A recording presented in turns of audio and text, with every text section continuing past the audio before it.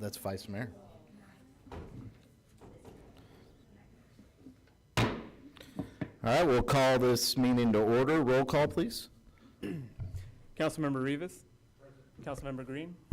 Present. Councilmember Beltran. Present. Vice Mayor McCurvey. Present. Mayor Meister. Present. All right, we're moving on to oral communication. This is the opportunity to address the City Council on any matter scheduled for closed session. Unless additional time is authorized by the council, all commentaries shall be limited to 3 minutes. Do we have anybody who'd like to come forward?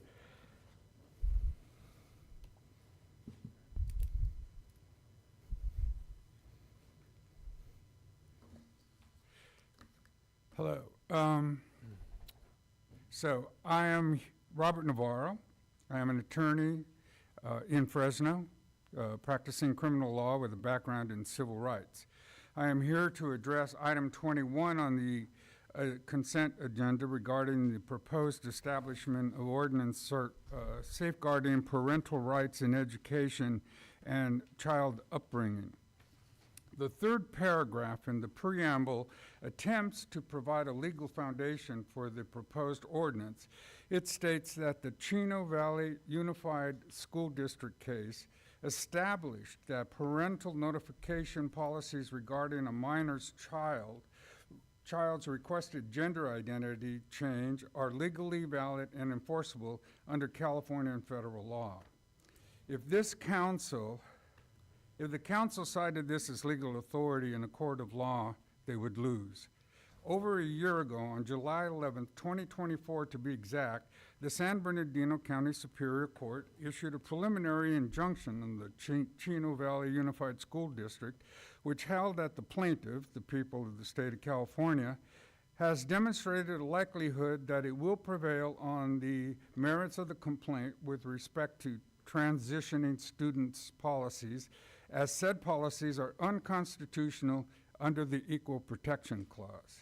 Further, the injunction said plaintiffs also demonstrated that the relative balance of harms weighs in favor of a preliminary injunction with respect to these policies, as it is well established that if a plaintiff demonstrates a likelihood of success related to a constitutional violation or injury, such a showing usually demonstrates, no matter how brief, irreparable harm.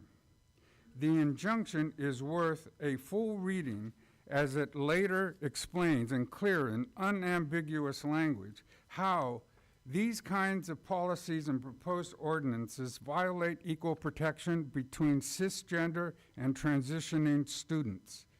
The Chino Valley Board, a school board, rescinded its policies. They no longer exist.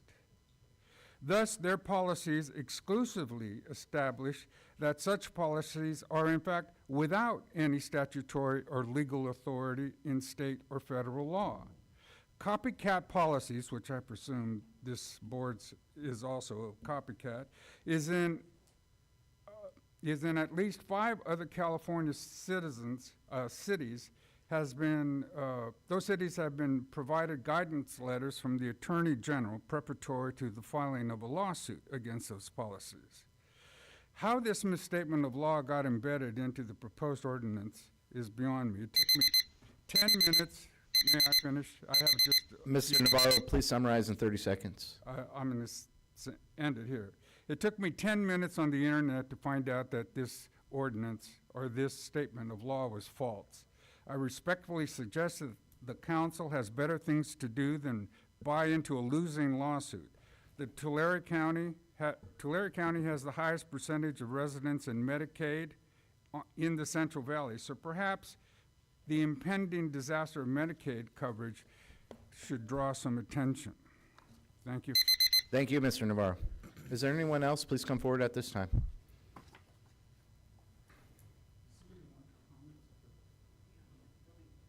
My name is Darren Garrett. My address is on the record. You know, I watched the last city council meeting, and I heard a lot of people come up here talk with just straight hate. Thank you. So I heard the city manager get threatened to be fired. I heard you guys just stand up and pull your pants down. I thought it was pretty degrading. I think people that come up here and want to address our city should do it with some type of respect. And another thing I didn't hear anybody talk about was, what about the victim? And everyone say, okay, well, they can use the restroom, whatever, I get it. I don't have any problem with it. But what about the little girl that has been molested, that is sitting in the restroom, and a male figure comes walking in? What does that do to her recovery? Or a little boy? And it happens with all the races. It's just not the white race. I heard that brought up. They want to make it a racial thing. Not a racial thing. It happens in the Hispanic race. It happens in the colored race. It happens in the Filipino race. It happens in the white race. But there's some sick puppies out there. Another thing that I thought about while I was watching it was, it also gives the right to people that are on Megan's Law to walk into our little kids' restroom. So what I'm standing up for today is the victim. The little kid or the kids that have gone through this kind of abuse, is where does their protection come in at? You know, people are so selfish nowadays, worried about themselves. They're already full-grown adults. Let's think about the kids. Let's think about the women that have been totally violated and raped and abused. Let's think about how are they going to feel when someone walks into their restroom. And like I said, let's go back to the kids, the children that have been so vilely treated the way that they've been treated. I've heard our police officers get up here and get slammed. I took the time to go out and talk to about 15 homeless people, and they told me that they've never been treated that way by the police officers. Where the police officers take their blankets, kick them around, all that's a bunch of bull. All I know, my experience even dealing with the city of Porterville, the assistant city managers, that they've all been very good to us, to the city. The fire department, the police department, they've all been very good to the city. And I just would strongly encourage people to come up here and talk with respect, kindness, and show a little bit of love for our city. And they're coming up here just blasting our city, oh, this and that and this and that. What are they? They're making a mockery out of our city, you know? I'd advise everybody to step back and challenge yourselves to what about the victim, and quit worrying about themselves for a little while. That's pretty much all I got to say, because I'm a preacher and I could talk forever. But God bless our city, God bless our city staff, our managers, and everybody else involved. Thank you, Mr. Garrett. If there was anybody else that'd like to come forward, this is the time. I'm not seeing anyone. Is there anyone online? No, Your Honor. All right, city manager? Thank you, Mayor. Tonight we have 7 items on for closed session. Item 1 is Government Code Section 54956.95, liability claim, claimant Charles Johnston, agency claimed against City of Porterville.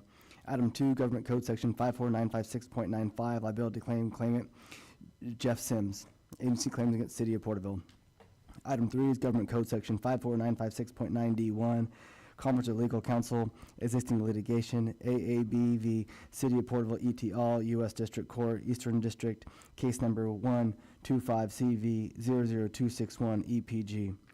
Item 4, Government Code Section 54956.9D1, Commerce or Legal Counsel, existing litigation, Luis Cruz v. City of Porterville et al., U.S. District Court, Eastern District, case number 125CV00293 JLT EPG. Item 5, Government Code Section 54956.9D1, Commerce or Legal Counsel and Commerce or Legal Counsel, existing litigation, Nagel Earthworks versus S&B Sons Inc. et al., Kern County Superior Court, case number BCV 251000682. Item 6, Government Code Section 54956.9D3, Commerce or Legal Counsel, anticipated litigation, significant exposure litigation, 3 cases in which facts are not yet known to potential plaintiff. Item 7, Government Code Section 54957, Public Employee Appointment, Employment, Title, City Manager. All right, at this time, we'll go into closed session and reconvene at 6:30. Thank you.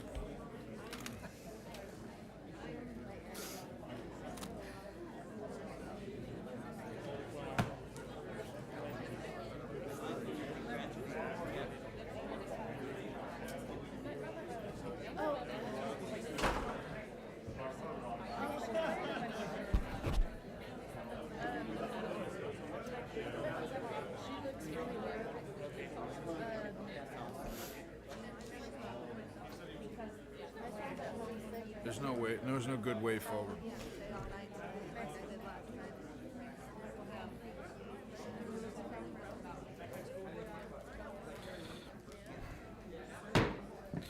Okay, we'll reconvene to open session and report on any reportable action taken in closed session.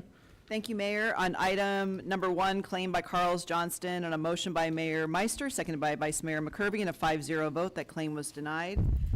And with regard to item number 2 in closed session, the claim of Jeff Sims, on a motion by Mayor Meister and seconded by Vice Mayor McCurvey, and a 5-0 vote, that claim was accepted. Thank you. Okay, well, I'll ask you all to stand for the Pledge of Allegiance, led by Vice Mayor McCurvey, and then followed by an invocation. But before we take the Pledge of Allegiance, I'd like to have a moment of silence for Hector Cuevas, Jr., who passed away in a vehicle accident in the line of duty. He was a sheriff with San Bernardino County, and I'd just like to read one verse that sits with this, and that's John 15:13. There's no greater love than this, than a man should lay down his life for his friends. I would add, for his community and his country. So let's take a moment of silence for Hector.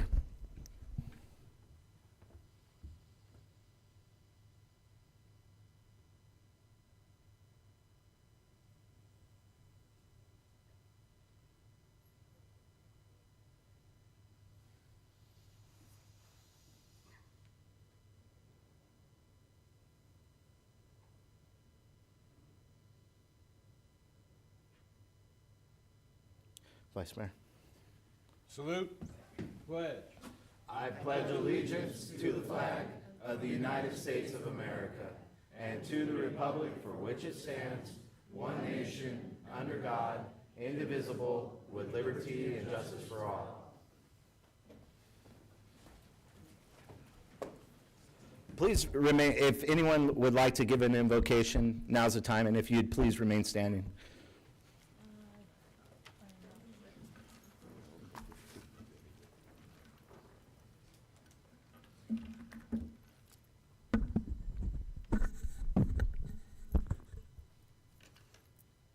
In the name of the Father, Son, and the Holy Spirit. Be with us tonight as we gather in the city council meeting to discuss that we are facing, be with us tonight as we discuss issues that we are facing in the city, the county, and in the great state of California. Heavenly Father, I ask you to open up the hearts, the minds, and the eyes and the ears of these men on the city council, and remind them that there is no Jews, there is no Gentiles, there are only children of God. Saint Michael, Saint Benedict, we be with us, all of those that come up to speak tonight. Give them the strength, the courage to speak out against the injustice, the evil that we are facing. In the name of the Father, Son, and the Holy Spirit. Amen. Is there anyone else? Good evening, gentlemen. Thank you for giving me the opportunity to do this. We'll just go right into it. Heavenly Father, we just lift up this council to you, Father God. It says on the emblem, above the emblem, in God we trust. And that's what we do, Father God. We trust in you. We ask you, Father God, to take charge of this meeting and to let everything go according to what you want to happen, Father God. Let there be no ill will towards anybody. Let everybody feel the peace of your presence, Holy Spirit. We thank you. I ask you to bless the people in this place right now. And we just thank you, Father God, that you're going to take care of the things that need to be discussed and taken care of, Father God. We trust in you to do that. And we all ask this in Jesus' name. Amen. Amen. Okay.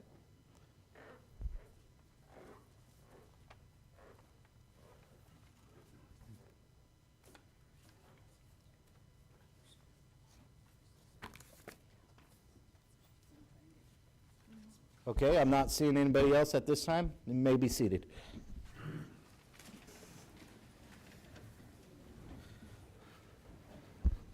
All right, so we have a presentation tonight, and it's the Women's Rights Proclamation. I'd like to read it. So, City of Porterville Proclamation, whereas the City of Porterville is unwavering in its commitment to protecting the rights, safety, dignity, and privacy of all women and girls, and whereas women have fought courageously through history to secure their legal, political, and social rights, and those hard-won freedoms must not be eroded. And whereas the City of Porterville affirms that women's safety and privacy are fundamental rights, particularly in spaces designated for the exclusive use, including restrooms, locker rooms, dressing areas, and shelters.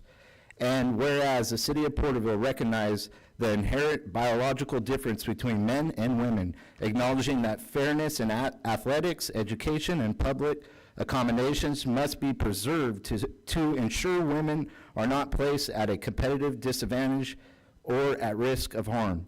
And whereas Title IX of the Education Amendment of 1972 was enacted to ensure that women had equal opportunities in education and that athletics, and was founded on the principle of protecting sex distinctions and safeguard female participation in competitive sports.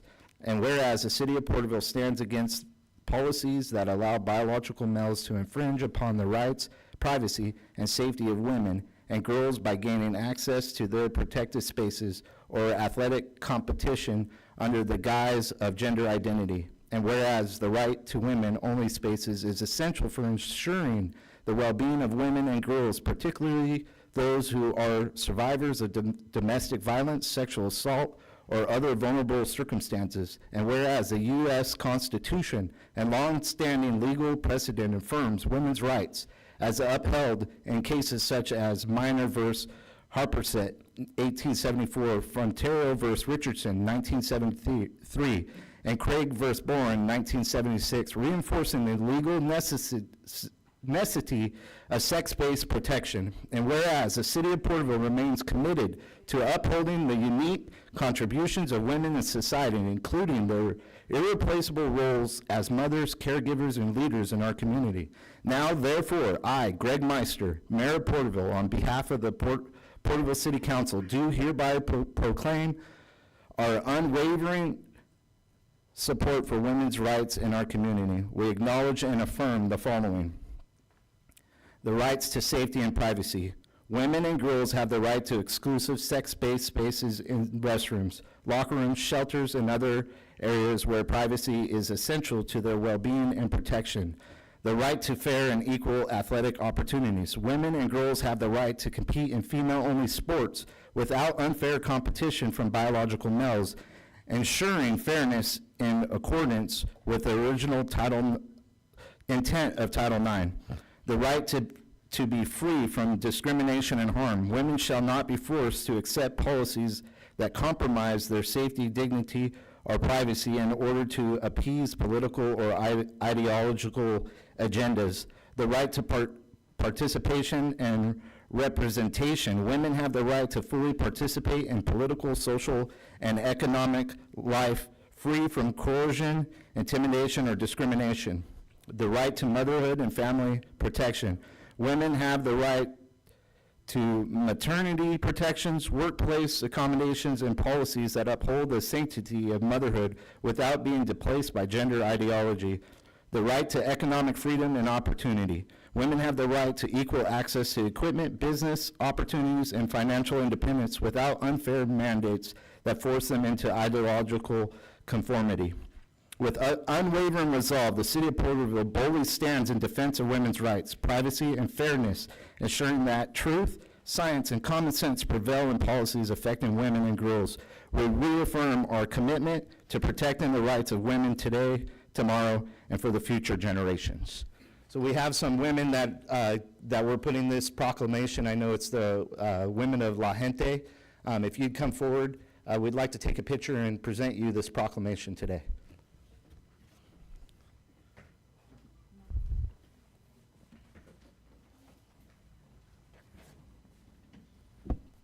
You coming up, Ray? Sure. Oh, that's stopping me. Heck yeah. Come on, Pops.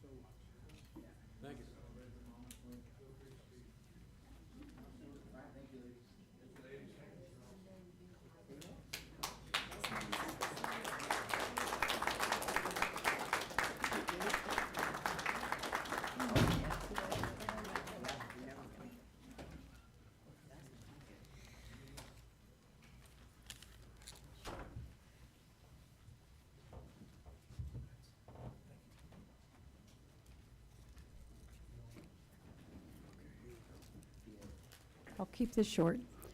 On behalf of all the women that were here today, I would like to thank the city council members for considering and passing this proclamation on women's rights, not only for today, tomorrow, but for the future generations to come. And we thank you again. Thank you. Thank you.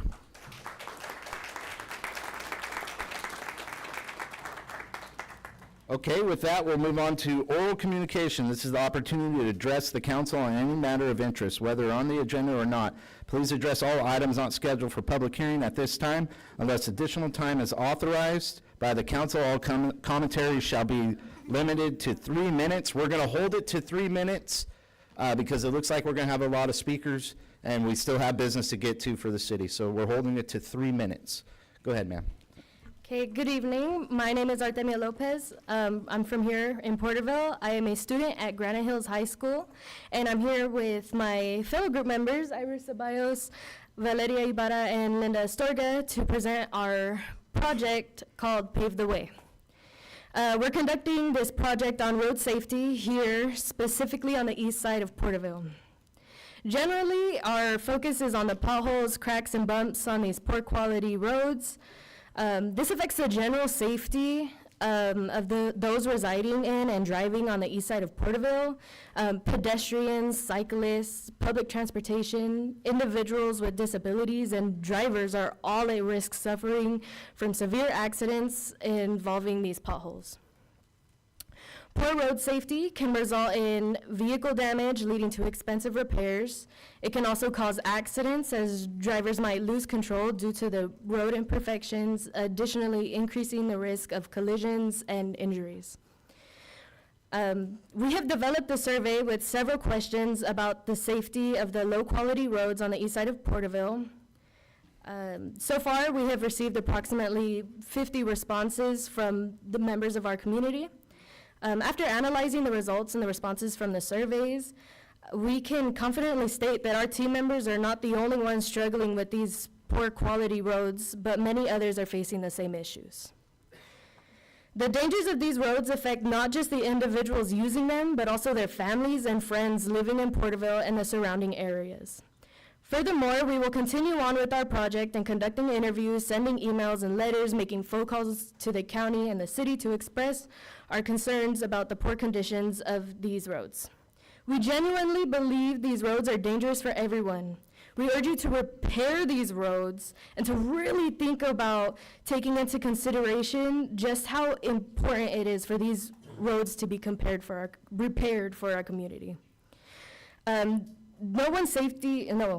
no one's safety is compromised while driving these hazardous roads. Thank you. Great job, Ms. Lopez. Thank you.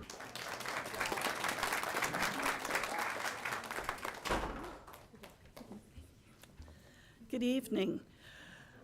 My name is Dr. Catherine Hall. I am a retired board-certified pediatrician and fellow of the American Academy of Pediatrics. I live in Lindsay, and in my 43 years in practice, I took care of many patients from Porterville, first in my Lindsay office and later at Visalia Medical Clinic. Pediatricians are child advocates, so let's talk about protecting kids. Porterville has a population of about 63,000.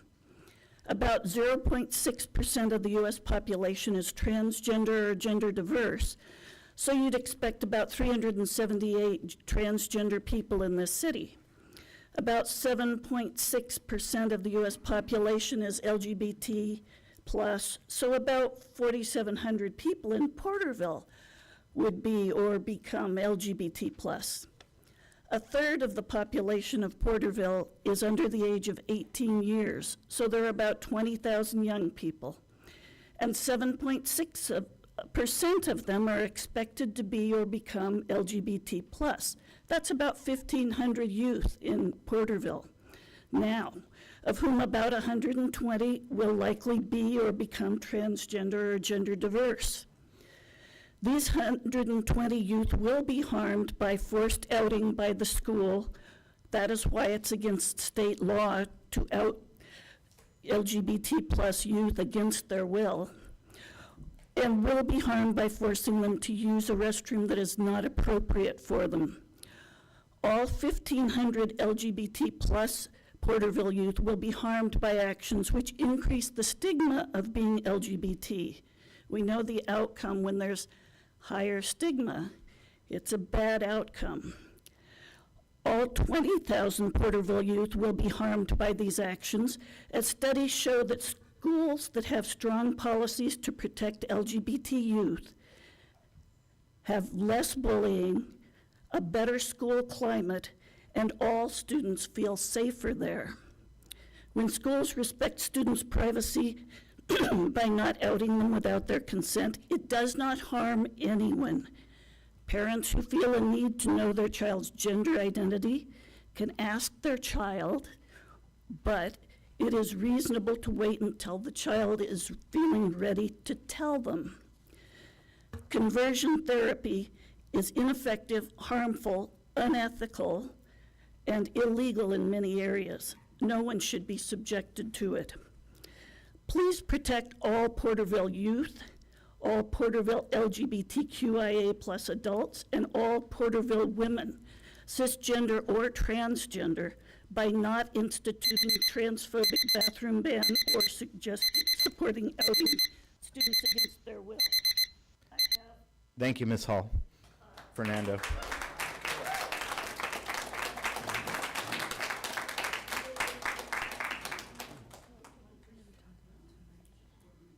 Thank you very much.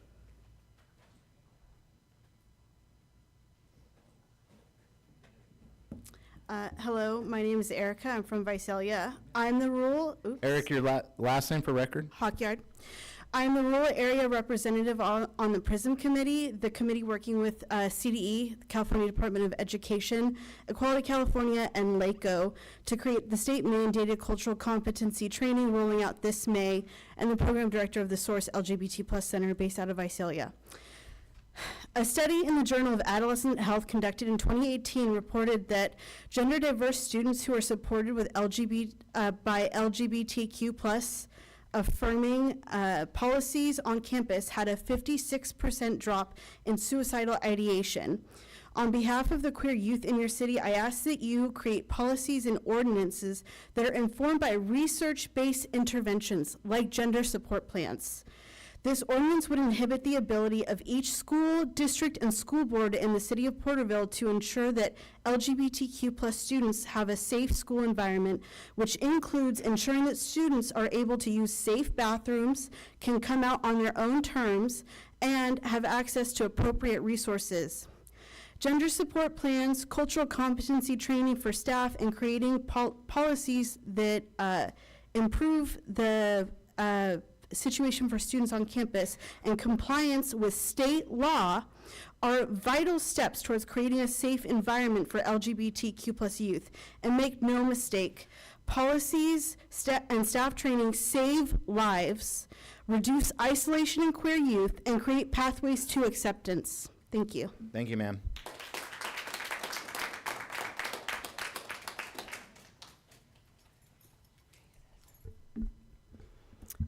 Okay, there. Hello, my name is Tanya Childry, and I'm a lifelong Porterville resident. I'm here on behalf of the Jackass Mail Run. I have been an active participant in the Jackass Mail Run for about 14 years, and I served as the wagon master from 2019 to 2021, thanks to COVID. I have very fond memories of the Jackass Mail Run since I was a little girl. It is a very special and unique historical event that happens in the city of Porterville. I'm here to bring awareness that the Jackass Mail Run is still alive, but we're not doing all so well. Over the years, the amount of required permits that we've had to obtain keeps increasing.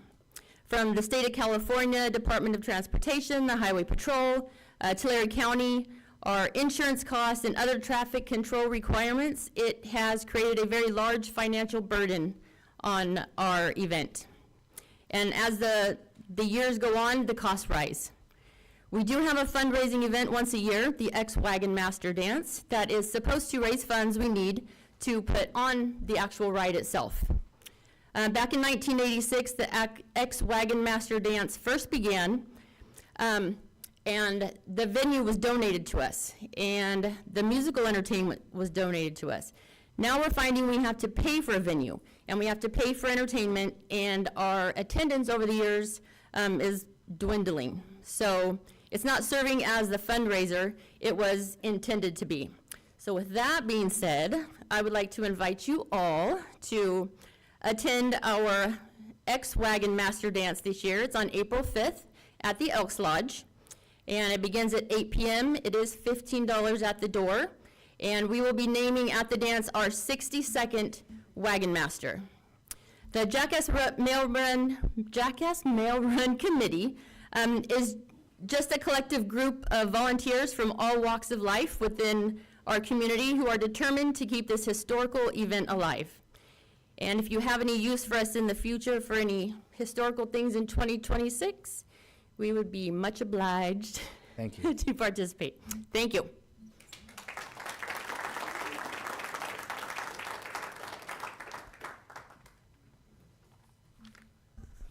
Good evening, Virginia Garola, address on record. I'm here just to give you a celebration that we're having here in our community. The American Association of University Women, directly or officially founded in 1881, is a nonprofit organization that advances equity for women and girls through advocacy, education, and research. This week, we are celebrating our 95th Porterville branch anniversary. We've been here 95 years. And I just want people to know about our program. And what we do is we raise money to send girls to the STEM program at Fresno State for a one-week camp. And it's paid for by the women's memberships and donations that we receive. That's a $900 scholarship that they receive. And it's open to 7th grade girls in junior high from our area. So we've been sending out notices. So if girls have not heard about it in the 7th grade, talk to their science teachers or their counselors. We have 10 slots available for them. Thank you. Thank you, Ms. Grola. I'm Maura Hill, and I would like to state that again, Maura Hill, because you did call me by the different name last time I was here. Who is being threatened or coerced or whatever you said last time here? You're saying you want to make this bill to protect people, but half the people here against this are women. Women who are, by the way, scared for their children, for their trans children. And why do you think that is? Because you're trying to get them out of bathrooms, because you're trying to harm them at school, trying to tell people who they are when they're not ready. What do you think will happen when people know they are trans? What do you think will happen? Why do you think they're hiding who they are? Because they're scared to. All right, I don't have anything written down right now because I am angry. I'm angry and I just want to let it out. All right? These trans kids are hiding who they are because they're scared to. They're scared of their parents. When you tell them who they are, suicide rates will rise. Abuse rates will rise in this city. And people may die because their parents know they are trans now. It's not going to help anyone here. And about condoms and sexual prevention at school, things like that. What do you think will happen when you take that away from school? I mean, it's a fact. When you take sexual protection away from schools and things, I mean, AIDS and diseases will rise. It's fact. It doesn't stop sex from happening, it just makes sex unsafe. It's insane that I have to come back here again because you guys are ploying. Last time you said it wasn't about the trans kids, and now it's clear it is. You keep attacking them for no reason. What are they doing to you? Nothing. They're living their life. And they deserve to do that safely, happily. The goal of this council is to protect all citizens of Porterville, to help them all. And you are going against that. You are attacking specific groups of people because you don't like them. And it's clear.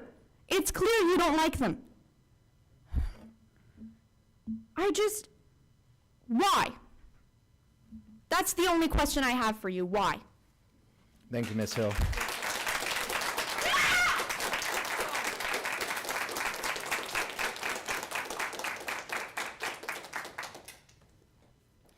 Good evening, Mr. Mayor and council members. My name is Cadet Captain Delaney Posey. I'm from Porterville Military Academy in 11th grade. And I will be presenting about our exciting event, the 5K or 10K walk and run. This event is designed to promote fitness, health, and community spirit, and we plan on inviting local residents, the families of cadets at our school, and others to participate in a 5K or 10K run or walk. Additionally, children and their families may participate in a quarter-mile run or walk, and there's an opportunity for those to participate virtually if they wish, or if they're not able to attend in person. This event is a chance for everyone to either get outside, be active, and/or connect with one another regardless of ability or age. Additionally, in addition to promoting wellness, we hope to raise funds for our school's future initiatives for our education and programs, as well as community outreach. Not only do we want to facilitate a fun and safe environment, but it's also our goal to give back to the community of Porterville. We've already gathered a greater task force consisting of all cadets in the 11th grade. Logistics have become a top priority as well, and we've worked on getting the necessary supplies. These supplies range from first aid equipment and personnel, food, and water stations and shaded areas like canopies, and special merchandise for all participants who attend. Furthermore, we've kept in touch with local emergency services to attend and ensure everyone's safety throughout the event. We will also stay mindful of traffic and parking, and we'll provide signs and volunteers to direct participants along the course and through parking areas. And each course and each route is marked thoroughly. Overall, we believe that this event will bring people together, encourage health, and showcase the spirit of our community and school. We would be honored to host it with the support of the City Council. Thank you. Thank you.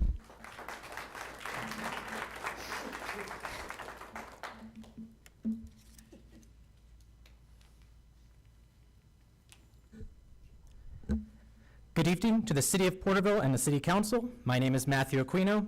I live here in Porterville and I work at a high school here in town. I'm here to speak in defense of the transgender community regarding agenda items 17 and 21. Last time I was here, I spoke to the council about scientific biological facts regarding transgender people. I pointed out the City Council and anyone who agreed with them were being blatantly anti-science, anti-biology, and anti-fact.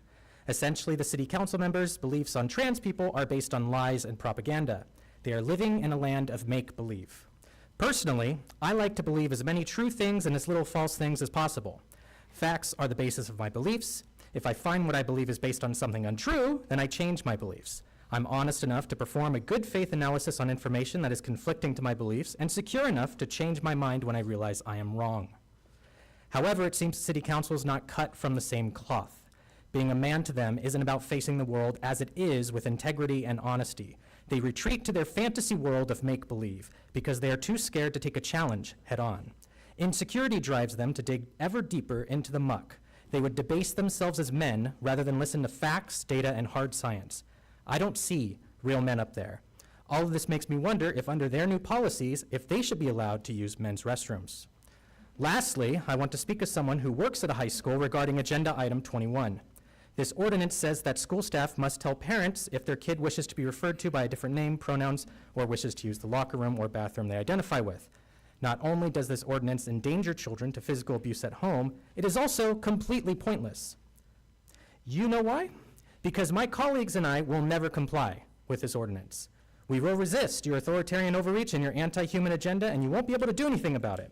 Because at the end of the day, you have lies, insecurity, and fear on your side. And we have truth, morality, and the principle of liberty on our side. But it is never too late to change.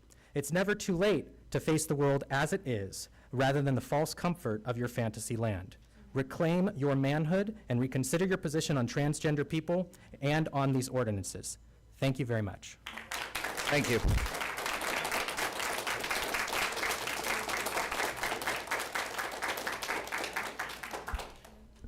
Hi, my name is Amy Wilkinson. I'm from Hanford.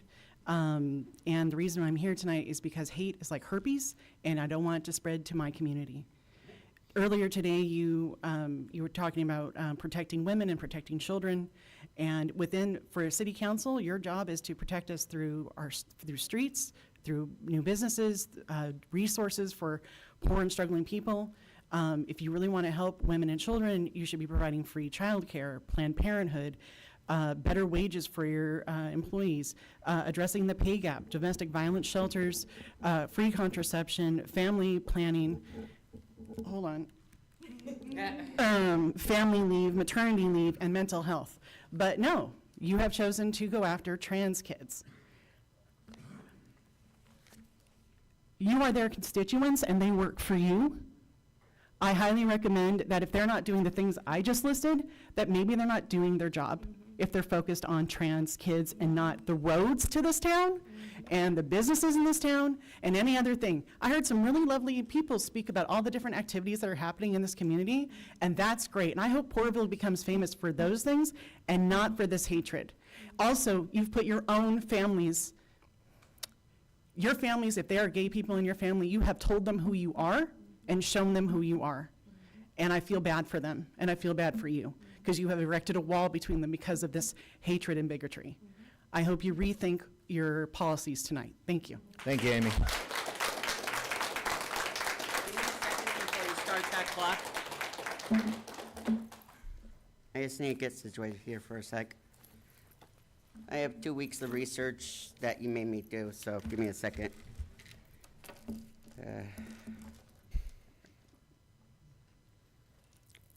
All right, I'm ready. All right, on March 4th. Please state your name for the record, ma'am. Caitlin Rowan, Farmersville. Sorry about that. On March 4th, I came here talking about the ordinance, Protect Women's Safe Spaces. And Councilman Rivas, you gave me this. Remember this? Yeah, I actually looked up majority of these cases, and majority of them were false or misguided or misprint. And I really, did you go to college? I'm asking, did you go to college? Yeah. Okay, college would not accept any of these resources, right? All these resources, even my college professors would give me an F on all these resources that are in that paper. And in that document is actually, I put it down. Because you talk about Title IX all the time in this, I got the Trump executive order. I wrote down the whole entire cases and Title IX, who it protects, and the California Department of Title IX. So if you want this, Councilman Rivas, come get it. Like I came get it for you. I'll get it. Come on. Oh, okay. You don't want? You ain't going to come get it. All right. Well, you gave me those. I wrote down 42 cases of sexual misconduct, sexual abuse of women, and a sexual lewd acts of minors. And one of them is a former Porterville police officer.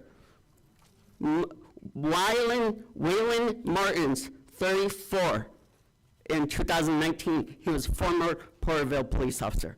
He was caught and arrested for lewd acts of a minor. So you want to talk about trans people Students, why don't you get your police department in hand? Why don't you get your citizens? You have 401 sexual offenders in this city. 401. Are you kidding me? And we are worried about kids, trans adults. Why don't we look at our politicians, our police officers? All these cases were CEOs, staff members, and police, and politicians, not trans people. And these come from ICE, DOJ, police departments, credible sources that would be valid by a law professor, by criminal justice. And for you even to suggest giving me that, your city attorney should be fired. I'm standing up today because I'm going to regain 10 seconds, just FYI. Because in the Bible... Please summarize, Caitlin. Will do. Please summarize. Will do. In the 10 Bible, seconds. Will do. Because in the Bible, Proverbs 31:8-9, speak up for those who cannot speak for themselves, for the right of all who default. Speak up and judge fairly. Defend the right of those poor and needy. So that is why I'm here, because in the Bible it tells us to speak up. Thank you, Caitlin.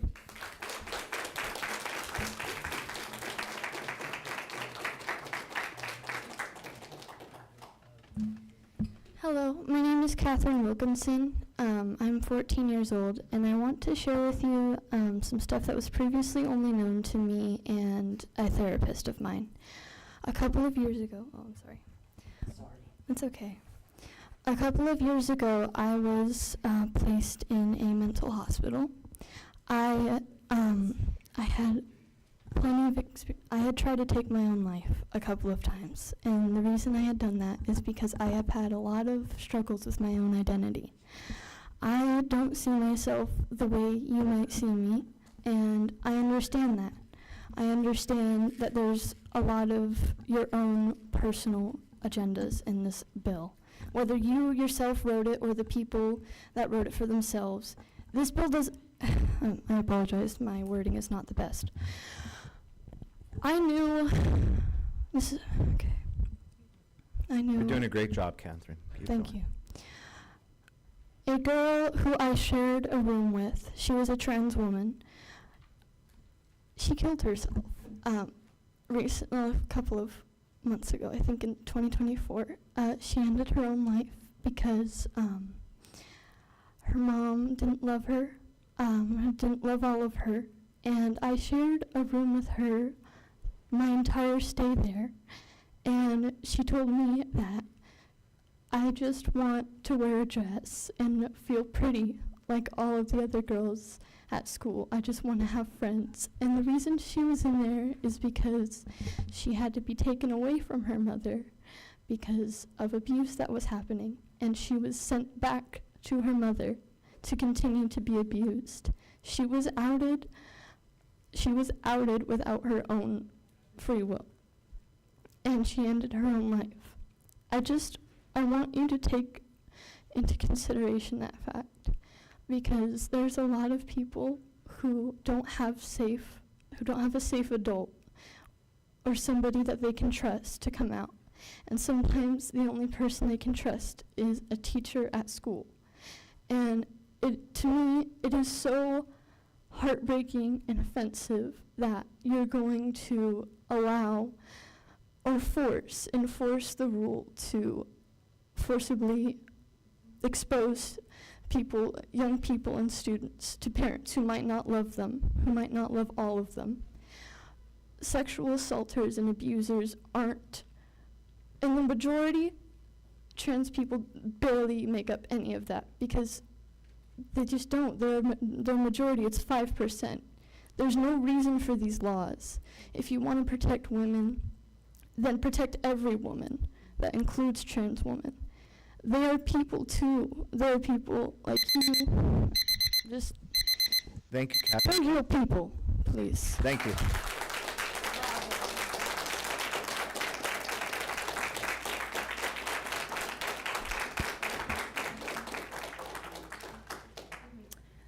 Good evening, Mayor and City Council members.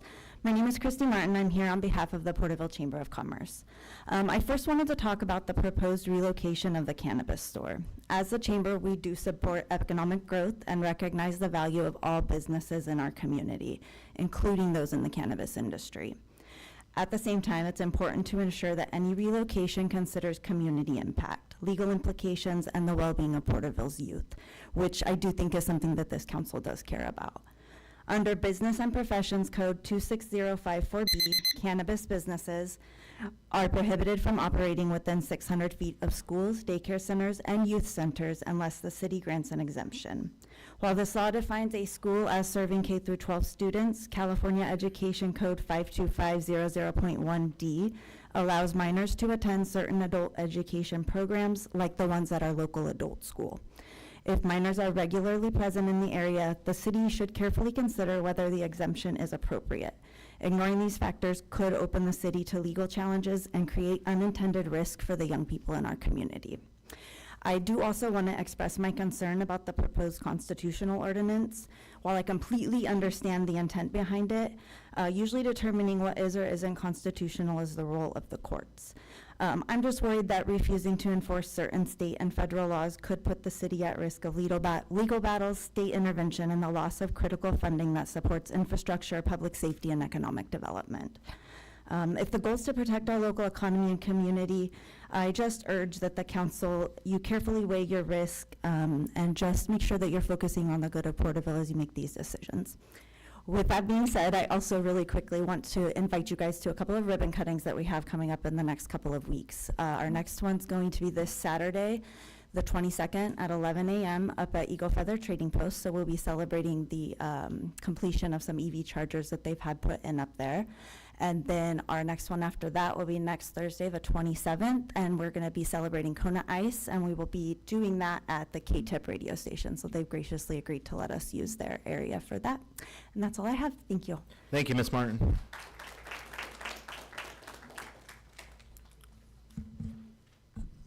Rockney address on record. Fernando?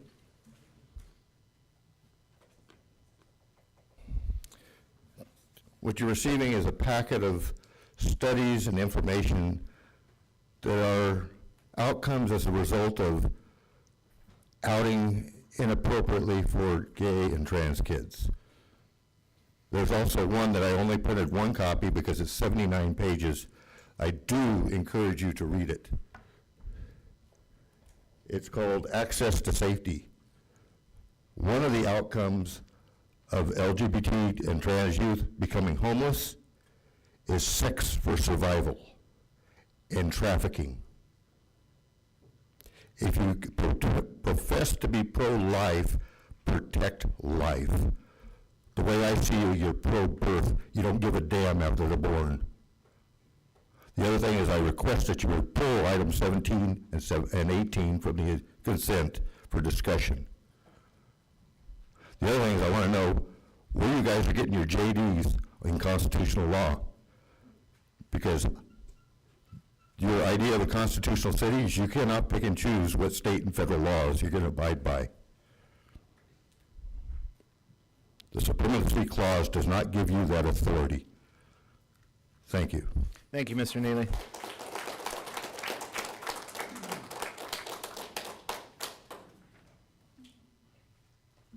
Hello, my name is Rick Sullins.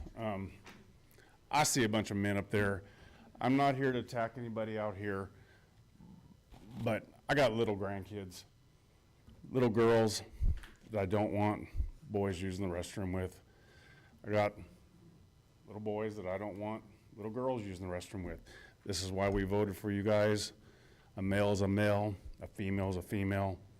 I don't know, what the solution for the rest of them are, but I'd appreciate you protecting my granddaughters. I'd appreciate you guys protecting my grandsons and not confusing them and stuff along those lines. So appreciate the time. Thank you. Thank you, Rick.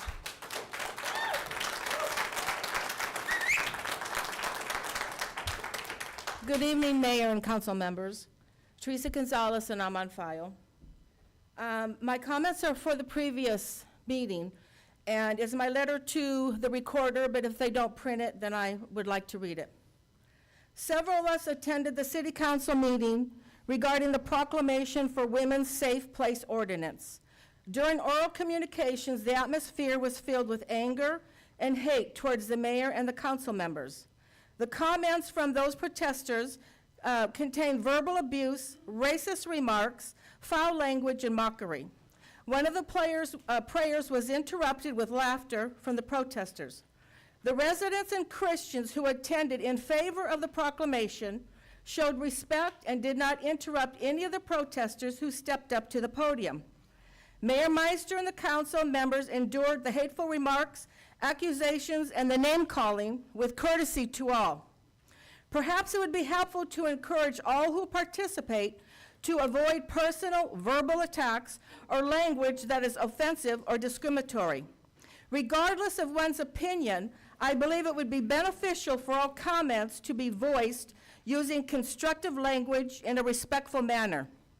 There was a decrease in the value of the opposing view. Mocking and interrupting only undermines the integrity and the effectiveness and damages one's credibility. The reporter of the 2 articles written on the subject managed to leave out the full details of the meeting. It was a one-sided story. I encourage residents to attend the city council meetings so they can observe for themselves and not rely on an article to keep them updated as to what decisions are being made for our city. Thank you. Thank you, Teresa.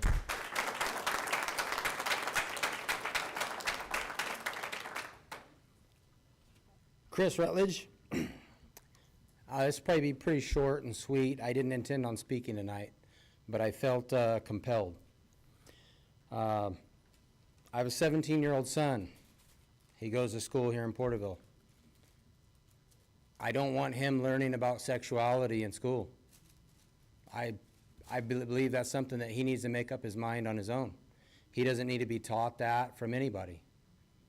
Whatever he chooses to be, he chooses to be. But he doesn't need to see it or hear it from anybody else. I want to applaud you men for what you've done here. I want to thank all the law enforcement and fire that are in this building tonight. Some people a little bit back said some negative things about you guys, but we appreciate what you guys all do here. So, I don't have any ill will towards anybody. I love everyone, as does Jesus Christ. I think there's a lot of angry people. I don't really know where it stems from, but nobody's trying to hurt anybody here. Thank you guys for what you've done. Thank you, Chris.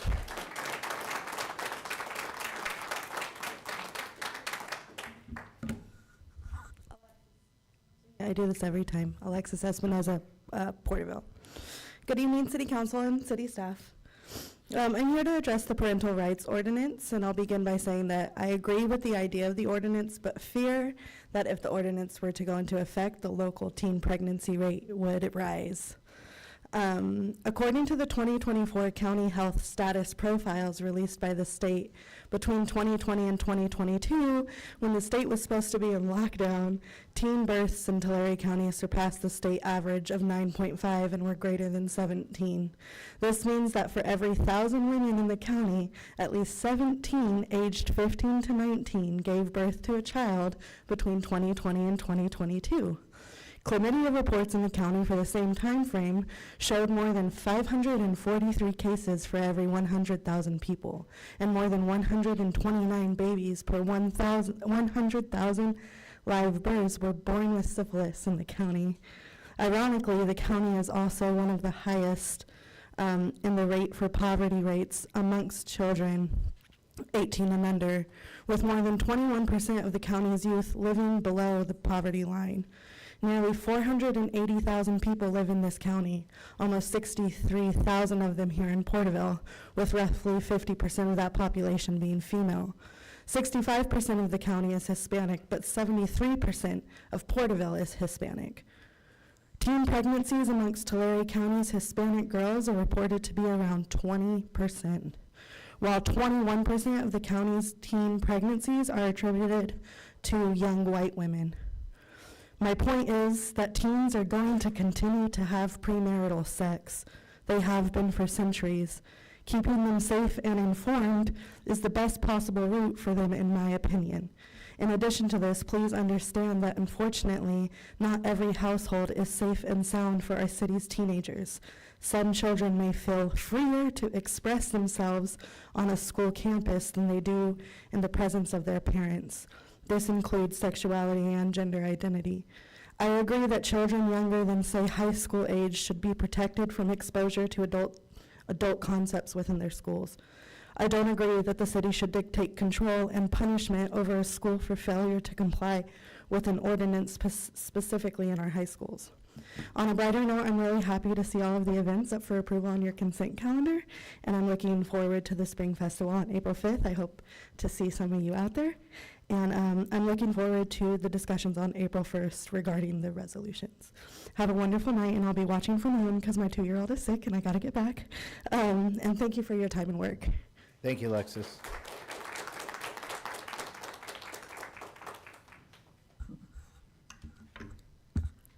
Hi, my name is Rochelle Arias. I stand before you as a queer woman born and raised in Porterville. I serve as a board member of a local nonprofit. Additionally, I am a mother to a child who is XXY, a genetic variation that statistically increases the likelihood that they might identify as transgender later in life. I left Porterville years ago to pursue education. When I returned 3 years ago to raise my family, I hoped that progress had made its way here.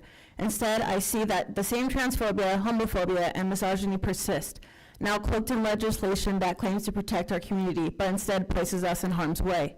Agenda item 17, the misguided women's safety measure, aims to restrict bathroom access for transgender women under the guise of protecting women's safety. However, there is no local evidence to suggest that transgender women pose a threat to public restrooms. To genuinely enhance women's safety, we should consider providing mental health services by making these financially accessible, as mental health care can prevent domestic violence and support survivors. Expanding subsidized housing. Stable housing prevents women and children from being forced into unsafe situations. Community-based safety initiatives.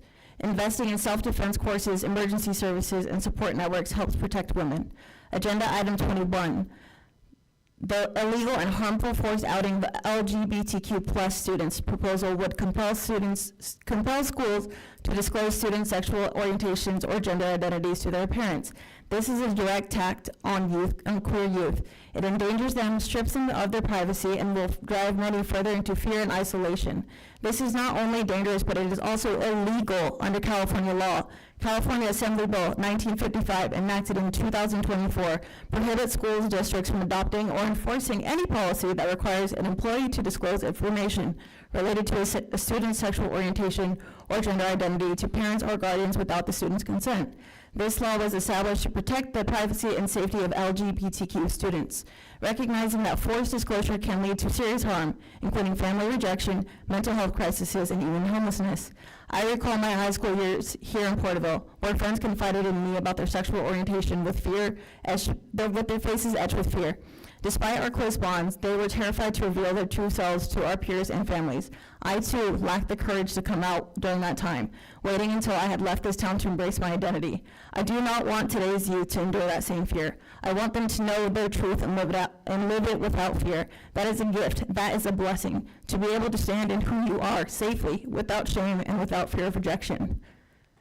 For many, school is their only safe haven. This measure would strip that away and financially incentivize witch hunts, placing educators in a position of choosing between protecting their students and protecting their jobs. Instead of endangering our youth, let us invest in programs that truly benefit them. These propositions will not erase transgender individuals or queer youth. We are an integral part of this community and will continue to be. These attacks on our rights... Summarize, Ms. Iris. I'm almost done. These attacks on our rights only make us louder. If the city government genuinely aims to protect women and children, it should listen to and support them, not enact measures that cause harm. Instead, you're choosing to squander time, resources, and taxpayer dollars on initiatives rooted in discrimination. I strongly encourage this local government to govern with decency, humanity, and efficiency on items that actually benefit our community. I refuse to be silent in the face of such injustice, and neither will my community. Thank you. Thank you, Ms. Iris. Okay, I'm going to do something different here. We'll take the last 5 speakers that are standing. And what we'll do is just like a vote. If you're here to oppose agenda items 17, 18, and 21, just raise your hand. Okay, if you're here to support it, please raise your hand. Okay, thank you. You have been heard. These are the last speakers that are in line, and that's what we're going to end with. Thank you. Go ahead, ma'am. Good evening. My name is Marissa Alvarado, and I'm a special needs educator. I want to remind you all of a tragic story, one that should never be forgotten. Gabriel Fernandez was an 8-year-old boy from Los Angeles who suffered unimaginable abuse at the hands of the very people who were supposed to protect him. His mother and her boyfriend tortured him, all while spewing homophobic slurs simply because they believed he might be gay. Despite multiple reports of this abuse, the system that was meant to protect him failed. And Gabriel, who should be turning 20 this year, his life was cut short. I'm bringing this up tonight because policies like the one being proposed, agenda item 21, forcing the outing of LGBT plus youth, don't protect kids. They put them in danger. They strip away their privacy, their autonomy, and in too many cases, their safety. When you force kids to come out before they're ready, you are not empowering parents. You are endangering children. Too often, LGBT plus youth are dismissed, misunderstood, and placed in unsafe environments and situations simply because of who they're trying to become. The forced outing policy, disguised as parental rights, does nothing but strip support from the very teachers and staff who actually keep these kids safe. Setting aside funds to help parents sue educators and institutions for not outing their children is not about protection. It's about control, fear, and punishment. If the city wants to allocate funds for anything, it should be for protecting victims. Victims of abuse, victims of discrimination, and victims of predatory officials, law enforcement, and educators like James Van Morton, a straight white male Porterville teacher, not trans or non-binary person, who was just sentenced this February for 13 years in prison. The charge was 16 counts of molestation against a minor over the course of a whole year. That's who we should be addressing when it comes to the safety of these kids. People in power positions who take advantage of vulnerable youth. That support is needed, and that change is needed. Because what happens when these kids are outed by their families, by the school, and their families don't accept them? When they're disowned, kicked out of their homes, left with nowhere to go? That's not their problem. That's a city's problem. Will the council also set aside funds to deal with the homelessness and trauma that you created? Do you, the council, have plans and funds to set aside to create more inclusive outlets like The Source that's located in Visalia, which provides access to info, resources, and even a youth group for queer kids? Or is it your plan to simply turn your backs on these kids once they're someone else's problem? You officials have no clue what's best for these kids because you seem to spend your time worrying about who's peeing in what stalls at a park that is underfunded, at a road that is unmanageable, and outdated. If you care, this council would be prioritizing resources for mental health, not policies that push kids further into harm's way. Gabriel's story is one of many horrid outcomes that will happen in this town if you force this. Thank you, ma'am.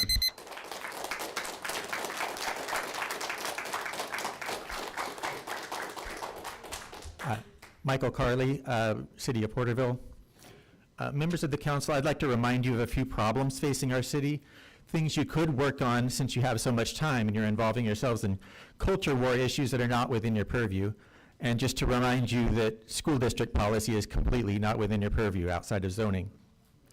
We have city streets in such poor condition you may require a chiropractor after you've driven on them. We have intersections so poorly designed they invite accidents. We have homeless people in dire need of services. We have youth with too few programs to occupy their time in a healthy way. We have older people being scammed regularly without sufficient services, including those with dementia and other illnesses. We have an unemployment rate that is perennially nearly twice the statewide rate. We have a local economy dependent almost entirely on agriculture and the public sector, with very little other industry to attract employers or an educated workforce. We have limited water and land subsidence, limiting how well future rain will be absorbed. We have some of the worst air quality in the nation. I could go on. Honestly, I could go on for a long time. Porterville has many, many problems. But to my knowledge, transgender people have caused none of them. They have attacked no one in restrooms here or anywhere nearby, nor are they harming you, anyone you care about, or me. So my question is simple. What are your priorities? Why spend your time picking on an already marginalized group instead of solving problems facing your constituents? Thank you. Thank you, Mr. Carley.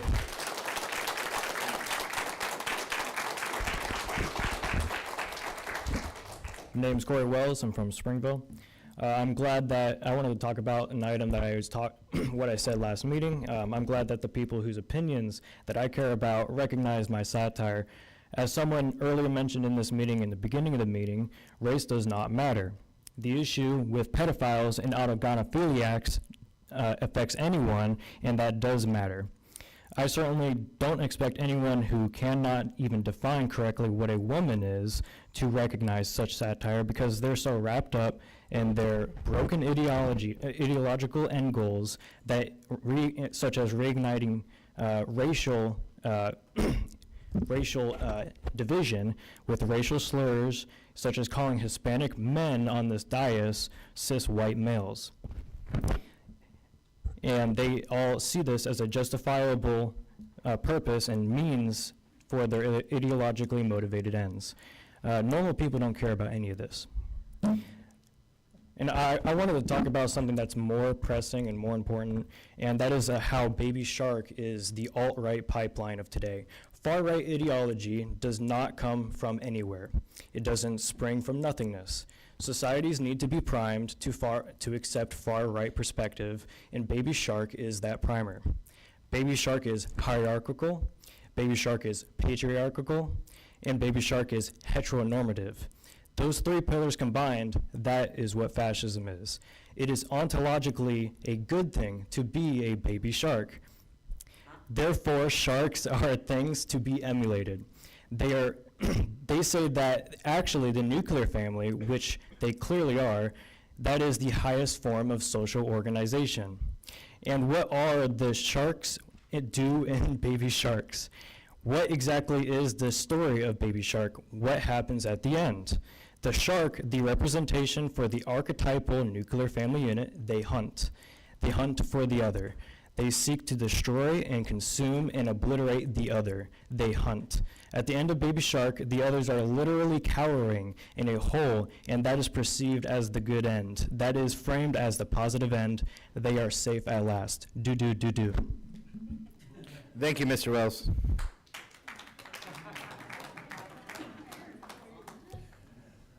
I'm not very much of a speaker, so here we go. I'm just for sport. And good looks. Good evening, council members of the opportunity to speak here. Could you state your name Jackass for Mill Run. Could you state your name for record, sir? I am. Oh, sorry about My that. name's Kevin Gibson, Wagon Master number 25. I came to the Jackass Mill Run in the early 80s, and I have done everything I could to make the Jackass Mill Run more community-oriented. As some of you know, this deal was started in 1962. The guys that put on the stage to Springville as part of the centennial in 61 thought it was a great festive time and wanted to continue it. It got a bit rowdy in the 70s and 80s, but got back to its roots in the late 80s and 90s. There are four or five active committee members that have been active for over 30 or more years. I just happen to be the longest active committee member. When it come time to celebrate the Porterville 150th, the Jackass Mill Run was instrumental in getting the show on the road. With other members from the Porterville community, along with Tanya, we were able to do several things in 2011 for this celebration. This celebration continues to this day, the Pioneer Days. Over the years, we have participated in several Porterville activities. Most of you won't remember, but Stan might, that we helped out the Panther Band at the LA Coliseum halftime show. We have a writing group in our wonderful Veterans Day parade, including when there wasn't a parade because of COVID, but the Mill Run wagon went decorated in red, white, and blue, stopped at 11 to face the east and pay our respects. We have helped with Springville events, including the Mill Run, the rodeo, the Apple Festival. We have helped represent Porterville and Wood Lake rodeo parades, as well as Whiskey Flat Days in Kernville. We have been in several Christmas parades around Tulare County, just never been allowed in our own here at home. I can assure you, if this council ever asked the Jackass Mill Run Committee would step up, and anytime you folks can find a way to support us, it would be great and very helpful. As the late, great Bill Rogers, Mr. Porterville to me, would say, support your local jackasses.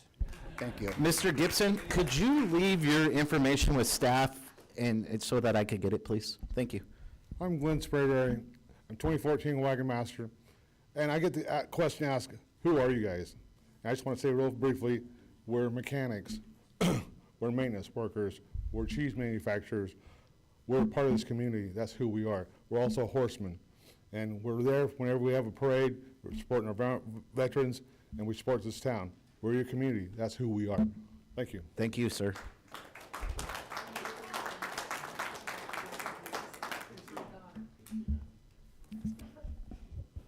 Hello, my name is Madison Doty. I am coming from the Jackass Mill Run. I am also the current standing secretary.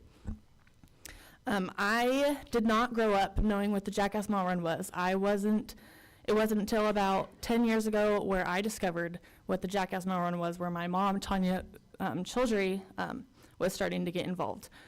I immediately fell in love with the Jackass Mill Run. I loved being around the horses, I loved being around the wagons. It's one of my fondest memories of being involved with the Pioneer Days and showing young kids that, hey, girls can ride horses too, and we can be involved, we can do what the boys do. With the Jackass Mill Run coming up to our 63rd year, funding is very low. We have done everything we can to come out into the town and represent ourselves, put our name out there, trying to get the community more involved, and it's just been struggling, and I do not want to watch this association die. I got to come in it very recently, and I'm so very much involved, and I couldn't be any more thankful for this association. It has brought me friends, it has brought me new family members, and I would be devastated to watch it go on my watch. With coming up to our 63rd, we like to deliver mail from Porterville, California to Springville. All this is done on horseback, a full whopping 22 miles. And it would be devastating to see younger kids not know what the Jackass Mill Run is. And I come today inviting you to see what we do on April 19th, to watch us deliver mail from right here at City Hall all the way to Complete and Springville Post Office. Thank you. Thank you, Madison. Thank you. Okay, we're going to move on to reports. This is the Real quick, I'm not talking. We have another scheduled matter other than other things that I wanted to get to the council, so if I could just give this to the city clerk for the matter later in the, thank you, that's it. Okay. Reports. This is a time for all committee, commission. Oh, wait, I'm at the end here. Slow down. Excuse me. No, here we are. This is reports. This is the time for all committee, commission, board reports, subcommittee reports, and staff informational items.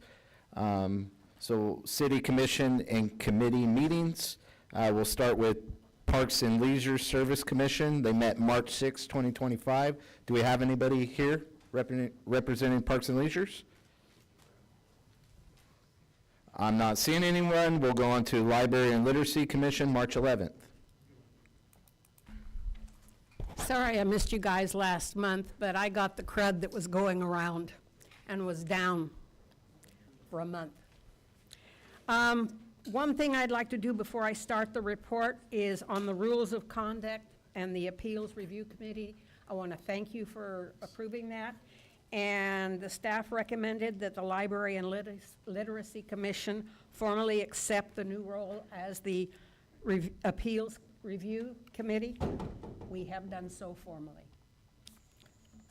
Hopefully we won't have to go that far, but you never know.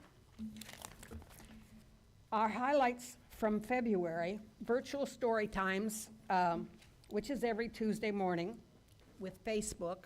And today I watched a little bit because, well, let me say, the lady who does the reading is colorful. and I enjoy listening to her. So we had 369 English story viewers, 322 Spanish, which was a total of 691 for February. And remember, that's every week. And some of these kids that watch bilingual story times, which is every Thursday morning at 10 a.m. in the library. It's a special enrichment program for toddlers, children, you know, things to help our kids. It also is for the families. And that, oh, wait a minute, the bilingual times are 55 participants. Excuse me, I used a different color highlighter this month. Could you speak into the mic, please? Oh, God. There's people online that are really interested in what's going on in our library, so we want them to hear. I'm going to tell you a funny story right now. I got stopped in Aldi in January. And the guy goes, I mean, you're the library lady, you're the library lady. And I'm looking, you know, come on. And do you know, how do you know me? And, you know, through the Library and Literacy Commission, through little, you know, our local libraries that we have in honor of our lost firemen. He goes, I watch you on TV. And I go, what? He says, yeah, the city council meetings. Yeah. Then I got hit with all the questions.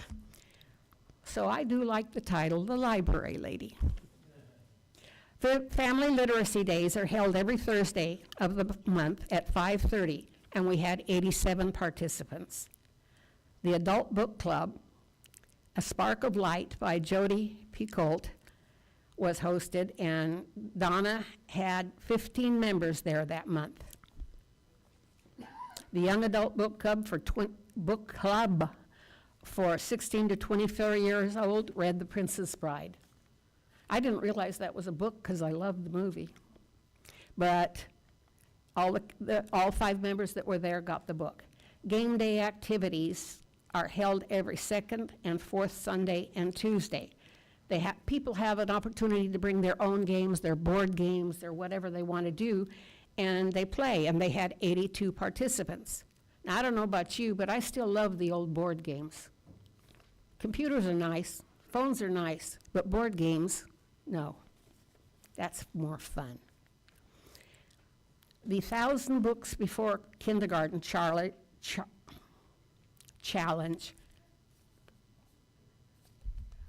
got 2 more participants, and this is where families agree to read to their children before they go into kindergarten, and they read 1,000 books to their kids. Aunts, uncles, grandparents, parents, these are all who are invited to read to the kids, because reading to them gives them a love of books, and a love of books is something that continues through my lifetime anyway. I'm still reading way too many books. So this is what we did, basically. February 1st, the chapter friends read Desmond Cole, Ghost Patrol, Beware the Werewolf. 2 participants. Olive Street Preschool Early Learning Mobile visits. You know, remember the bookmobile we have, the little electric thing? It goes out to the schools. It's actually a very good thing. Only problem is in the summer it does not have air conditioning. Olive Street School, the students were given activity books and flyers, and there were 25 participants. The 13th at Roach had an informational booth where they promoted library flyers of services and upcoming events. You know, the calendar that you have available that you can see every month. 30 participants. The 19th, Roach Avenue Preschool Learning Mobile visit. Again, the mobile, it's out there, it's being used. And there were 25 participants. The 21st, Happy Hearts Children's Center Early Learning Mobile visit. Again, 85 participants. Now that is phenomenal, because it's not normally that. Staff did songs and read 3 books, and kids were given a coloring book at that event. Porterville Head Start home-based preschool library visit. 16 people came. And the staff holds crafts during various times of the month, and in February, there were 40 participants. With our adult literacy, Rosa can now distinguish between a noun and a verb. And if any of you are a bilingual up there, you know that here in America, we speak backwards. Oh, I speak 5 languages, so it's pretty well true. And Josephina has improved her pronunciation. Now, our library staff, we have a small library, so we have a small staff, and yet they are out there in the community all the time. And as you know, I'm very proud of them because I have in the past visited other children's programs in Visalia and Tulare.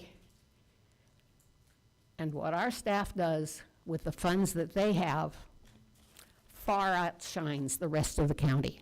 You should be proud of our library staff. Thank you, ma'am. Okay, there was no meeting for Arts Commission or Animal Control Commission. Youth Commission. Is there anyone here for Youth Commission? Not seeing anyone. Tutok. Is there anyone from Tutok? All right, moving on to staff informational reports. City Manager. Yes, Your Honor. Tonight on the agenda, we have 2 staff information reports, Water Conservation Phase 4 update, as well as a report on the 2024 General Plan Annual Progress Report. Staff is available to answer any questions or provide a report.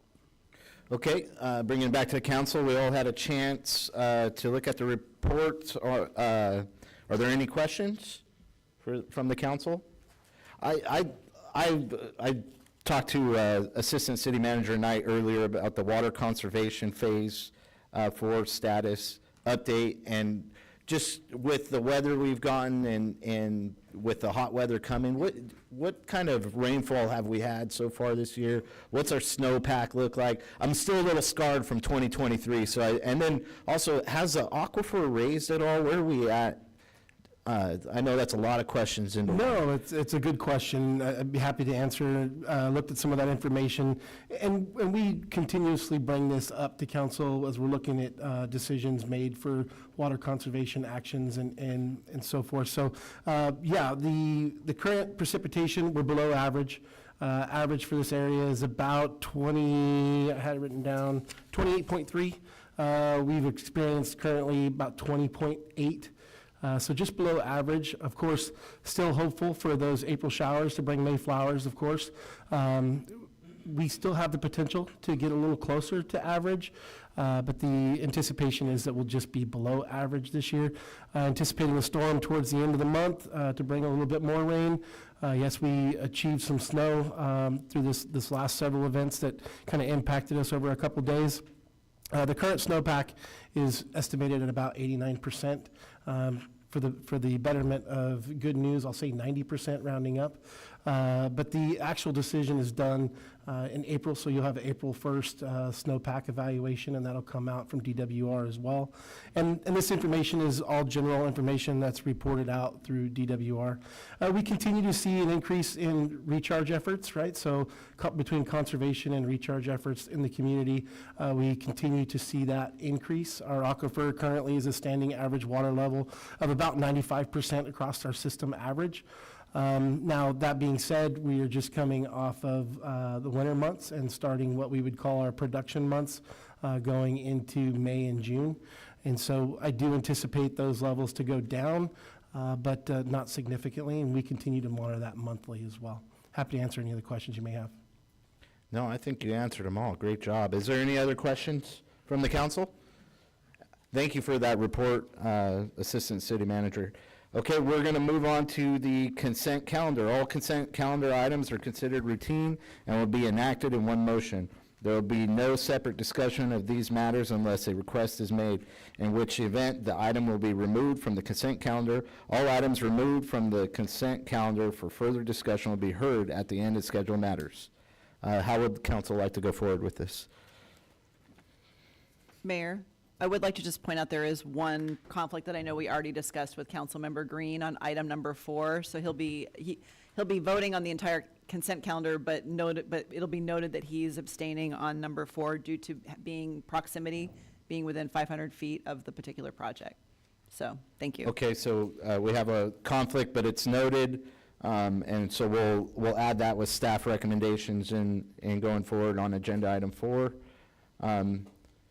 Are there any other items that would like to be pulled? Yeah, I was going to pull items 17 and 18. Okay, so items 17 and 18, are there any other? This is a question to the lawyer. Item 22, Assembly Bill 1333, was that pulled from the Assemblyman? That'll be discussing schedule matters, Councilman. Okay. Yes. It was, but it'll be discussed further. It has been pulled, but it'll be discussion. When we put it on the agenda, it wasn't pulled at that time, so we'll be able to discuss that in schedule matters.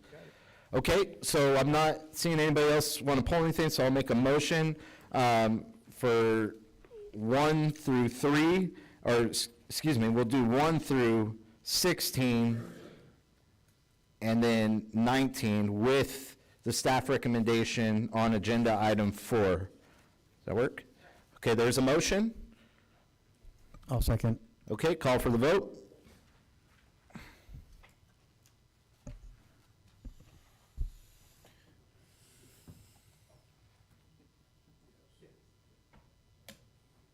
Passes 5-0.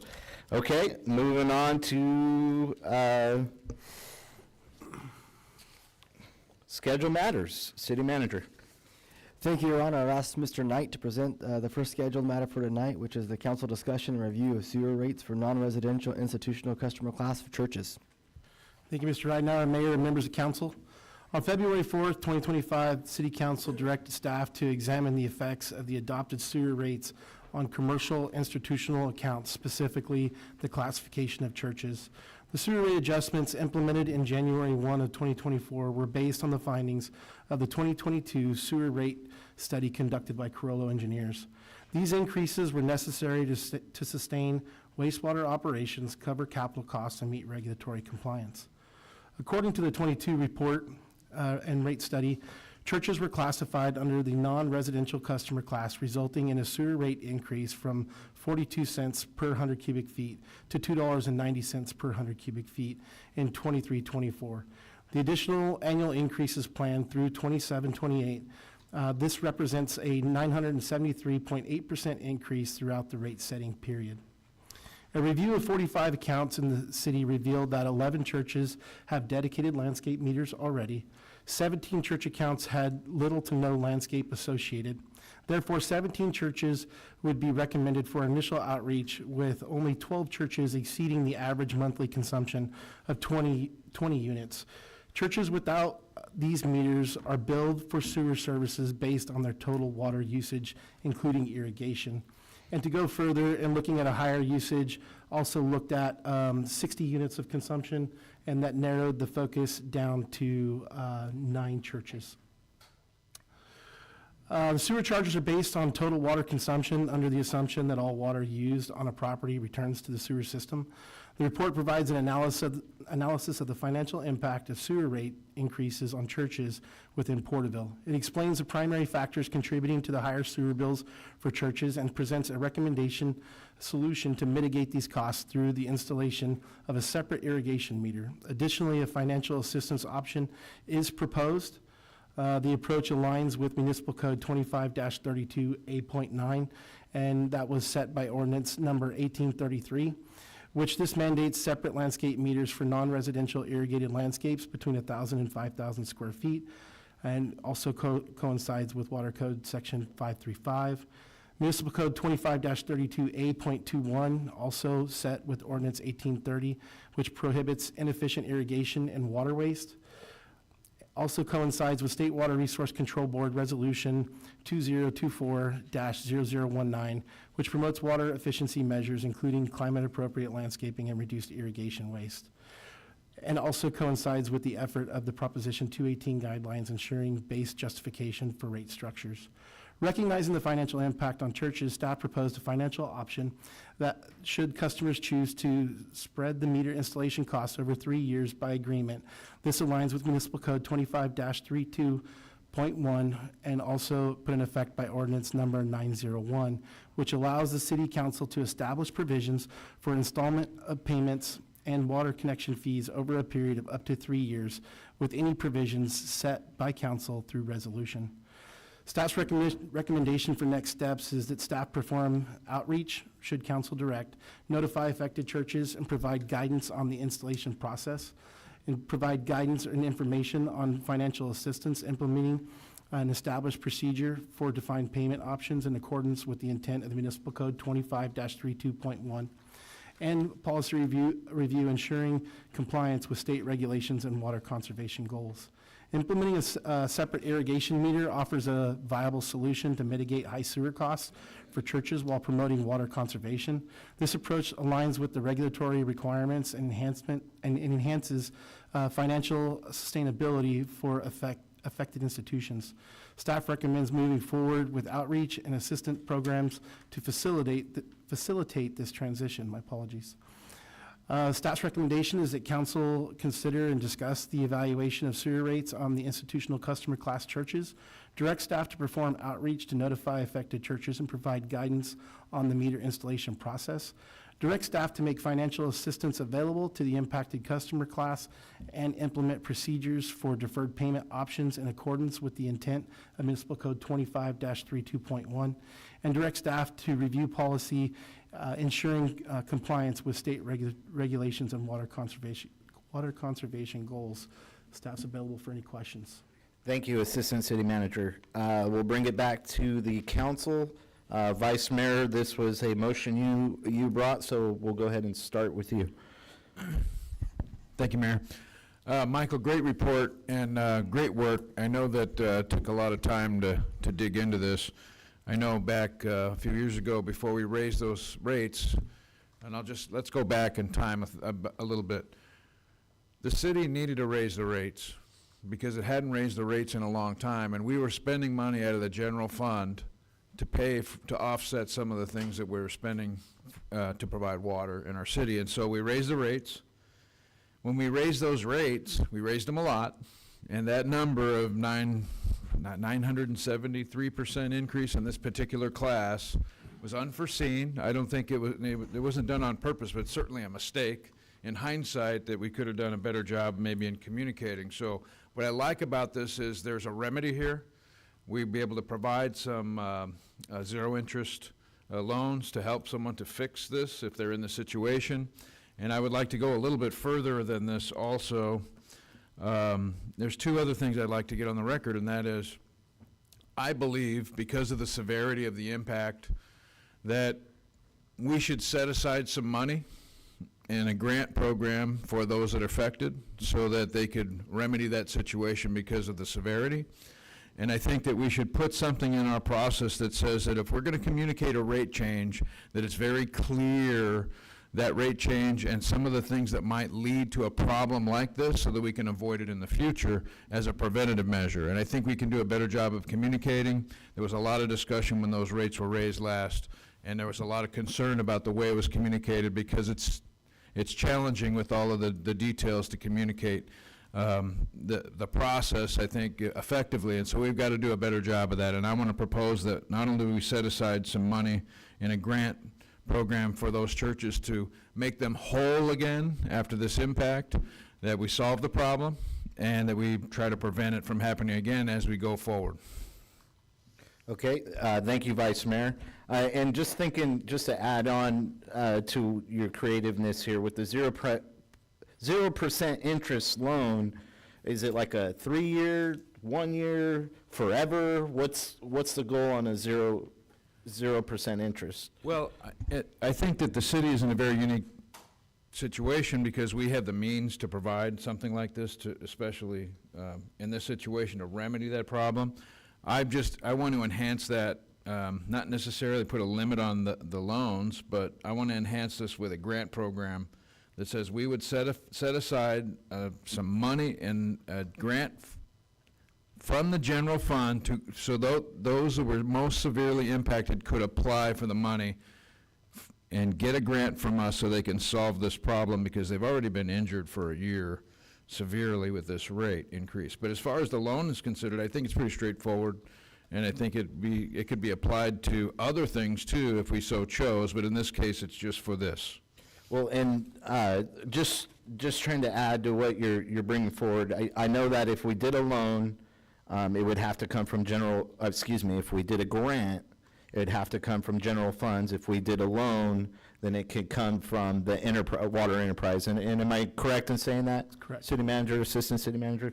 So, and then also, just looking at the cost to add the meter for sewage, you know, the 1.5 inch is around $1,700, a 2-inch line is around $1,800, and a 1-inch line is around $1,100. Is that correct in that Correct. statement as well? So I just adding to what you're putting forth, but let's get some other comments from the council. Councilman Rivas, do you have any comments? I don't have any comments at this time. Okay, Councilman Green? No comment at this time, thank you. Councilman Beltran? Yeah, great report, great information. So yeah, the big part of the problem was there had been about a 30-year, since the last time there was any real significant rate changes. So that was, of course, that big percentage rate change. I know some of the discussion, I think Mayor at the time made, he wanted to kind of, I can't remember if he wanted to shorten it or make it longer, so it wasn't a big increase at that time. No, the reason I voted no on it was because, was it a 92% increase? Yeah, you want to kind of have it. Yeah, if we would have did a 50% increase, we would have got in the black. And so that was what I brought forth Yeah, I at the remember. time, and I ended up losing 4-1 on this rate increase at that time. Part of the things I'm curious about was, one is, there is a remedy to this, and I like that. And I understand that there were already several churches that have this large landscape issue that have already put in these meters out of their own pockets. So they're aware of this remedy early on, whether it's their accountants or whoever's paying attention or what have you. I know there's a lot of turnover in churches, secretaries, whoever's following that facility, whoever their facility directors are, especially in the larger, because this mainly has to do with landscaping, because the water use, as explained in the report, if somebody's using, for layman's terms, 1,000 gallons of water, we're assuming 1,000 gallons are going to in the sewer, and that's not what's happening, but they're being charged that. So that's kind of where this problem comes from. I like how there's a remedy. My only concern is that if we're going to use general funds from an enterprise that's already, we just started trying to fund it, there's a little concern there where the ones that were dutiful and paying attention to this are out of pocket, and the ones who, for whatever reason, didn't, are going to benefit from this. So I have a little bit of a problem with this, and the designation of the specific to churches, they're considered nonprofits. Is this something that we're going to then open up to all nonprofits? Because my concern is that this is specific to churches, but why specific to churches? Because there's a lot of organizations that fall into this kind of a category that I don't want to pick and choose winners on subjects like this. One, I don't like that it's going to come from the general fund. I think there's a remedy for them. And I think in the staff report, it was outlined that if they implement this out of their own pocket, they actually will, the money they were paying for their bill will actually decrease. So actually, they'll save money on their own by doing this ahead of time. So I do have some concerns that this is going to come from the enterprise fund. To start that for them, I don't believe that that's the best use. especially at a 0% interest. I believe, what is the rate for a residential who connects to water? I know we have loan programs for somebody who's had, let's say, a septic tank or needs to attach to water. There's a percentage we charge for that. There's a variation in a lot of statements that's being made, so I don't want to interject in all the statements, and we can kind of clarify some things as we go get forward. closer to, Okay. to deciding what council's decision is, because we're kind of using general fund and enterprise statements interchangeably, and the opportunities for the financial assistance kind of interchangeably, and kind of loosely discussing the terms. So currently what we have available is it would either be paid from the enterprise, which would be coming from the water department, or it would be paid, the grant funding would have to come from the general fund, which is completely separate. Yes. Okay, and then also the terms in the ordinance that's defined that we have as an opportunity is set at a 3-year term under the existing ordinance. Now, the flexibility that council has is if you have a specification, whether it is deemed churches or it's deemed nonprofits, the resolution can cover those details. And then if council would choose to have a interest rate or no interest rate, that can be defined under the resolution. So we currently have something similar in all classes, and please correct me if I'm wrong, Javier or Jason, please. So under the ordinance, we have a mechanism for sewer connection fees, which is a 3-year payback, and currently under the ordinance doesn't define an interest rate. And under water, it gives you the 3-year term as well that doesn't define an interest rate. It says be set by council by resolution. And then we do have a payback on sidewalks, sidewalk conditions that is a 5-year term and is defined in the ordinance as a 10% payback. So those are the mechanisms that we looked at through this. We do have customers that take advantage of a payback plan, and that's done administratively through the current setup at the construction counter or the permit counter. So this would be something specific, as council's requested the review, to provide the options to give you the ability to provide comment or set those parameters on the action being taken. So we can come back to that, and we can get those details later on as far as what funding mechanisms might work better for this. So. Thank you for that clarification. And to point out some things for the 17 churches that are recommended and then 12 that are exceeding the 20 units per month.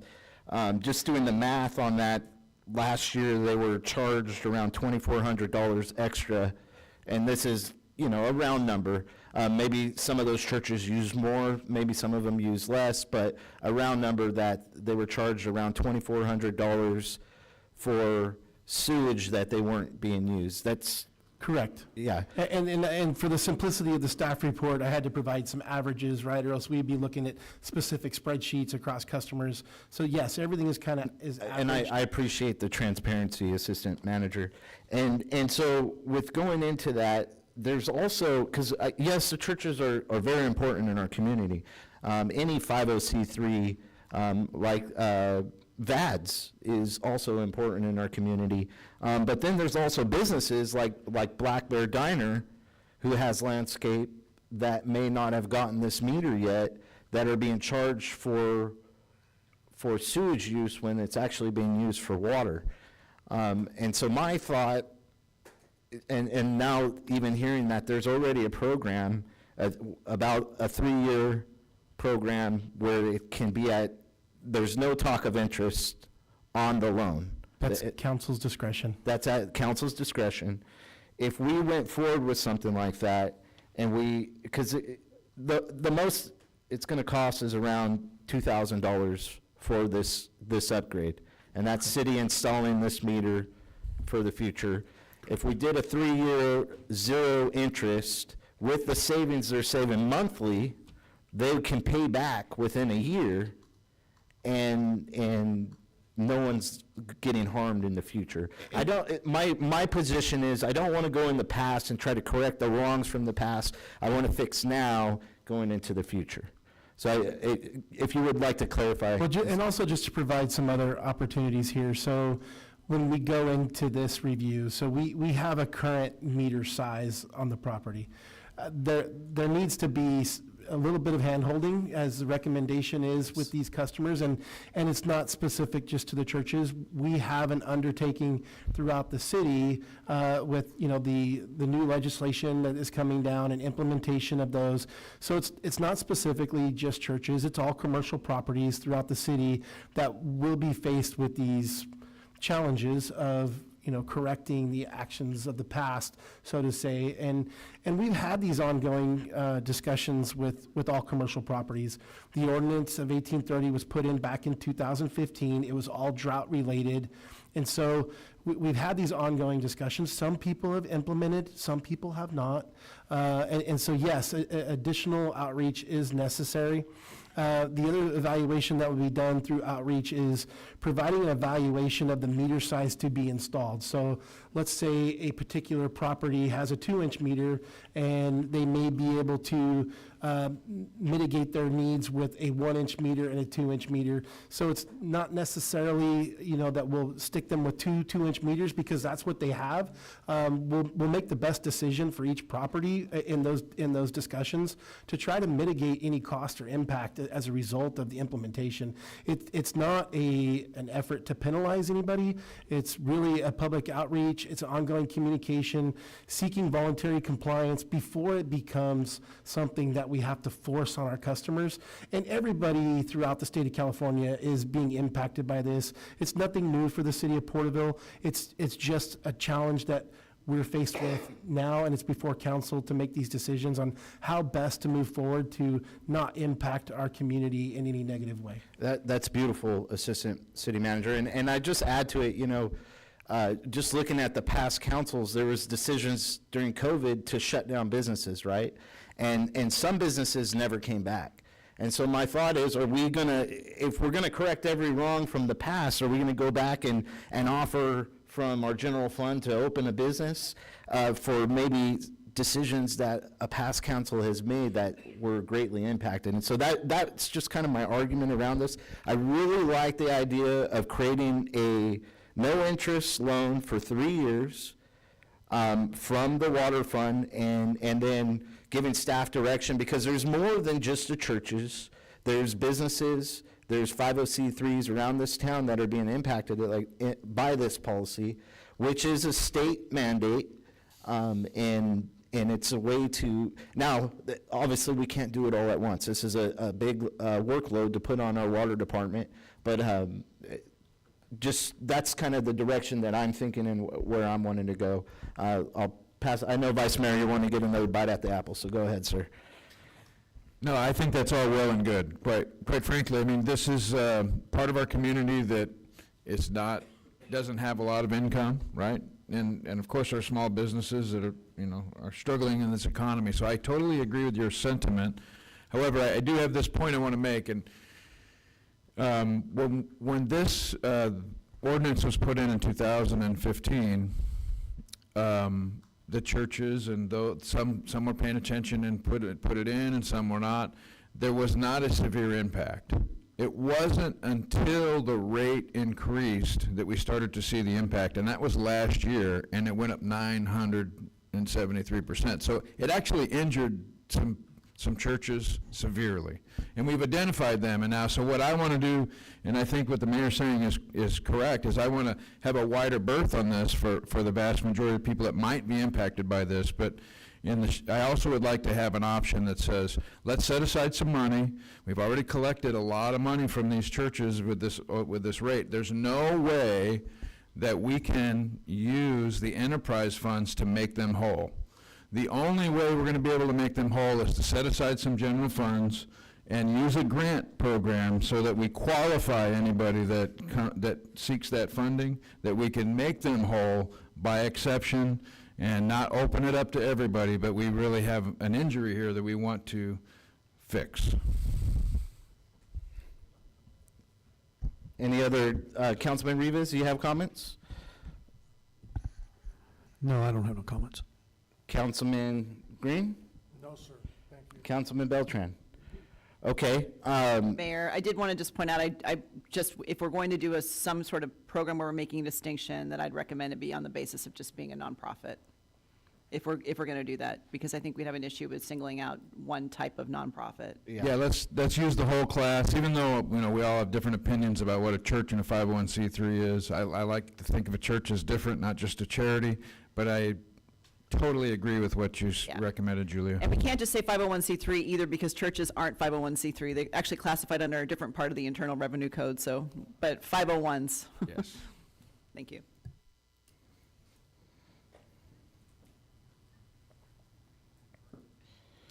okay, well, how does council want to go forward? We've all kind of made our comments.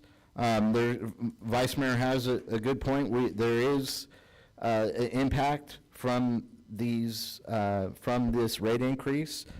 He's saying 973, but it's actually 974 if you round up. So I do understand what you're saying. As far as if we did try using general fund or we did a grant system, what kind of cost are we talking? So there has to be a little bit of wiggle room, because we don't classify nonprofits in our finance software. So the customer classes are identified. So we're approximately about 100,000 to do that, those improvements across the churches. And to give some wiggle room, I would imagine somewhere 150,000 to 160,000 to be able to bridge that gap of potential nonprofits within the community. Yeah, so this isn't something we could utilize council's discretion to cover, discretion spending. No. Just thinking out loud now. Councilman Beltran, you have comments? No, I was just going to make the motion because even though I knew that problem would happen as far as the churches and nonprofits, but the benefit to this is the only thing real significant nonprofit that I could think of is PSW. I don't think any of the nonprofits have a large parcel or are facing this problem, so it would be very minimal.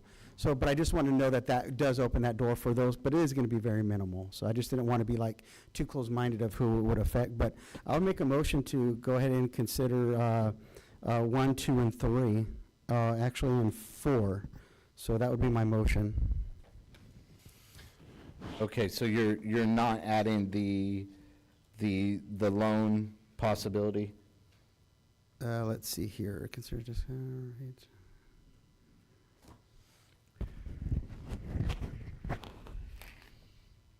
Yeah, I think that would be number 3. Yeah, we have to give direction. So I guess it would be still recommendations 1 through 4 with the added outreach to, or creation of, or looking at the general fund or enterprise fund to see what funding mechanism council would decide to use for that grant program. Okay, so I'll second that motion. Well, let's hold. Slow. There's discussion, so let's talk about He made a motion. also the small businesses and the interest rate that we can create for everyone. So we could do a hybrid motion here with a general fund loan, if that's the direction you guys are wanting to go for the nonprofits.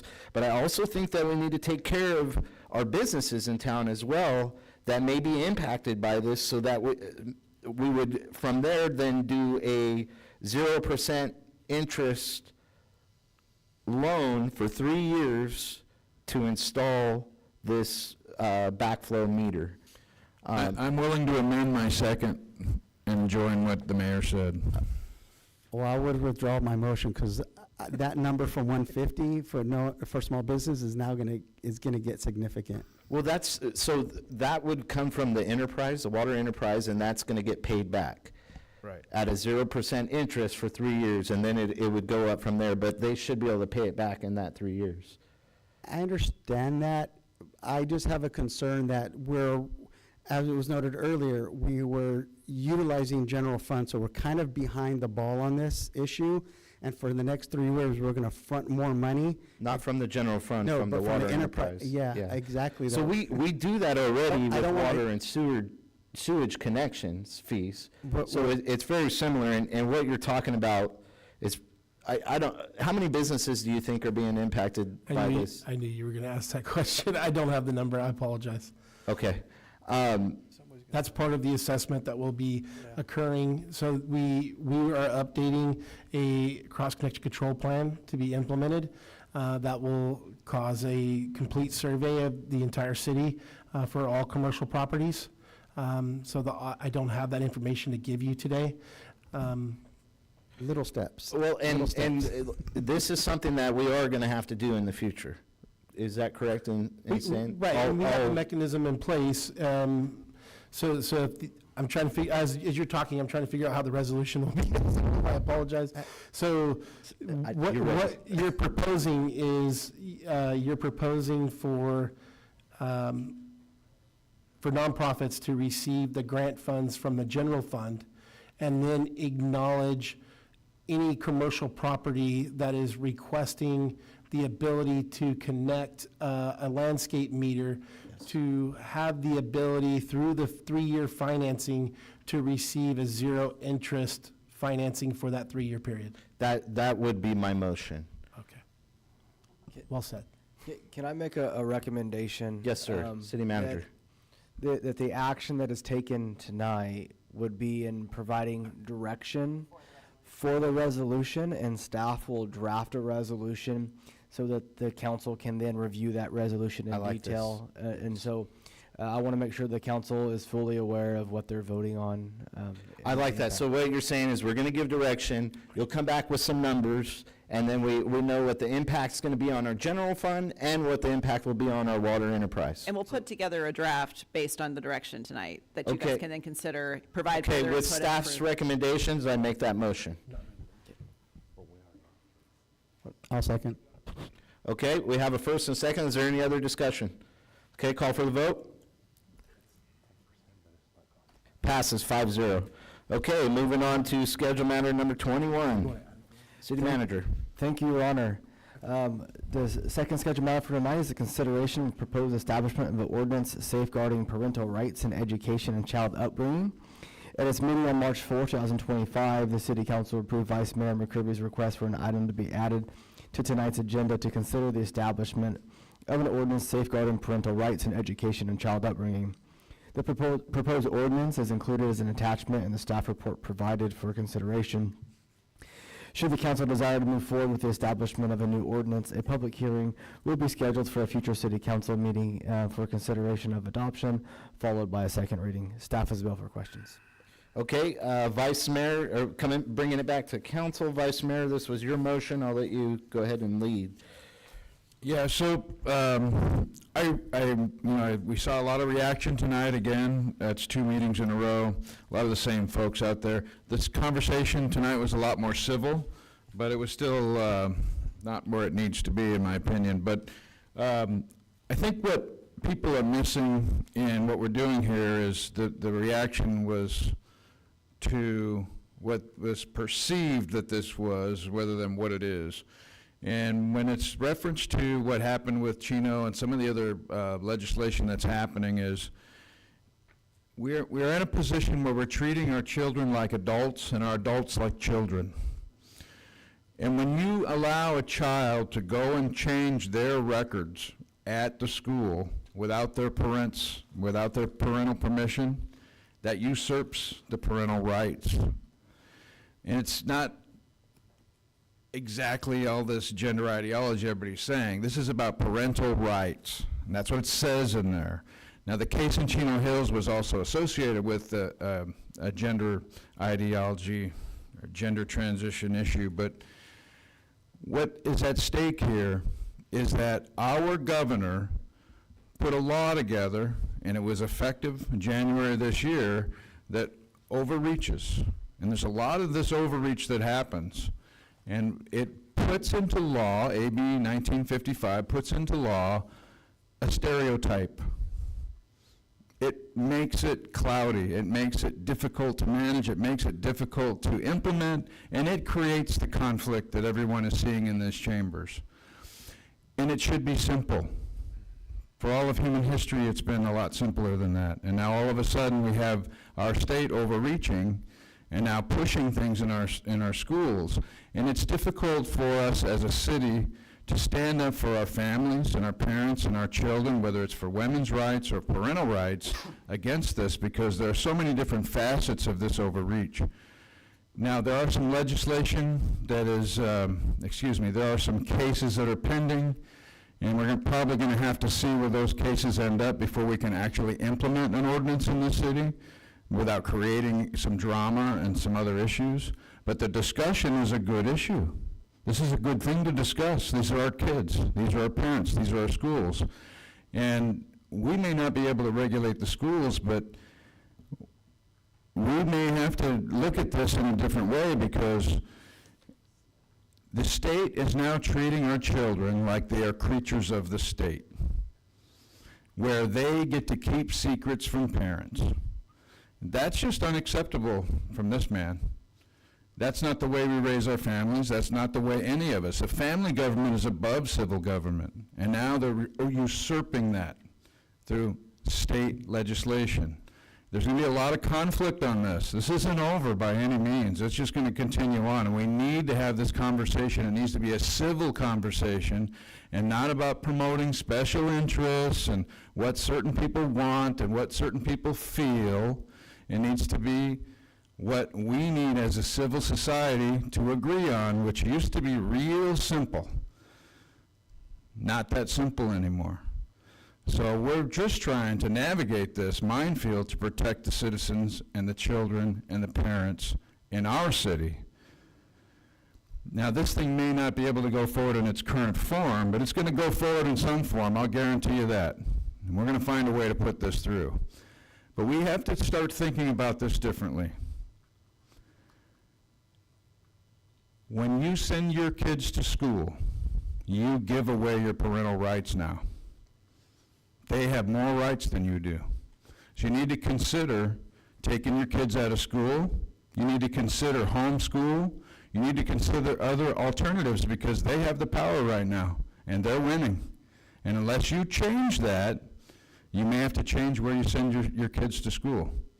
We can't go and tell the school system what to do, and we can't change this or add clarity to this law that makes everything about what somebody feels or what somebody believes. This is, I said in the last meeting, it's more about Gnosticism, what somebody thinks they know better. And we heard a lot of that tonight, where people are saying, you need to get educated and you're dumb, and that's just nonsense. We're all educated, we're all adults, we're having a conversation here, and when people come in and they're arrogant and they try to say that they're smarter than someone else, that's not a conversation.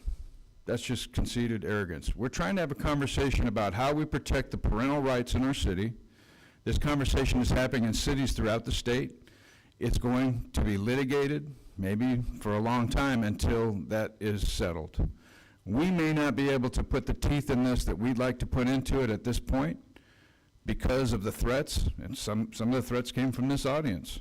I saw a lot of strange things in the last couple of meetings, and that is something that really, it bothers me, because you have a vocal minority of triggered people that are trying to push that ideology on everyone else. And I'll say this to you.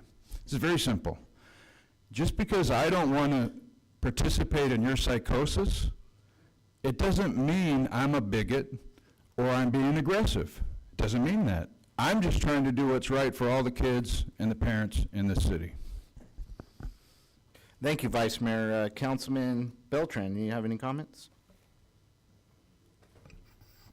Yeah, thank you. I think it's just a good discussion. It's something I voted for to bring to onto the agenda as well.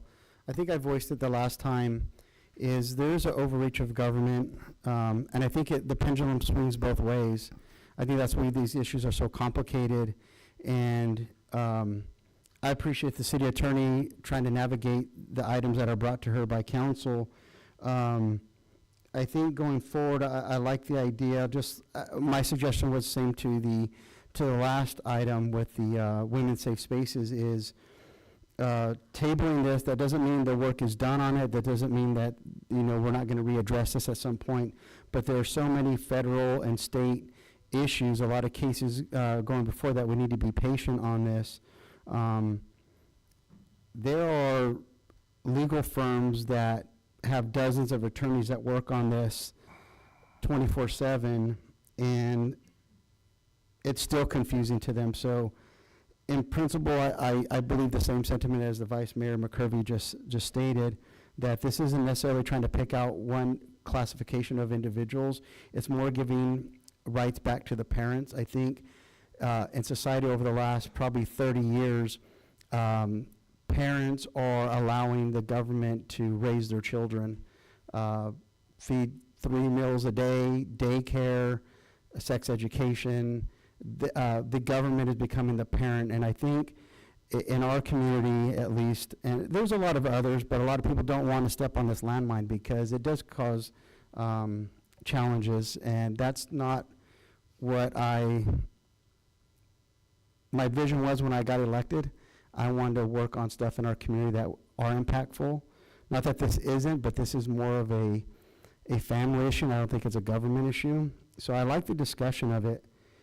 So I just, again, just like I did the last recommendation, that we table this, we'll continue to work on this, and we'll watch the cases that go through the federal courts, possibly the Supreme Court, because as we live in the state of California, this is an issue. We don't have any jurisdiction over educational code or what goes on in the educational system. However, I think this is just a wake-up call to the community, whether it's in ours or in other jurisdictions, that parents, their rights have been whittled away. And it's really sad that a lot of people are okay with not being held accountable as parents. They want somebody else to take on that responsibility. And I think it's really sad as a culture that we just roll over and allow somebody else to do our jobs. Probably the biggest blessing I have as a father is to raise my children. It may not be how other people choose to raise their children, but that's what's unique about America. We have all different beliefs, faiths, and I think this is just trying to exercise some of those practices without the government overreach. So again, I think the way this will go is we will table this, and that doesn't mean it's done. We'll just continue working on it as is. There are some issues, but it doesn't mean there aren't some points in here that are really need to stand out. And I think that just goes back to the parents ultimately have the right. And it's unfortunate, this is a battle on different states. But thank you, Councilman, Vice Mayor McCurvey. You did state a lot of that, of my sentiments, so thank you. Okay, Councilman Rivas. Well, on this topic, I think that people have convoluted the agenda at hand, because I'm focusing on parental rights. This government has overreached itself and taken away a lot of rights that the parents deserve, because they're the ones raising their families. I don't expect everybody to understand that, but on my point of view, as a father, I raised 3. One is a doctor, one is going to be a captain, and the other one's a psych tech. So I had the privilege to do that, me and my wife. So with that, I don't think would have gotten as far as they would have if the government would have stepped in. So we got them early, we taught them right, we educated them the way we wanted to, not anybody else, and that includes as their upbringing. But there was a lot of fear-mongering. We don't have, or I don't have any issues with anybody on what they reclassify themselves, because I have family members that are like that. And I've dealt with them. So, I know exactly what they've gone through. And I hear what the opponents are saying, because all it is nothing but fear-mongering. I mean, I've been accused of a lot of things, and it just rolls down my shoulders. But when you accuse me of something that I don't know what I'm talking about, or I don't have a sense of what you're feeling, I do, because I have family members like that. So with that, don't come in here and disrespect the council, the people that work so hard for all this. Because all we're trying to get back is bring things back to the family, parental rights. Everything's been stripped away. And with that, Vice Mayor said a lot of good things that I wanted to say. Mr. Beltran said a lot of things that I wanted to say, but with that, by all means, we should table this, and it's not gonna go away. This is just the stepping stone of it. We are here to protect everybody, not just individuals like some people would like you to believe. We're here to protect everybody.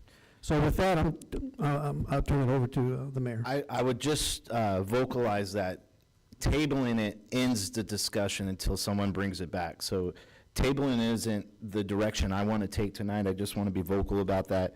I want to give some direction to our city manager and city attorney on how to go forward with this issue. And there are definitely legal issues, just like the Protect Women's Safe Spaces ordinance, but we will find a way to work. Councilman Green.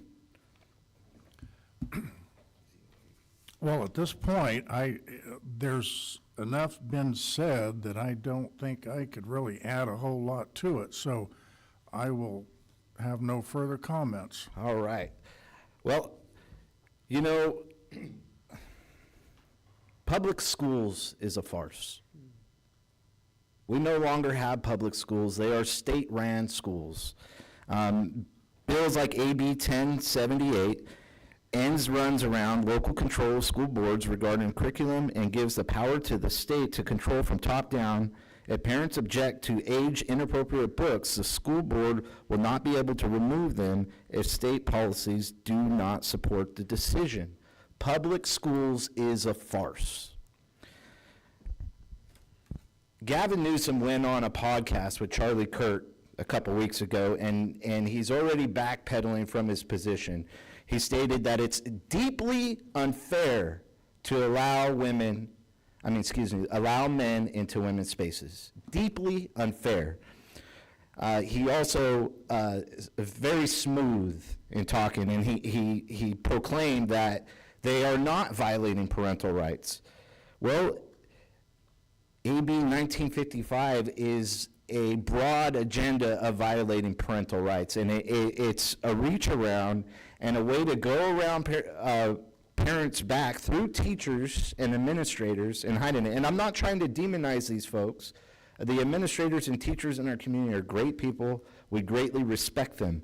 But unfortunately, they are caught in a bad position between parents and a student that may be going through hard issues. And this is a time for a parent to be a parent and help their child in a hard situation. And going to the sexually active stuff, how frightening is it that a state will provide your child with a condom or birth control so they can stay sexually active without your permission? How frightening is it that a state will take your child and go and have an abortion without your permission, without you even acknowledging or knowing? AB 665 emancipates a 12-year-old to decide if they want to leave their home and go into a residential shelter service without parental knowledge or access and into state custody at 12 years old. That is frightening. We live in unprecedented times. Silence is acceptance. Silence is acceptance, and I will no longer be silent on this issue, and neither will this body. You know, I want to also just point out some facts. There are some amazing teachers in this community. They've been coming out to me, reaching out. I would call them whistleblower teachers, and I hope there's more of them to come. You know, I've seen the what I would consider critical race theory, where during the George Floyd riots, and they were pushing an English 3 comp in our high schools, how the police department is a systemic racism, in that it came from white whatever back in 1865 or whatever it is, the project that they have, where they're pushing to as if our police department is a racist center, and it's frightening. And not only that, but I have here some curriculum for sex ed for 13-year-olds. Here, and Vice Mayor, if you look, this is how to give oral and mouth, penis, or vaginal sex at 13 years old. Here is how to have anal sex at 13 years old. How frightening is that a state would push this onto our children? Here is how to masturbate at 13 years old. It's frightening. And this is the things our teachers are being forced to teach. And not only that, but some of the language that they're pushing here with the new version. I have 2018 version, I got 2020 version, and I have 2023. And the teachers are frightened to have to teach this. And for example, when a woman is pregnant, not all women can get pregnant, and not all pregnant people are women. If they're trying to teach this, and they're changing words and vocabulary, we think with words. So they're trying to change the way we think, right? Mom, dad, support adult, trusted adult, grown-ups in your life. We can't say mom and dad anymore. What is going on? So, like I said, silence is acceptance. We can no longer be silent on these issues. We have to start standing up. And for municipalities across this state, I challenge you to take that stand. If we continue to comply, we will comply ourselves into tyranny. It's that simple. So with that, let's work on some direction. What we're wanting to do with this ordinance. I love what you added here, Vice Mayor, in, let me find myself again. With the city-sponsored legal assistance for parents, I think that the right, because there's a lot of issues, right? We don't have standing on certain things. This is the same thing with the Protect Women Safe Spaces.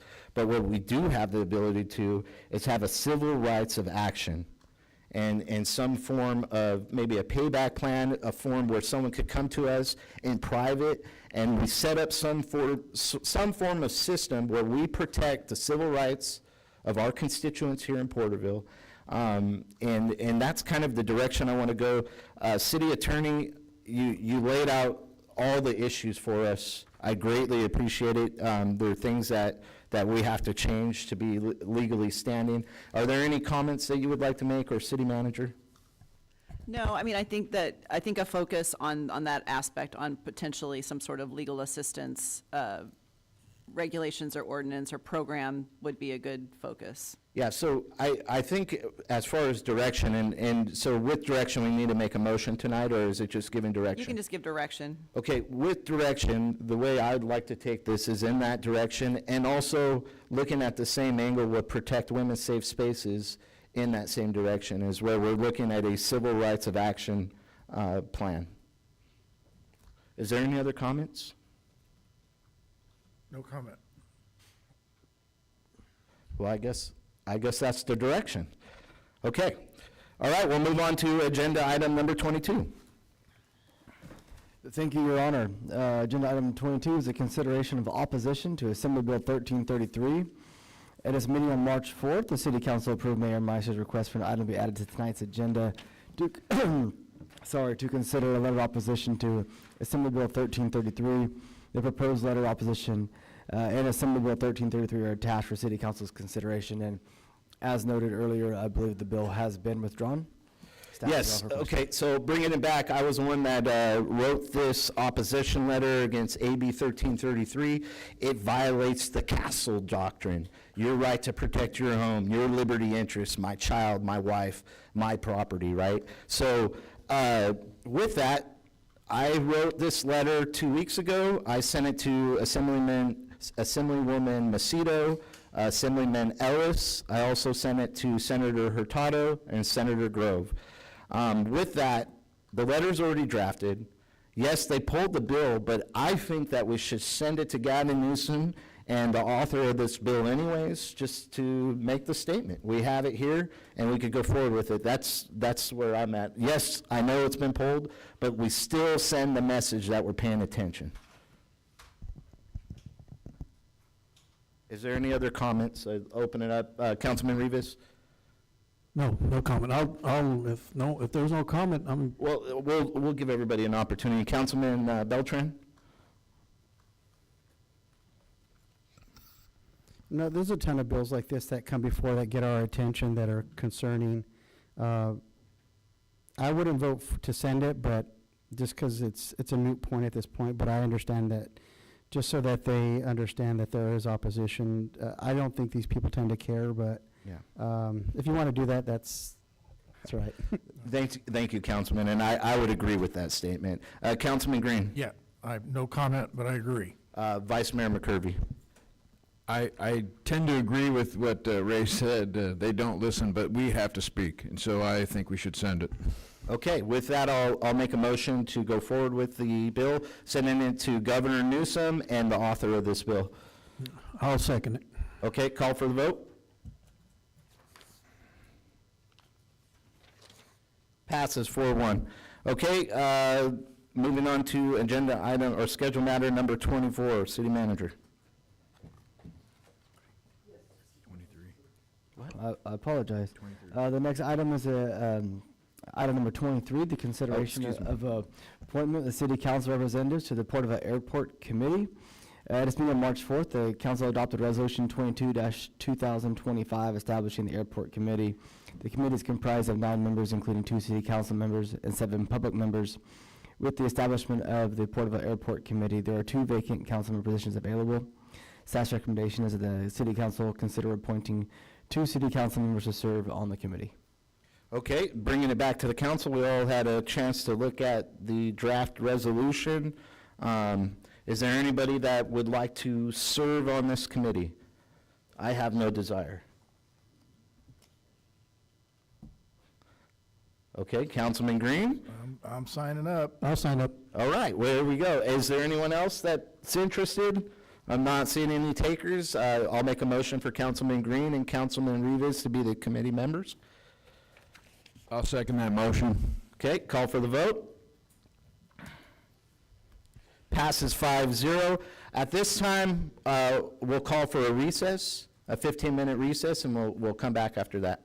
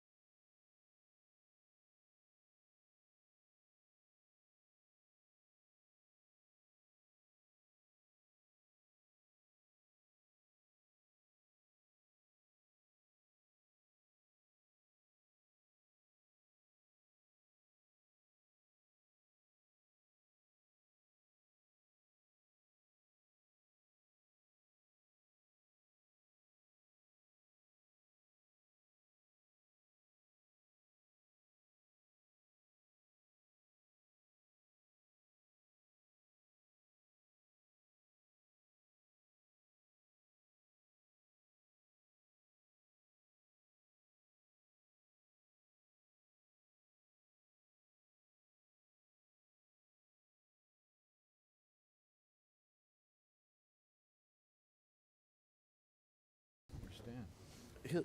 It'll be all right. We still got, okay. When he gets in, we'll just be moving. I want to go home tonight, Mr. All right, McCurvey. all right. Okay, city manager, agenda item number 24. Thank you, Your Honor. The next agenda item is a nomination for the City Public Transit Representative Alternate Member for the Governing Board of the Tulare County Associations of Governments, also known as TCAG. So there is currently a vacancy on the City Public Transit Representative Alternate Member on TCAG Governing Board that must be filled by a council member from Tulare County City that provides transit services in Tulare County. This is a position that was vacated by Mayor Meister in his appointment to serve as a City of Porterville's representative on the TCAG Governing Board. Liz Wynn of Visalia currently serves as a transit representative member. This appointment will be made by the City Selection Committee at its next scheduled meeting on April 21st. The City Council has been asked to nominate its preferred candidate for consideration by the Selection Committee. Okay, so we'll bring it back to the council. I did this for a year. Liz leaned on me one time.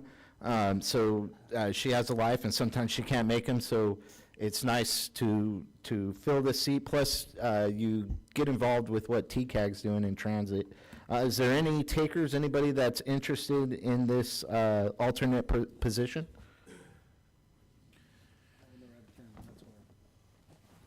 I think I'd be interested in that position. Okay, Vice Mayor? Okay. I see Councilman Rivas pulling back, and it looks like it's the only one, so if there's no other discussion, I'll make a motion for Vice Mayor McCurvey to be that alternate. I'll second. Okay, no other discussion, we'll call for the vote. Someone's got to press a button. There we go, passes 5-0. Okay, moving on to agenda item number 25, City Manager. Thank you, Your Honor. The next item is for the nomination of the alternate member to serve on the Local Agency for Mission Commission, also known as LAFCO. The City Selection Committee is seeking nominations for an alternate member to serve on the Local Agency Formation Commission, also known as LAFCO, for the term ending the first Monday of May of 2029.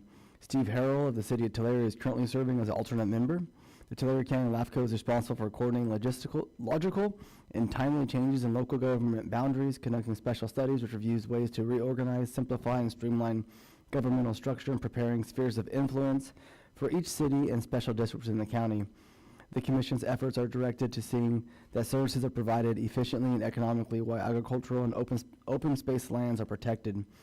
The appointment will be made by the City Selection Committee at its next meeting scheduled for April 21st, same as the prior item. The City Council has been asked to nominate its preferred candidate for consideration by the City Selection Committee. Okay, thank you, City Manager. Bringing it back to the council, is there anyone that has a desire to serve as an alternate for LAFCO? I just had a question. When are their meetings? How often are their meetings? Their meetings are typically monthly. I believe they do get canceled from time to time, and they are pre-scheduled ahead of time. So I believe it's similar to TCAG.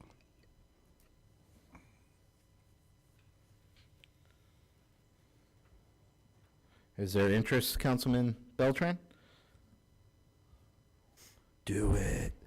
No, anything out of town is really hard on my work schedule, so it's hard. I would hate to do that, especially given the term for it. It'd be after my term's up. But if it was a local one, that'd make it a little easier, but anything out of town is a little too difficult for me. I understand. To be more specific, I apologize earlier, it is the first Wednesday of every month. I knew it was once a month. Okay. I have committee meetings already that day. So it's the first Wednesday of every month at 2 p.m. Is there anyone else that's interested? This isn't a position that we have to fill. No, so the same as the other position, that the council does not have to have a nomination from the City of Porterville. Okay, so I'm looking at my colleagues. I'm not, Councilman Rivas, you have any interest? Where are the meetings normally held at? So the meetings are typically held at the Board of Supervisors' office. Located at what town? In Visalia. Visalia. First Wednesday of every month? Correct, sir. Councilman Rivas, that's when we have our link meetings at 3 p.m. here in Porterville. That's true, yeah.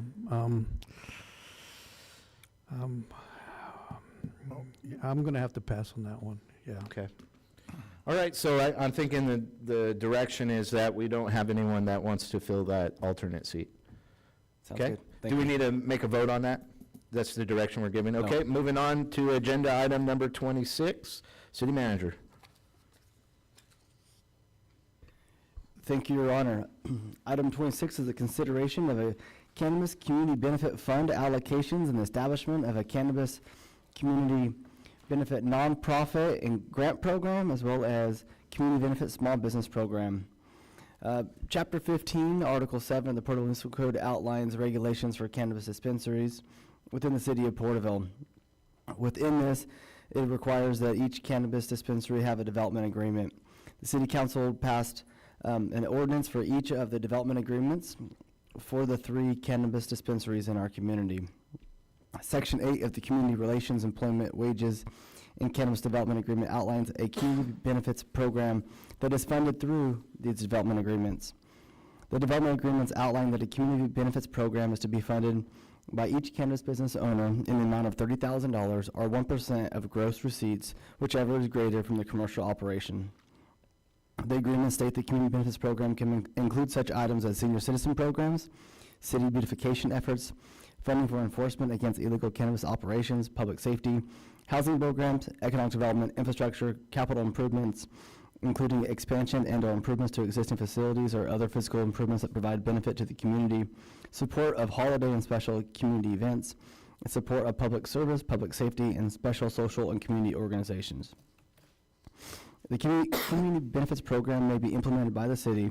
The city may invite public participation in the decision-making process for identifying the prioritization of the community needs and benefits, identifying appropriate projects to be funded. All projects under the community benefit program must be approved by the city.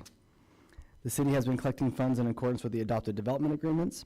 The current available balance in the program is $164,767.30. On January 13th, the Cannabis Committee reviewed the community benefits program funding, draft categorical allegations of funds, the draft community benefit nonprofit grant program, and draft community benefit small business grant loan program. The Cannabis Committee directed staff to draft an agenda item for council's consideration. The committee recommendation is for the community benefit program to fund a community benefit nonprofit grant program with 40% or $65,906 of the fund balance, a community benefit small business grant program with 20% or $32,953 of the fund balance, and 40%, which equates to $65,906 of the fund balance for resources for the police department's SMART team to assist individuals experiencing homelessness, included but not limited to funds to assist with rapid rehousing utilizing motel, hotel vouchers, and transportation vouchers. The draft community benefit and draft community benefit small business grant program applications and guidelines have been attached for the city council review and consideration. The intent of the grant program is to support nonprofit organizations with grant funds to benefit the community and provide grants to small businesses to support local economic development. It is proposed that the community benefits program be evaluated on an annual basis to provide flexibility in utilization of the funds to make the greatest impact on the community. Both grant programs propose making available grants up to $5,000 per applying organization or business based on need and availability. Due to the anticipated interest in the nonprofit grant program, it is proposed that a lottery selection be performed if the eligible applications received exceed the funding amount available. The small business grant is intended to be evaluated on a first-come, first-served basis. The Community Development Department will review all applications for completeness and eligibility, then submit applications to the City Council for consideration on both programs. Staff's recommendation that the City Council consider the proposed categorical allocations of funds in the Community Benefits Fund Program, funding community benefit nonprofit grant program with 40% of the fund balance, Community Benefit Small Business Grant Program with 20%, and allocating 40% of the fund balance for resources for the Police Department's SMART team. And item 2, to consider the draft resolution establishing Community Benefit Nonprofit Grant Program and Small Business Grant Program. Staff's available for questions. All right, we'll bring it back to the council. Great report. I know this was direction from our cannabis committee. Personally, I like the way it's drafted. I can't see any issues, but I'll let our council member and vice mayor, whoever wants to lead the charge on this, you guys are the committee members. Go ahead. Thank you, Mr. Mayor. I just have a couple of questions, Jason, maybe just to add for clarity. In our meeting, we were talking about aligning this with the annual certification so that this fund every year will come up again and we'll take a look at it annually. So annually, each license is renewed, and so that is renewed at the end of the year. So my recommendation is just like that with the annual review. So the council does not consider the annual renewal of the license, because through the development agreement, if the license holders are abiding by all the rules and regulations which they agreed to, it is the chief of police who reviews that and then signs over that there has been no illegal activity as such, and community development staff review and the finance department review that the ownership and all the categorizations of the application are the same as what were approved. So that is a ministerial approval at staff level. My recommendation would be that we could bring this back in the first quarter of every year for council's consideration, but it wouldn't be with necessarily their renewal of their agreement. It would just, or of their permit. It would be just an annual thing that comes to council. Yeah, thank you for explaining that. And it's just timing, right? So we'll do it about the same time, the first quarter, after the other processes are complete. Yeah, my recommendation would be in the first quarter after the first quarter payments received. That makes sense. Because then we know what we're working with, right? The money's going to change every year. Okay, Councilman Beltran? No real comments. I like the clarification on that, where that's going to be reviewed annually, but mainly after that first quarter to see what kind of the budget looks like in the nonprofit activism, at least as far as this year, to see what that partition label looks like. It took a few months to work out the percentages, and I really like part of the third part of allocating funds to the SMART team, because a lot of that will help deal with the homelessness, especially for the hotels. There have been some very unique situations with either large families or children who can't go to the shelter, at least as far as the navigation center, the Porterville Navigation Center and the armrest. So it's not a place fit for children, but also the transportation, because that is a big issue as well for reunification for individuals. So I think overall, looking at this small business grant for downtown businesses, or any small business, I guess, for that matter, to just help them in their startup projects. So we try to really spread that around. So I hope council does approve that. It was a lot of consideration on what the funds could be utilized for. Okay, Councilman Rivas.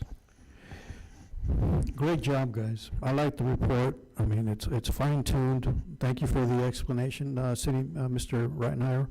And with that, I support it. And with that, I'll pass it back to you, Mr. Mayor. Councilman Green? Yeah, I'm full support of it, and no further comments. Okay. So the way it's drafted is good. We don't have to make any amendments. We got the explanation, so I'll make a motion to go forward with staff recommendation. I second. Okay, call for the vote. Passes 5-0. Okay, moving on to agenda item number 27, City Manager. Thank you, Your Honor. Item number, let me turn the page. 27 is a consideration of proposed amendments to Chapter 15, Article 7, and Chapter 21, Series 200 and 300 of the Porterville Municipal Code regarding cannabis dispensary regulations and potential relocation of existing business. I've asked Ms. Liu to provide this staff report. Thank you, Mr. Ridenour, Mayor, members of the council. So before you tonight is the consideration of those proposed amendments and a discussion and consideration of a potential relocation of an existing business. The owner of Premium Blossom, also known as Cannabis Express Inc., has requested to relocate its current cannabis dispensary located at 200 North Main Street to 1432 West Olive Avenue. In furtherance of this request, the owner has submitted plans to the City Project Review Committee for a tentative parcel map and requested changes to its current development agreement. The matter was referred to the Cannabis Committee, and the committee reviewed and considered the matter on January 13th and on February 28th of this year. The committee also considered whether certain changes to the city's zoning and operations regulations might also be in order.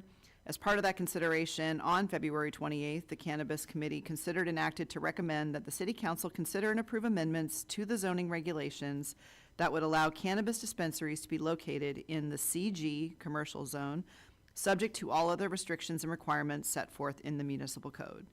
And that's in addition to the DRN, DRS, and airport industrial zone districts of the city.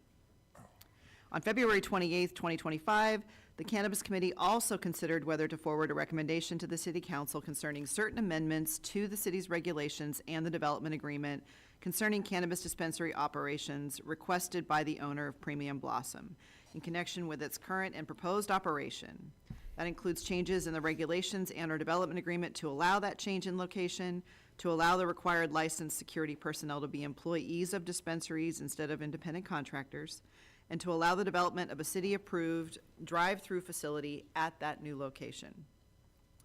Due in part to the close proximity of one school teaching children under the age of 18, which was almost exactly 600 feet, and the proximity of the adult school, which is approximately 80 feet away, and concerns expressed by the Porterville Unified School District, the Cannabis Committee did not agree on a specific recommendation, but directed that the proposed changes be brought to the City Council for consideration.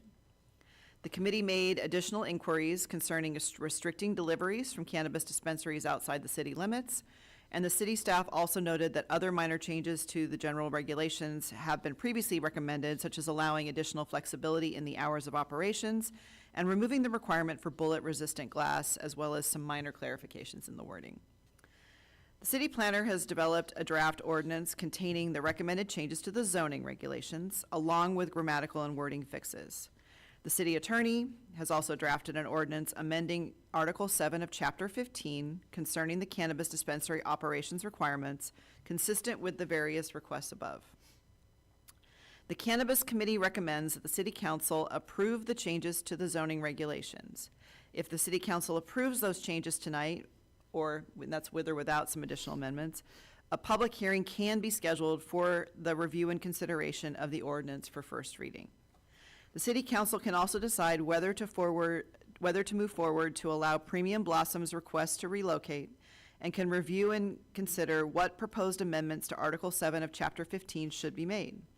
If the City Council decides to move forward with the relocation, staff requests that the City Council staff, in conjunction with the Cannabis Committee's oversight, put together a new development agreement for that new site to be considered for adoption by ordinance after approval by the owner of the proposed changes and after the requisite public hearing in accordance with the government code and our own regulations. I will also note that we did get a written communication from the Porterville Adult School from Dr. Larian Torres, just noting that their concerns with the new location. She did note that they offer some state-funded education in the following areas that include adult basic education, adult secondary education, English as a second language and English language civics education, short-term career technical education, adults with disabilities, adults entering or re-entering the workforce, and adults in training programs to support K through 12 success. She did note that they do serve a diverse population, including individuals under the age of 18 who can enroll for educational purposes, such as credit recovery and vocational training and enrichment opportunities. So they did cite a concern with that, along with some other generalized concerns regarding community impact and educational environment. But I did want to just at least note that for the record. I think that in the law generally covers, sites that are used specifically for K through 12 education. I think that it's up to, the council has discretion, as you know, on this, because our provision allows for, it's 600 feet, which is the state, but we can cast a broader, perimeter if the council decides it's in the interest. So you have the ability to go out further than that, to create a bigger barrier, if so to speak. But that's completely within the discretion of the council. So I do think that it's not, it's what I see with the adult school. It's akin to what is offered at a community college, where you can have, you can have high school kids taking classes at the community college that are under the age of 18. But I don't necessarily see it being the same situation, since it doesn't appear to be regular programs at the site for K through 12. Thank you, Julia. Okay, so we're bringing it back to the council. The last one, Vice Mayor, committee members is Councilman Beltran, Vice Mayor. Vice Mayor, you took the lead the last one. Councilman Beltran, go ahead. So yeah, it was a good discussion.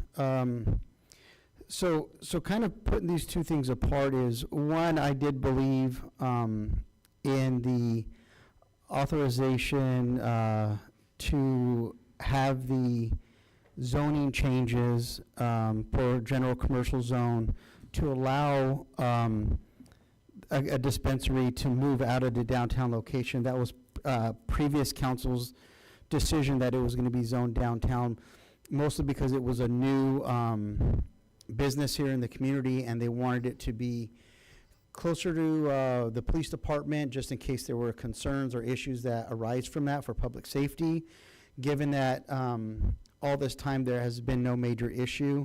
So I felt comfortable, in my opinion, to open that up to the general commercial zone. The concern for me, and this is where kind of the two different perspectives come from, is although the state zoning is 600 feet, I do have concerns with it being next to an adult school. Don't let adult kind of influence who goes there. And the bigger part is, as though they're there, although they're on Main Street, and that's the parades and people go downtown, when this within 600 feet of a school, you're forced to go to that area for your education, especially for the minors, the elementary school. I get it's going to probably meet that 600-foot buffer. However, there's been a lot said from this dais about local control, and that a lot of the things that the state of California rule, especially on items like this, seems to be not in alignment with a lot of the views that are spoken from up here. So in my opinion, this gives us a lot of local authority to change that 600 feet. We can make it 1,000. We can make it whatever we want to. It can't be under the 600 feet. But I'm a product of the Porterville Adult School. I dropped out of high school. I had a son when I was in high school, but I knew that my education was important. And I think back to those days of not making the greatest of decisions, that had there been something like this on my way to school, it probably would have influenced my attendance. There's a lot of people that are dealing with a lot of different challenges in our community, and as much as I respect and want to support local businesses, my personal belief is the tax revenue that is generated from a business like this is not worth the educational value that people get. I believe I saw a chart, it was 211 kids who, I say adults, kids, that graduated from Porterville Adult School last year went on to college or a trade school. And I just think about the individuals who had trouble finishing traditional school K through 12 that found themselves in adult school and were able to not just finish, but to go on to further education. We talk about the education of our workforce in our community. And I think for these people to get a second opportunity is fantastic. And I just really do have concern with the location being that close. working for PUSD, there are a lot of issues with vaping. And one thing that was really interesting, and this goes back to California law, anybody under 18 years of age who are caught with a vape or cannabis, it's almost not criminal at all. They get a citation. It's very minimal. The courts really don't pick up on it. But the severe punishment comes from when you're 18 to under 21. That is actually more criminal, which is really interesting. You think that the state of California would want to intervene sooner on minors' behalf, and I think that's part of the problem in our local schools with the vaping is really, really gotten out of hand in our local schools. And I get that you have to be 21 and over. This isn't the fault of the dispensaries. That's not a fault of that business. I think it's more of a cultural problem. But this is where I come down on. This gives us one of the few instances that the state of California gives us discretion. And my recommendation is to really think about that control that they're giving to us and utilize that in protecting the education facilities. It says K through 12 in the state. If we have local control, I would say at least 1,000 feet from any educational facility, whether it's private or public. That's my personal opinion on that matter. Okay, thank you, Councilman Beltran. Vice Mayor McCurvey. Thank you, Raymond. Yeah, it was a great discussion. I think that those meetings we had were very productive. We don't agree on a few of the premises, but I don't work for the school, and I have a different perspective on it. From that point of view, is we have these let me go on the record, and you can go look at the cannabis committee meeting. I'm not for cannabis dispensaries. And I can't choose whether we have them or don't, but we have them. But what I would encourage everyone to go look at that and hear my comments, but the comments of the chief and the comments of the committee were showing us that this is a good business, it's a safe business, and it's now on Main Street, and I'll tell you, 1,000 feet from wherever they are right now is already in violation, sitting on Main Street. So I think we have some issues that we could talk about on that criteria. But these dispensaries are on Main Street. They don't sell to kids. We haven't had any incidents where they're selling to kids. They don't consume it on site. As much as I don't like that, it's still the law, and I think we should support those businesses. And I think that being in proximity to the adult school has zero impact on it. I think that I would much rather have them out away from Main Street. I understand the concerns about the school, but we don't have any instances, and we had a good conversation about that with Dr. Rohrbach and the school's challenges with this, but it isn't because of the dispensaries that those kids are getting those. They're getting them through other means, and so I don't want to put that off on the business, and I think we should go forward with this as proposed with staff recommendations and just follow the law. I think it's completely appropriate to use the 600-foot rule and not go and be more stringent at the local level in this case, because I think it's I think what it does is it stops a business from operating in an area where they can operate, and it's not going to make any difference to the kids, in my opinion. Okay, thank you, Vice Mayor. Councilman Green. Yeah, I think I agree with Ed on that, and I'm just sitting here thinking, it's like, okay, if the dispensary's in that location that we're talking about, I don't think daycare kids are going to be ditching class to go over to the dispensary. And if the adults do, well, they'll go get it because they're going to get it somewhere anyway if they really want to get it badly enough. So I have no problem with the business being relocated. Okay, thank you, Councilman Green. Councilman Rivas. Well, first off, I'm not in support of any cannabis dispensaries because of everything that I've, the the career that I pursued. So with that, I don't understand why they want to move. Wasn't in those discussions. But, you know, temptation is an issue when it comes to kids.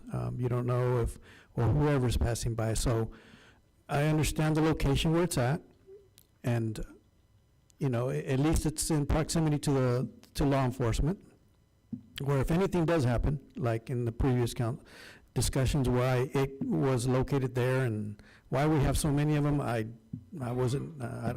have not the faintest idea, but it's the law. But, you know, I don't support them moving to a outside location, because there are schools there are children walking around. You don't need to be in school for that, but there are laws that give you that space for reasons of implementing them. But with that, I don't support them moving. So I think they're in the place where they need to be, monitored close. And I know it's they're doing a good business and their tax revenue, but it's all about the money. So with that, I don't. I'm not going. I'm just going to decline on this one. So Okay. Thank you, Councilman Rivas. Just to be transparent, Felipe Martinez, Board of Trustee, reached out to me in opposition today with this, and then we saw Chamber of Commerce, Christy Martin, come out in opposition of this as well. You know, before I campaigned, this was an issue that I disagreed with. We brought 3 dispensaries on Main Street. You know, the heart of our city, we opened 3 pot stores, and it was something I opposed. With that, they did beautify these storefronts. They were storefronts that were closed, and they did a good job in beautifying them. And ultimately, as Councilman Green stated, if people are wanting this product, they're going to get it. And these children at school with the vaping, my daughter is a sophomore in high school, and she's seen it. It does go on, but this isn't coming from the dispensaries. This is from the black market, and maybe you know, adults that may be giving it to the minors somehow.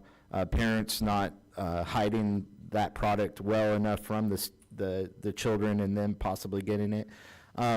So ultimately, we don't want to demonize these businesses. They are legal businesses within the city of Porterville. They're not federally legal, but state and city, we've had pushes forward, and these people have invested in these businesses, and to try to close them would probably get the city sued, and that would be the direction I'd want to go if we were to take that route.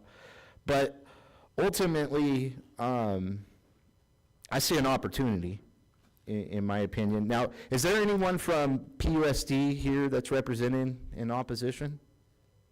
There was a school board member here, but he left. Okay. Is there anyone from Premium Blossom here that's willing to come up and speak? Okay. You're the one that provided these. I am. Okay, I remember. I tried shutting it down, and you. Line to kind of die down, and then you were gonna, shut it down. So, yeah. Okay. And I know what you're providing here with the Believers Church. Yes. This was a concern that I had 3-4 years ago when some of these stores were opening up. You're stating that it's 185 feet away from that church. Correct. Okay, and that is cannabis culture? That's culture. Yes, correct. Yeah, and so, but state law doesn't say that churches count, but you do have a picture here where it shows. Yeah, we checked. There's no licensed daycare there. I think they have childcare during their church services. Okay. Yeah. Okay. So, but children are still, within 185 feet. And so let me ask this. What are you going to do with this business front on Main Street if we decide to allow you guys to move to the storefront on Olive? What is going to happen to the business front on Main? Well, I think we plan on leasing it out to another potential business. I actually, and I'll just give you a little bit of background of myself. I'm a businesswoman, Even though I help run and have some ownership in a cannabis dispensary, I do not consume cannabis myself. I have a 15-year-old daughter and an 11-year-old daughter, and so I understand the concerns that are coming from the school district and some of the council members. But you have to understand that my family has been self-employed in multiple different types of industries from the time I grew up. And so I have been doing this, and I understand it and I get it. But also, when I was in high school, I walked from my high school to a restaurant that had a bar in it to get a bean and cheese burrito for lunch every day, and it did not drive me to want to go and drink on my lunch or after school because that was in front of me. Like you said, I think it's a bigger problem that's outside of just relocating a dispensary that we're not going to solve in this room with anybody here.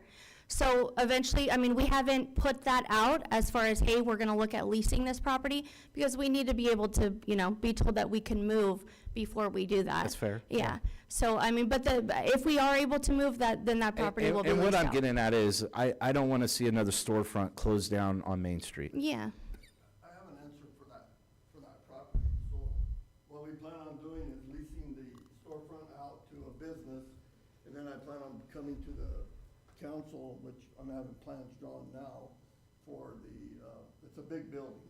So for the upper stories to be built for low-income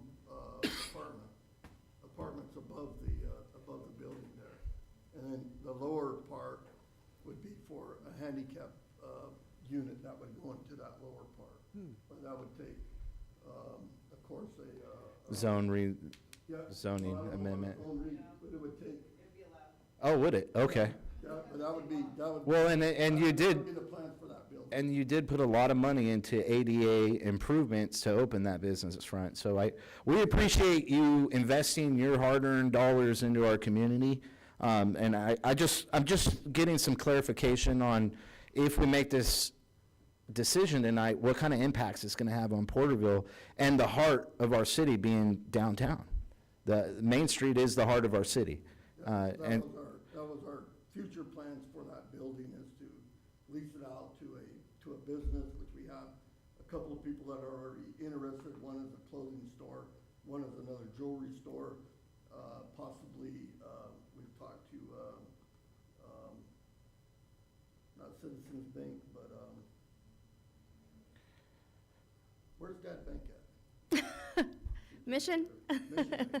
Well, and I had a conversation with Mission Bank about them moving into that lower section of that building, but the back half of the building and the upstairs, we plan on having some plans drawn to put in low income. what you do with your building and your entrepreneur spirit is your choosing. I just wanted to hear that you do have plans. You're not just going to close the business front and have another closed door on Main Street. No. And so that's really what I was wanting to get at. And then, as far as the business on Olive, say we do take the direction to allow you to open up that business front, what's your plans for beautification on that? Yeah, so, I mean, most of the inside of the building is already completed. I mean, we were leasing out to a couple of businesses there. They're no longer there. But we are planning on, you know, beautifying the outside as far as putting in planters. One of our big things, and the reason why we want to move to that location, is to put a drive-through in. So we do have some ideas for that, kind of in the same aspect of what we did on Main Street, to doing the same to, you know, that building on Olive, because right now it's just a metal building, you know. So we do have plans as far as making sure the outside is upgraded and detailed, and in that sense of, you know, bringing the same thing that we did to Main also to Olive. Good, that's what I want to hear, right? Yeah. So that's good.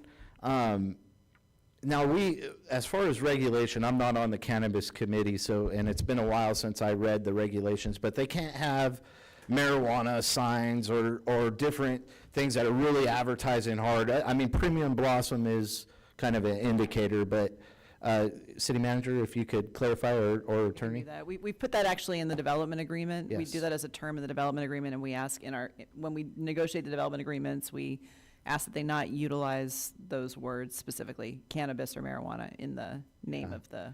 Yeah, and then I think of like Town and Country, which is pretty close to both the schools, right? They sell liquor out of Town and Country, and it's not to demonize Town and Country, but nowadays liquor I would probably consider worse than marijuana, just because. I think that's an opinion. Well, it is an opinion. Yeah, but I mean, not only do you have that, you have Smart and Final across the street that sells liquor, you also have a smoke shop, that's Caddy Corner, that sells tobacco, vapes, and smoke shops are also allowed to sell synthetic marijuana, which is actually worse than the regulations of the marijuana that we sell. So, I mean, it's all over. It's everywhere, you know, regardless of whether we're downtown or we're on Olive, you know, it's going to be consumed. And the amount of regulation and security that we have to put into our business, it's unreal. I mean, you would be shocked by what we actually have to do state-wise for us to be able to, you know, run this business legally and not get in trouble city-wise and state-wise. Our intent is to not try to draw children in. I mean, absolutely not. That I wouldn't be in this business if I thought that that's what it was going to do. But I also think that we have other things that we need to think about, as far as we have an entire west side of Porterville that is not serviced. I mean, if you have 3 McDonald's within a mile of your house, which one are you going to go to? You're going to take your pick, you know. If you and that's a big. I know Councilman Rivas had asked, well, why do we want to move? Well, the thing is we're saturated on Main Street with cannabis dispensaries, and the parking on Main Street is terrible. It's hard, and if you don't find a parking spot in front of us, but you find a parking spot in front of Culture, or there's a parking spot in front of Haven, you're going to walk into that dispensary. So it does draw business away from having the saturation on Main Street that we do have, and that's what we're trying to get away from. Also, bringing in the drive-through option, you would be shocked that I would say that there are probably people in this room that use marijuana, but if you don't, you know somebody that does. We are not just a dispensary that's out here to get people stoned. We have a large percentage of people that come in and use it for medicinal purposes. Cancer patients, anxiety, depression, Alzheimer's, all of the time. So this really is a medicinal product for a lot of people in Porterville, but people still have that stigma about cannabis that they don't want to walk into a dispensary. They don't want people to see their car in front of a dispensary. So if we have the option to have the drive-through, it just makes it a little more, you know, unseen, and they have that ability to access that rather than going to the illicit market and getting something that, you know, could be laced, or, I mean, you just never know. So that's our goal, is to not only bring the beautification to Olive, to grow our business, and to also be able to serve all of the residents of Porterville that need this product. I would, just a thought of advice, maybe join Chamber of Commerce. Me?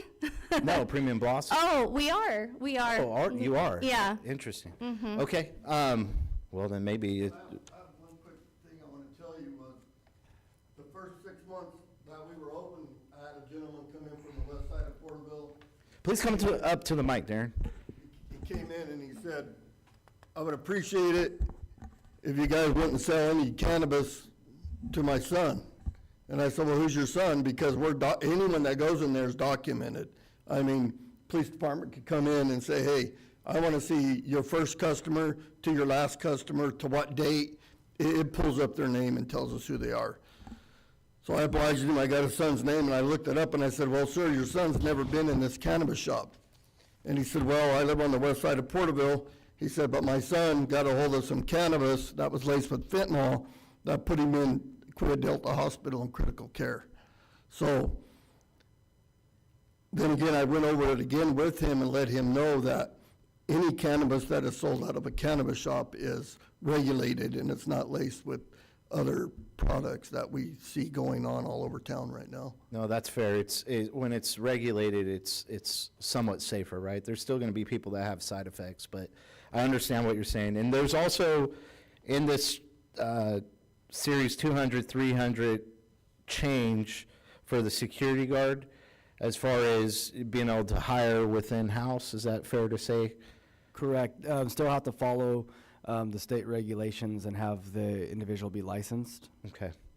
I personally, do you have more discussion? Okay, I'm leaning towards I came into this position as business friendly. I want to support my local businesses and entrepreneurs and producers like yourself that want to invest in Porterville. It's something that I do support. You know, the adult school is unfortunate, but I don't see it that being that big of an issue or impact. Now, something that's in here with the almost exactly 600 feet, is that give or take? And are we legal?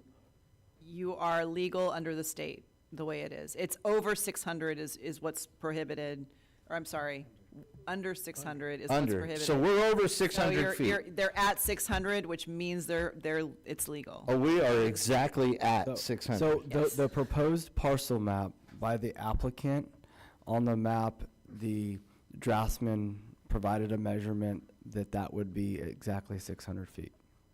Okay. So that's what's legal by the state of California. Yes, so even if, so, you know, tonight we're seeking council's direction to then bring back items for a public hearing. And also, one of those items is that relocation, which would be a new development agreement. That would be contingent on that parcel map going through the process and getting that approved, to having a legal parcel that was at least 600 feet from the elementary school. Okay. All right, Councilman Beltran, go ahead. So again, I don't want to blame the business, absolutely not at all, that any of the issues going on with the schools is that your guys' problem. It's more of a societal. But just because something is legal, in my stance, doesn't mean it should just be wherever technically it can be. And I'll give an example is, there's an adult store not too far down the street. It's legal. Pornography is legal. I don't know if we want that advertised next to a school or education facilities. And that's just kind of what I'm getting to. I'm not blaming that. It's people are above, they're adults, they're 18, they can do whatever they want. It goes more to our community, the image, the stuff that we're trying to protect as far as the youth, the education facilities. So again, I'm not trying to pick on if people want to go to those places and be responsible with what they do in their personal lives. But I don't like the whole, well, because alcohol is legal and it's next door, it's fine. If this was an adult store, we might look at that differently, and that's the lens I'm looking at through. Thank you, Councilman Beltran. Is there any other comments? Are we entertaining a motion? I will do the motion. I'll make a motion that we allow Premium Blossom to go forward with this Series 200, 300 amendment to relocate to Olive, and then also with the staff recommendation on the security guard. Go ahead, Can I make a Julia. recommendation that maybe we split this up a little bit, because I believe that just to be clear, the Cannabis Committee recommended moving forward with the zoning change, irregardless of whether or not you guys decide to relocate. So maybe what you could do is, you could maybe take the relocation as a standalone issue, as a vote, and then you guys can vote on the other two ordinances. Does that make sense? Right, but we need them to set the public hearing, so I want an action. So we want the public hearing for the zoning relocation. Maybe let's do this. Let's take number one, which is to maybe make them, if you'd like to allow for it to be in general commercial, to entertain a motion on recommendation number one, which would be to authorize the setting of a public hearing on May 20th, 2025. Okay, there's my motion. To the zoning ordinance. Let's just take them one at a time. With the attorney's recommendation, that's my motion. I'll second that motion. Is there any other discussion?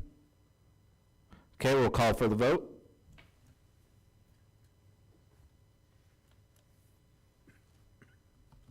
Passes 3-2. Okay.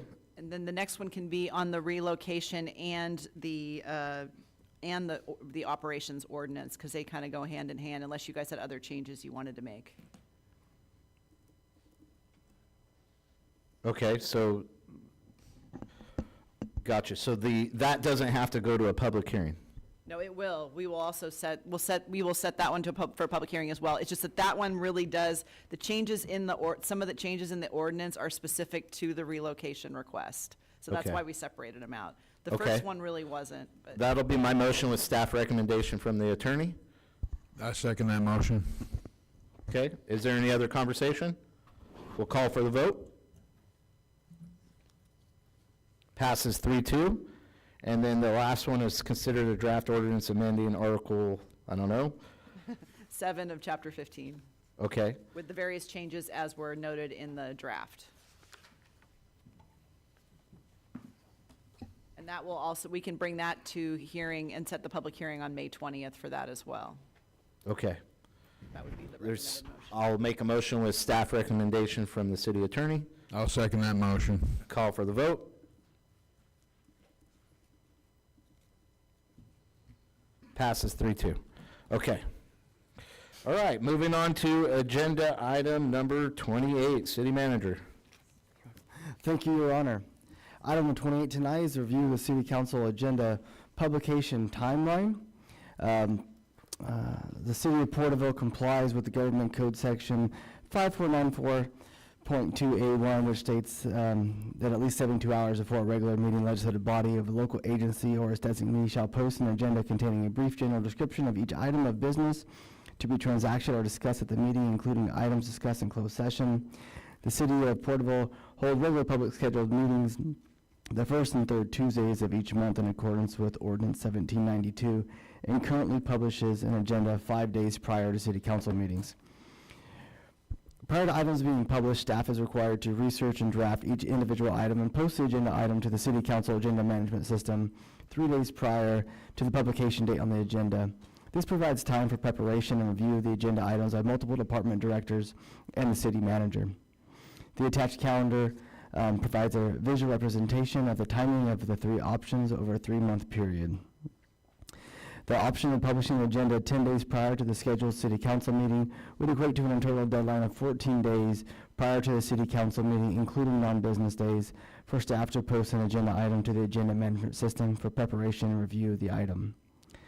This option will result in staff inputting staff reports on the date of a city council meeting for the following meeting. The option of publishing the agenda 7 days prior to the scheduled city council meeting would equate to an internal deadline of 12 days prior to the city council meeting, including non-business days, for staff to post the agenda item to the management system. This option would require staff to input staff reports on the Thursday following the city council meeting for the following meeting. The option of publishing the agenda 5 days prior to the scheduled city council meeting is the current process and equates to an internal deadline of 8 days prior to the city council meeting for staff to post an agenda item in the agenda management system for preparation and review of the item. This option requires staff to input reports on the Monday, the week following the city council meeting for the following meeting. Staff is able to accommodate any of the 3 options presented tonight. The timing of the 10-day and 7-day options for standard or recurring items that require city council consideration would be adjusted in the planning process to accommodate the timeline. The coordination and timing of agenda items regarding requests for qualifications, project bidding results may result in consideration of the approval of contracts being delayed a meeting due to the reduced flexibility of timing. The timing of agenda items requesting the city council's consideration of projects that require entitlements would be adjusted and planned to coincide with the options selected, potentially resulting in additional time between the project review and consideration. City council initiated items requested in other matters will also experience a meeting delay to allow adequate time to review and prepare a requested agenda item. With the additional time between publication of the city council agenda and a city council meeting, the city council would likely observe more amended agendas, particularly as it pertains to items scheduled for closed session. Staff is available for questions. All right, we'll bring it back. Thank you for the report. Bring it back to council. Personally, I see this as hobbling the council. I like the way it's set up right now and going forward, but Vice Mayor, you brought this motion, and I'll let you lead the way, sir. Sell us. Thank you for the reading, Jason, and thank you for the work on this. Visually it helps me a lot. I like the chart. It makes it simple, and the very simple approach here, it just puts in perspective what we're doing. Now, I initially called for this because we want to make this information available to the public as soon as we can, right? And so that idea of transparency, we want to get it out there, we want to be able to consume the information. There's a lot of information in here. Some of these meetings are long, and you know, it is an opportunity for us to have it and look at it for a longer period. And what I liked about the discussions that we had was that we could probably do the 10-day and not hobble the council on every issue, but there's some trade-offs. There are some things that would slow down in that process, but the fast-track stuff, the stuff you got already in the hopper, that stuff would continue to go on even if we publish 10 days in advance. So I know it's great to have it as an option, and I tend to lean towards the direction of the mayor and saying that, well, it's kind of working good right now, and we're now looking at this on Fridays, and it's given us some flexibility, and you guys have already made some adjustments in the way the staff has approached this for us to help us with that. It doesn't give us the full transparency with the public that we initially had talked about, but I think we could bring it back at a later time, knowing what the trade-offs are. And if it became more favorable at a later time, we could look at that. But now we know what we're talking about, and it really is been a good discussion. Thank you so much for putting the time into that. I really appreciate it. And I think that if I were to make a motion after a discussion, I'd probably say let's keep it the same. Well, we have a motion on the table. We'll let it, Councilman Rivas? Yes, I'm just going to make this real quick. Thank you for the information. Thank you for doing what you guys did. Now I see how it could impact the agendas and whatnot, but I'm going to keep it real simple. I like the way it's going. I like the way it's being done. So I don't see any changes. So with that, I'll turn it over to the mayor. Councilman Beltran. When this was first brought, it brought me flashbacks like PTSD from when I first was up here. It is a big learning curve. I'd say at least 6 months of a learning curve. And so I appreciate all the work you guys are doing.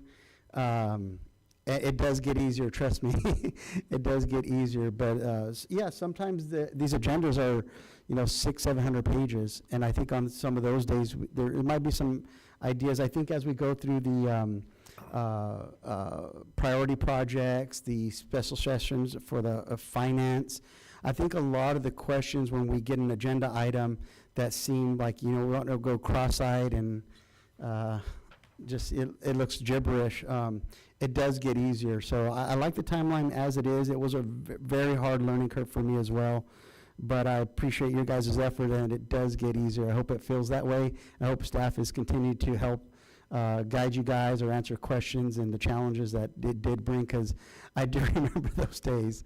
So I like the way it is right now, and if we need to bring this back because maybe more agenda items or issues come before us that need to be addressed maybe at 7 day out for a specific issue, but I appreciate all the staff's work, and especially council members up here. I appreciate all you guys' homework and working really hard to catch up. So I appreciate your guys' efforts. Thank you, Councilman Beltran. Councilman Green. Yeah. Excuse me. Yeah, at first it seemed kind of rushed, but it's kind of like getting a new pair of boots. After a while, it gets kind of comfortable. So yeah, I'm fine with the way we've got it right now. It's getting a little easier and a little easier as time goes on. Yeah. Okay. Thank you, Jason. Sorry about that, Councilman. Mayor, if I may, one thing to note, and I want the council to understand and feel comfortable, if there's an item that you would like to table or, tables the next meeting, consider at the next meeting, staff is very open to that and will provide you with all the information that if it's time sensitive or not. Some items that we do have are time sensitive and we're up against a deadline, a funding deadline or something of that nature. But a lot of items that we consider that are complex can be continued to the next meeting to have further discussion. Thank you for that, City Manager. And even in closed session tonight, there's discussion and learning for this new council. Even myself, I'm new and or sophomore year, I guess you could say, as a councilman or mayor of Porterville now. So with that, we have a motion. I'll second that motion. If there's no other discussion, we'll call for the vote. Okay. Passes 5-0. Okay, agenda item number 17, City Manager. Yes, Your Honor. Apologize. It's getting late, I know. Item number 17 is a city council member requested agenda item, consideration of a resolution declaring women's rights in Porterville and resolve for the protection of rights of all constituents. Staff is available to read a staff report or answer any questions. Okay, thank you for the report. Bringing it back, Councilman Beltran, you're the one that pulled it. They'll let you lead the charge. Earlier in today's council, we gave a proclamation out that kind of spoke to a little bit of this, and I was happy to sign on to that. But as far as this as a resolution, I don't want to misunderstand the word tabling. When I say tabling, doesn't mean that this goes away and we're not going to bring it back. This means when there are case law that are then settled by Supreme Court or state law, that then we just bring this right back. This doesn't mean it's put it back in the shredder and it's done. It just means that we're just going to put it on the back burner and we can continue working on this behind the scenes as cases get settled. And so I just brought it back so that we can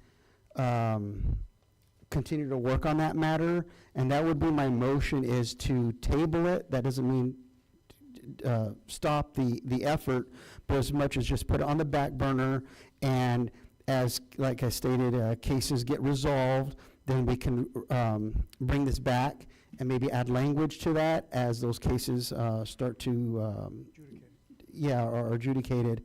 And then we can go from there. So that was the whole reason for me pulling the item, so that we can still discuss this, but we'll just put it back on the back burner. You have a motion to table. Julia, just for legal and on the Roberts rule, if everyone tables this, then with Roberts rules, someone can't, if you vote to table it, then you can't bring it back, right? How does that work? No, you can. So tabling is just, so the difference between continuing and tabling is when you continue a matter, under Robert's rules, you're supposed to continue it to a date certain. So you actually specify a date that you're continuing consideration to, whereas tabling is that you haven't yet specified a date, but you can specify a date later. There's and honestly, with Robert's rules, they're really guidelines. They truly are. They're not going to help you guys. Yeah. Okay. Yeah. Well, that's good to know. So I had that backwards. Thank you, Councilman Beltran. Okay, Councilman Rivas, any comments? No, I just want to say that the sentiments of Mr. Beltran, Councilman, those are the words that I was going to say, but with that, I'll just pass it over to you. Councilman Green? No comments. Vice Mayor McCurvey? Yeah, thanks for those great comments, Ray.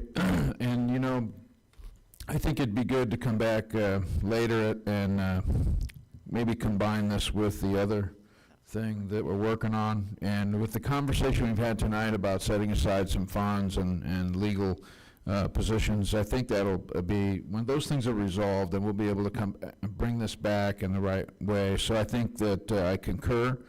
And if I might comment on 18, we're going to do them one at a time? You could actually talk about them both. And I was going to say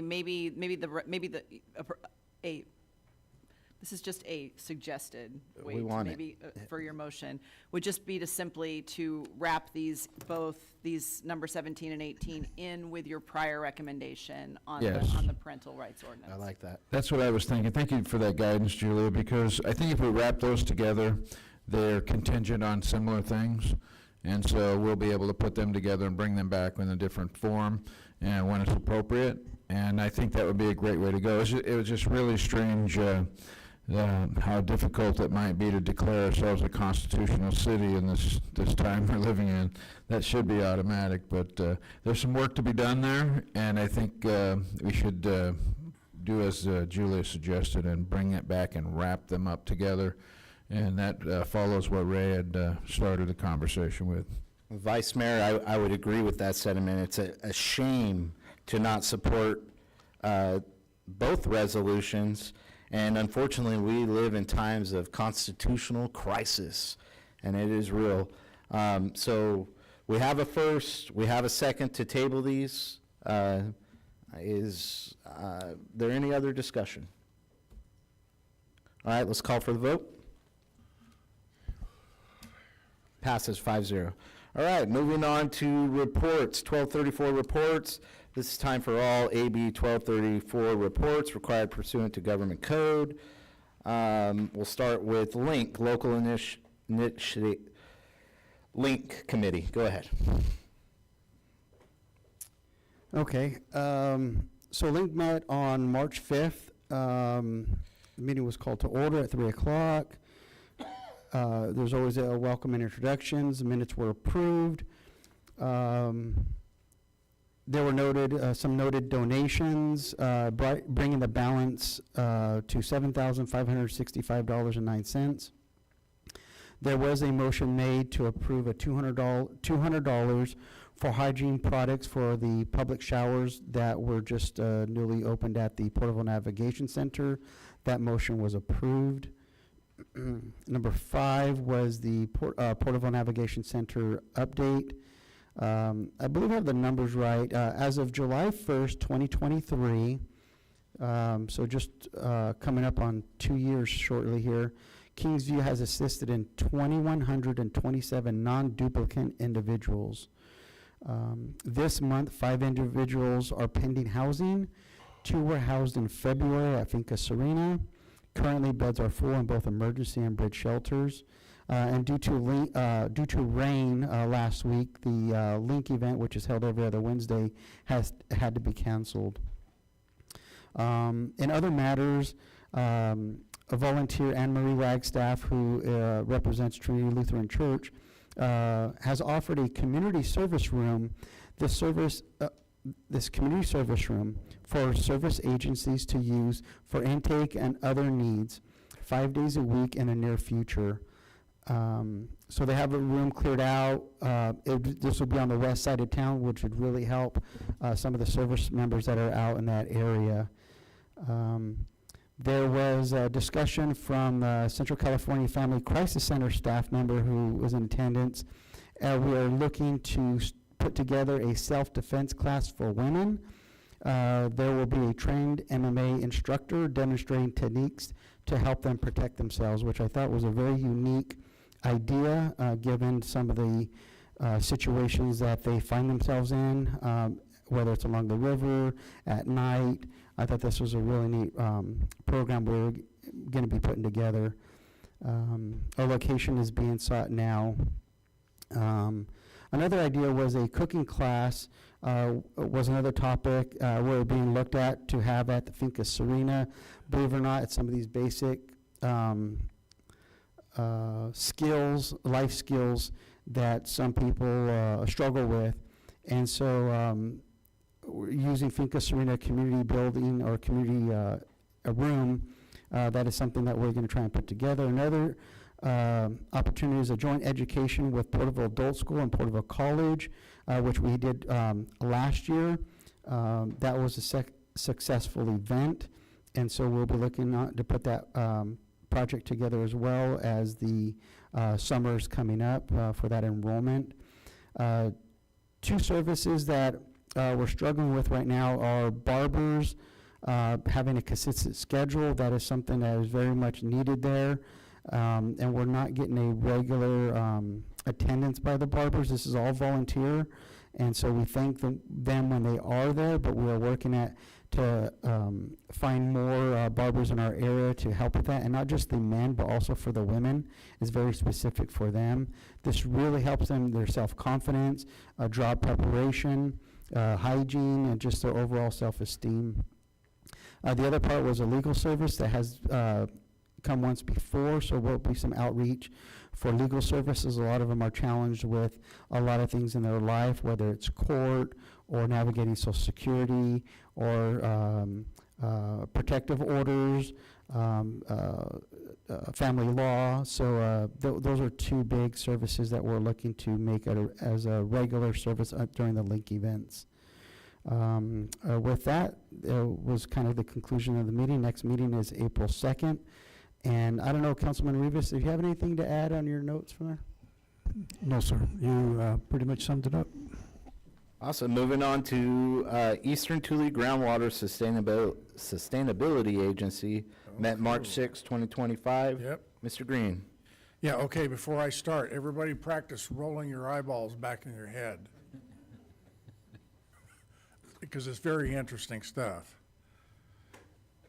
ETSGA meeting of 3/6/25. Basically, pretty short in some of the areas that are worse, and the worst area seems to be the stretch Avenue 112, maybe south in that Sausalito area where the ground subsided. It's still subsiding. There's still overdrafting in those areas. So they're trying to figure out what they're going to do to alleviate that. And so far, haven't seemed to reach the point where they can stop the the ground subsidence. Also, the council agreed to continue funding and keeping the Eastern Tule GSA staff while we're setting up the GSA Groundwater Sustainability Agency with Porterville Irrigation District in the city of Porterville to help transition, because there'll be a lot of questions and be a lot of things that they'll be able to help us with while it's transitioning into a new GSA. And then there also, next board meeting on April 3rd, there will be a public hearing on people that are delinquent, that have delinquent accounts for Tier 1 transitional pumping on penalties. And other than that, I said that will be our next meeting will be on April 3rd. Thank you. That's my story, and I'm sticking to it. Thank you, Councilman Green. We'll move on to. Excuse me. No, you're good. Do you have anything to add? No, to you that, covered it. You Mr. covered it Knight? all. Okay, good. You're sticking to it? Yeah. Okay. I'm not going to change his story. All right, so I did not make the Mighty 190 committee meeting. Vice Mayor, were you able to make it? City Manager, can you give us an update, please? No problem. I will do that. I did attend, as well as Claudia Calderon, as well as Maggie Salazar from the city of Porterville. So really, we talked about some marketing that the Mighty 190 is doing, looking at they're going to participate in a podcast series, as well as purchase an ad and a Visit California ad. It's a joint ad with the Porterville Chamber that will be in 26 newspaper websites and expected to reach 250,000 people. Spoke of the Sequoia Visitors Guide and talked about, a marketing campaign of Sequoia National Park versus the Sequoia National Forest. We're pro-forest people over here in Porterville. And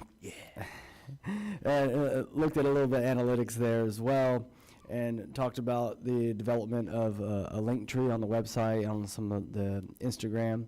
And so Christy Martin had put something together and showed that. Kind of the key action plan dates. The committee is looking to have a consensus planning workshop on May 12th from 12 to 4. And so Christy Martin will be sending that out. As well, we've discussed points of interest that Claudia Calderon had put together and provided for the MIDA 190 and looked at that. And so those were the major updates from the meeting. The biggest one is the setting of the workshop for May 12th from noon to 4. Thank you for that, City Manager. And just hearing a podcast series, they stole your idea, Mr. Tree. So that's pretty cool. I think that'll be some good advertisement, getting Mighty 190 out there. I will definitely. Do you know when the next meeting is? The next meeting will be on May 12th at noon at the planning workshop.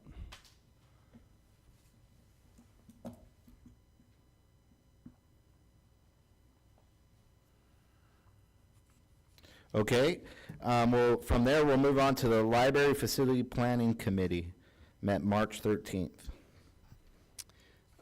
This was my first meeting since being added to the committee. It was previously held by Vice Mayor Carrillo. So the meeting was on March 13th at 4:15. The Vice Chair, Natasha Esoff, would lead that meeting. There was a roll call. All the committee members were there, with the exception of Esther Figueroa. Let's see. Item 3 was the committee committee organization, since I was added to the committee, but that was tabled to the next meeting. There was no oral communication. There was approval of the minutes. The last time this committee had met was back in November 21st of 2024. So item number 6 was scheduled matters. There were 2 main items. First being the library design update. So I know everybody's kind of curious about how this new library design looked. Director Moore gave a PowerPoint presentation and context of the initial design from Paul Halasian Architects. Incorporated were elements of the courthouse across the street, as it is a prominent building adjacent to the library location. The Santa Fe Trail design, Main Street influences, and the general surrounding area. As far as where we are on the timeline, we are on phase 2 of 7 in the whole process of start into completion of the library. So we're on this is considered phase 2 from Paul Halasian Architects timeline, which right now is the schematic design phase. So PHA, which is the architect company, was given direction from council, and Director Moore presented the committee with renderings from for the library. The images were consistent of outside perspectives from all sides and from within. These again were more placeholders for the size, space, and overall look. Building materials, colors, furniture, final product were not part of the design or look.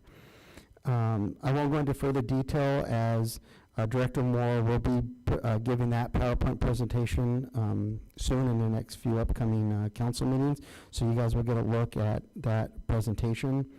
There was not a lot of feedback from the committee as far as the need of change of direction, as far as the concept or dislike of any of the overall designs. There are several steps to go to put more realistic details as PHA moves forward. Again, this was a presentation to ensure that they are going in the right direction. Part 2 of the scheduled matters was the library service report that was given by Porterville librarian Tony Ariano. He had passed out March and April event calendars for the library. Each day has an activity, which is really neat to see that every day is filled with some type of activity for the community. It was very impressive, given, again, that was stated during the library report, the limited employees and budget, that the maximized effort for the community of all ages. I thought this was really interesting. Mr. Ariano highlighted the library's electronic connectivity services like Overdrive and Libby, which with a free library card, which everybody has access to, one can access thousands of ebooks and audiobooks without leaving their home.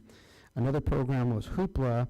It's another media service free with a library card for library card holders, which can access over 800,000 titles in 6 different formats like audiobooks, ebooks, comics, music albums, movies, TV, and magazines. All can be downloaded or streamed at their convenience. I thought that was just neat to have all this stuff free to residents in our area who have a library card. Another really neat resource was Help Now was highlighted, which is an online tutoring service that's available 7 days a week from 1 p.m. to 10 p.m. Again, these are free for card holders. And I thought that was really neat for students who, it's free tutoring. I thought that was just tremendous. He highlighted there'll be some upcoming events at the Porterville Library, which is Porterville Celebrates Reading, which will be on April 12th. And I encourage all residents to follow the Porterville Library social media pages or look them up at the city website, because it's just an abundance of information. There were no other matters, and the meeting was adjourned at 5:02. Director Moore, I think that was kind of everything. Is there anything that I might have missed? You got it all. Thank you so much. Thank you. All right. Tulare County Association of Governance, I attended that meeting. It was March 17th. We met at 1 p.m. Some of the things that portrayed to the city of Porterville, one was a claim for the city of Porterville and Tulare County Regional Transit, 2 different funding sources, the payback of the TDA funds for TCRTA, 1.574, and then TCRTA Transit for the city of Porterville of $991,000.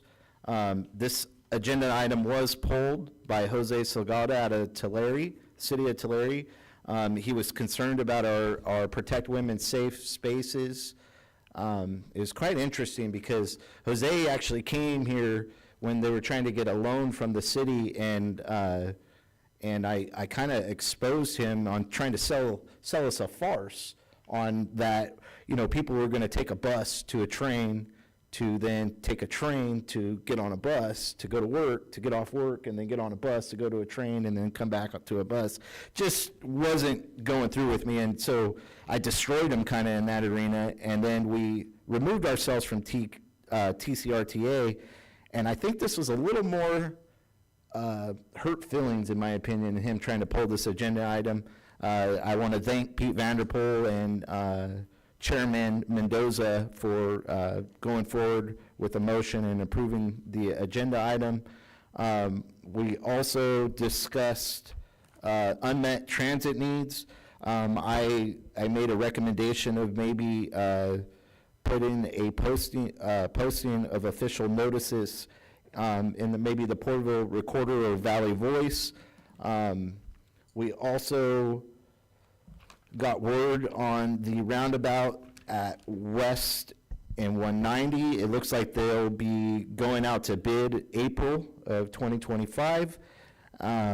With that, we also had a transit agency regional collaboration update. I put Director Tree on the spot. I apologize. I probably should have gave you a heads up, but it was just in the moment. You did great. And what I was trying to, ultimately what we want to do is get to where these 3 agencies in the county, which is TCRTA, Visalia, and Porterville Transit Agencies, working together on the same page, same operating hours. And I don't know if that exactly will work out, but ultimately we want to be good partners to each other so that we can provide good services for the constituents, not only of Porterville, but Tulare County. One thing I tried pushing was free transit, which we've had great success here in Porterville. Something I wasn't expecting, but I appreciate your transparency, was that the increase in homeless riding the transit buses. But we've seen a 70% increase in ridership here in the city of Porterville. With that, did I miss anything, Jason, No, City Manager? You did a great job, Mayor. And one thing to note on that, we will be bringing an item before the City Council to have the City Council consider those free fares and the future of that. So that does expire at the end of June. So the city will need to consider that moving forward on what the direction is there. And also, I do believe that we can come to a partnership with the other transit agencies in the region on timing and things of that nature. And Mr. Tree and myself are working with TCAG on that to try to shore up some additional funding for maybe for microtransit or something to align those hours. And so we'll be bringing that back to the council. And I appreciate those efforts from staff, because I know you guys are working extra hard to meet the needs of our constituents, and I've seen that firsthand, so I appreciate that. Thank you. With that, we'll move on to oral communication. With that, you'll have, unless additional time is authorized by the council, all commentaries shall be limited to 3 minutes. Would anybody like to come forward?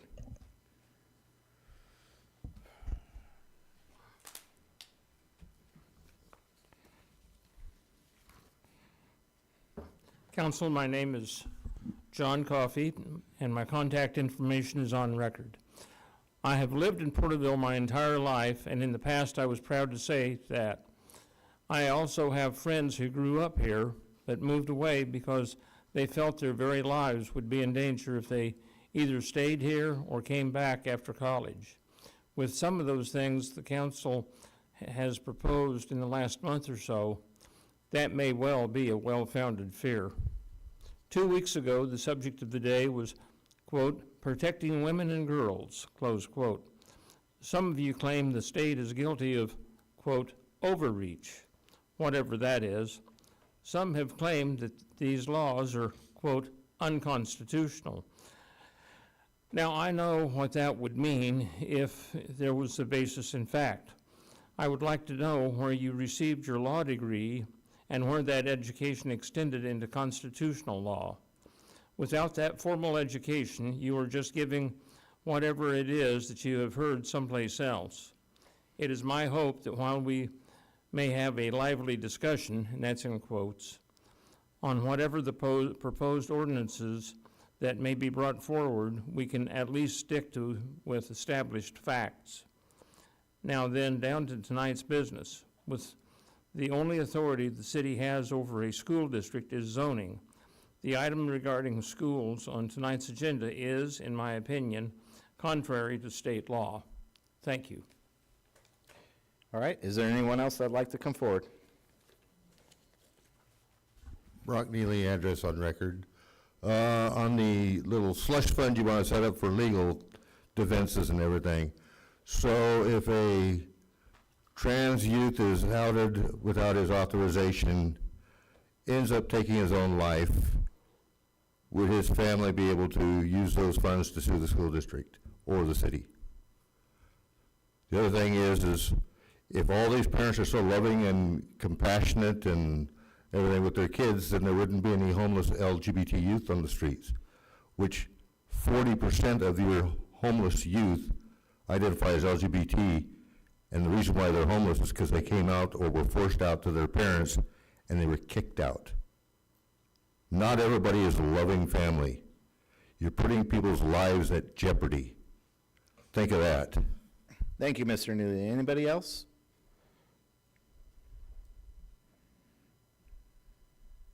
I'm Jim Reeves. I live in Visalia. For the past 9 years, I've been a participant or I'm not sure what word I should use. I've been involved in the Source LGBT Plus Center in Visalia. When we first opened the Source, I was surprised with what our focus became very quickly. I thought we would deal with gay kids, you know, stuff dealing mostly with gay and lesbian people. I was very surprised when our main focus quickly became transgender individuals. There's a large population of transgender people in this county. You may not know any of them, or did not know before this issue came up, but you actually did.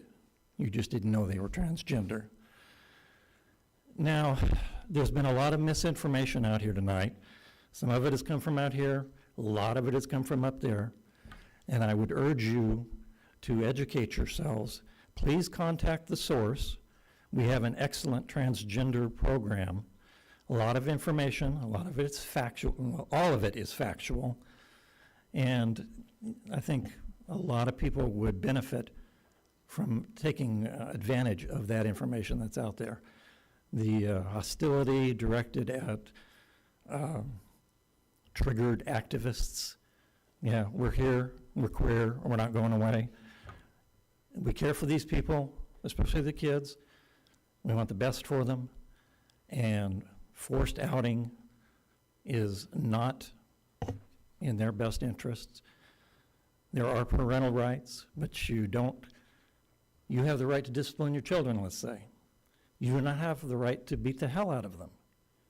There are balances here, and trying to force a school to out students without their permission is not acceptable. Thank you. Thank you, Jim. Anyone else? Greg Shelton, 888 North Wilford Drive. You know, it's refreshing to see some of the old timers trot out their well-worn tropes and the sky's falling. You know, I just wonder where modesty made you become a bigot. You know, I've spoken to women about the idea of men in their bathrooms, and every one of them I've spoken to wasn't a fan of it. It went from, you know, fear to just down to just uncomfortableness. And I like to say, listen, I'm not particularly comfortable when I go in the bathroom with men. I didn't like it when they went in high school and the stalls didn't have doors. I didn't like it when I went to the drive-in theater and people pee in a hole in the ground. And I didn't like it when I had to pee in the trough at Rocky Hill. But that has nothing to do with me being racist or bigoted or homophobic. I didn't feel comfortable. And so I think it's funny that we let not just a minority, but a uber minority, you know, 1/1000th of 1% of the population decide what the other 99.999% of the population, how they get to feel, how uncomfortable they get to feel, you know, whether or not they deserve to feel uncomfortable. And this is the tyranny of the minority, you know, where the radical loud side, and what's funny is I don't even think they believe what comes out of their mouth. I think there's truly some people that feel this, but I think a lot of them are just trolling the other side. They just think it's funny to make, I don't know, people like me feel uncomfortable, and you know, and so, but even for the super minority that really feels like this is what they want to do, I just wonder, where does the other 99%? It goes to my argument about rights. It's like, well, I have my rights. Okay, well, what about my rights? Oh, well, your rights don't count because my rights are superior to yours. And I'm like, well, why? Well, because I'm a victim here. Are you? And this is what bothers me about this whole argument. It seems like, you know, I get a bunch of people here, and I heard about somebody complaining about all the vitriol, and I saw the vitriol go one way, you know, and it just feels like it's the 15 minutes of fame, and they're back, and we're going to go with the oldies, and we're going to get our 15 minutes of fame. And I just think it's silly. I think it wastes time, and I think it's just incredibly insensitive and intolerant of everybody else. Thank you. Thank you, Mr. Shelton. Is there anyone else? This is the time. Okay, I'm not seeing anyone. Is there anyone online? Yes, Your Honor, we do have two individuals wishing to speak. One moment.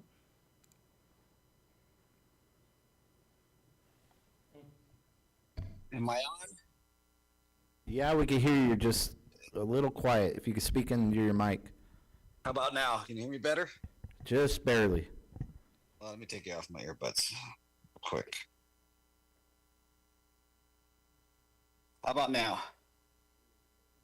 It's the same, but it'll do. Fernando, if you could just restart his time. Thank you, Fernando. Good evening, gentlemen. Taha Saleh, address on file. Just wanted to take a moment to acknowledge your service and say thank you for signing up for civil service and your keeping your cools. And there's a lot that got thrown out at you, and you guys are tackling some very uncomfortable conversations, some things that a lot of people are feeling right now. So I acknowledge you for that. And I just wanted you to know that I'm here for you guys. I am open to conversations. I've reached out to a few of you, and I wanted to commend the mayor for reaching out back to me. Thank you so much for doing that. And I offer the opportunity for other council members to engage in conversation with me. I think what hurts is seeing all the division that's going on in that room. It really pains me. A lot of people care about this city. They have different opinions, and ultimately, I believe there's a way where everybody can exist together while moving the city forward. So I look forward to being part of that solution with all y'all. And I continue to pray for everybody's safety. And I am excited for whatever reason that is, you know, whatever controversy the word. You gentlemen have packed the room, have allowed the opportunity for people to be courageous and share their experiences. And overall, from my perspective, listening on, I'm a better person for it. So thank you for your willingness to take on hard challenges. And lastly, the one thing I want to ask that I don't think has been addressed is the city manager. I noticed that you guys put it out for new applicants, so I am concerned. I don't know if there's an opportunity, if there'll be an update to this. I would ask for you guys to continue your transparency and share with your citizens, including myself, what your plan is for that and why it is. After all that process, you still didn't feel that you had somebody you can hire. Thank you for allowing me to speak to you. Have a beautiful night, and thank you for your service. Thank you, Taha. We do have one more person. Give me one. Okay.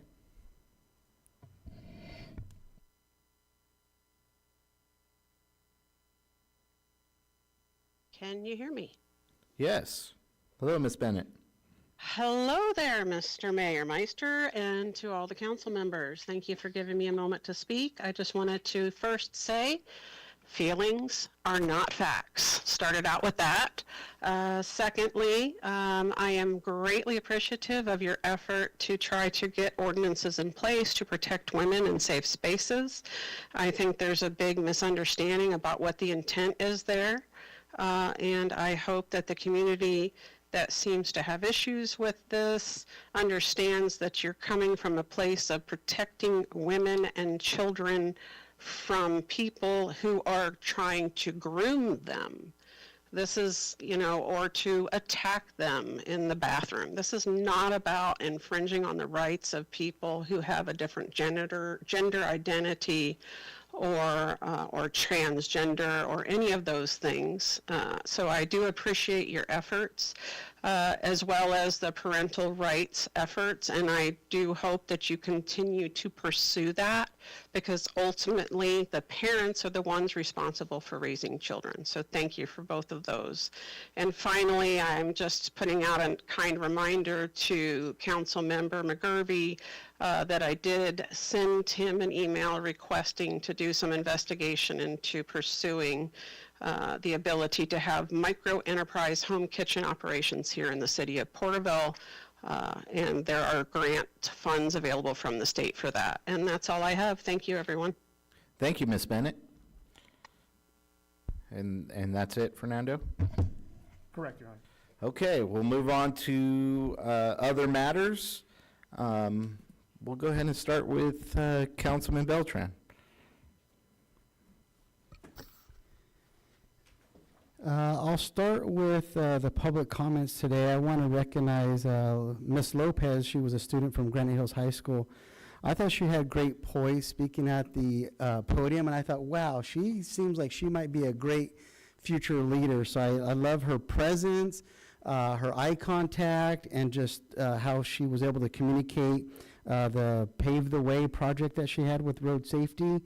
And so I just want to commend her at her young age. And also there was a Cadet Posey from the Porterville Military Academy who spoke about their event, the 5K and 10K walk. It's just great to see youth come up before us. A lot of people get nervous and stuff, and I think I wanted to recognize them for their just tremendous effort and just the courage to come up and speak in front of people. I thought was really cool. I was able to, this last month, I forgot to acknowledge the Read Across America event was really neat. I know the mayor had talked about that. That was a really fun event. There was a fishing derby over this last weekend. Unfortunately, the weather had an effect on the event, but nonetheless, there were many smiles, many memories still, and that was just a great community project that is, I just love how successful that is every year. Let's see. Next Wednesday, I wanted to reiterate that I believe, First Responders Recognition Dinner at the Elks Lodge is next Wednesday. I believe it starts at 5:30 p.m. The doors open. That is $30. So if anybody hasn't bought their tickets, find an exchange number. That's a really neat event. I plan to attend. I'm going to speak briefly on something.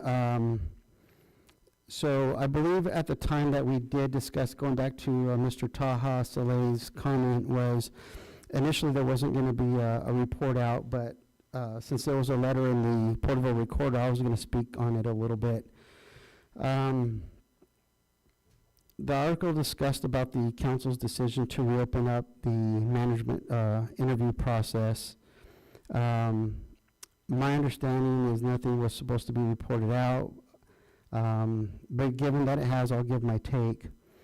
Over the past 15 months, the city of Porterville has had an executive change and lost, I believe it's 30-plus years of executive knowledge and leadership. Seems a new direction will add another 13 years of loss of experience in the executive decision. The decision was not unanimous. You hear from this council the importance of supporting local businesses when it comes to the bidding process, investing in our community, and that the majority of projects that come before us, that does not seem to be the new vision, and the effect I have will not go unnoticed. There have been some major projects over that last 30, I'd say the last 16 years, but with that executive decision-making and leadership, like the casino, the tertiary plant, bringing cannabis business to our community, the homeless shelter, the SMART team, the new community center that I think we'll be breaking ground on in the next 2 weeks, the new library, the modern trails, bringing transit back to our community, the new public safety building on South J, the new animal shelter, the building on Main Street in Olive that was replacing the Porterville Hotel. Those are some major accomplishments for our smart community. And I don't know what the future holds for those decisions that are being made, but that decision was not anonymous, was not unanimous. That's all I have to say. Thank you, Councilman Beltran. Councilman Green. No, I have nothing in other matters tonight. Okay.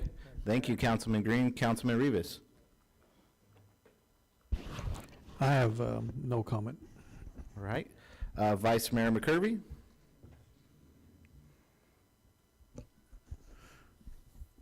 Well, I think I'm going to modify what I said. I said that we had a lot of triggered activists that come to our council, but I think it's going to be triggered activists from other cities. I have to amend that a little bit, because it looks like that government money is getting out there into the source and causing, and is the source of a lot of these problems. Yeah, it sucks, you know, we got a lot of money floating around and it's going to special interest, and then we see that manifest itself, and it's not a good civic conversation. It still continues to be condescending and arrogant, but that's just the way it is. It was a little bit better tonight. I saw a lot of great people that came and thanked us. There was a lot of engagement tonight. I really enjoyed that, the plea from our friends and neighbors that do the wagon masters that do Pioneer Days, and we should probably look out and talk to them and see if there's something we can do to support them, because that's a really important part of our heritage, and it sounded like they need a little bit of help, so we should take a look at that.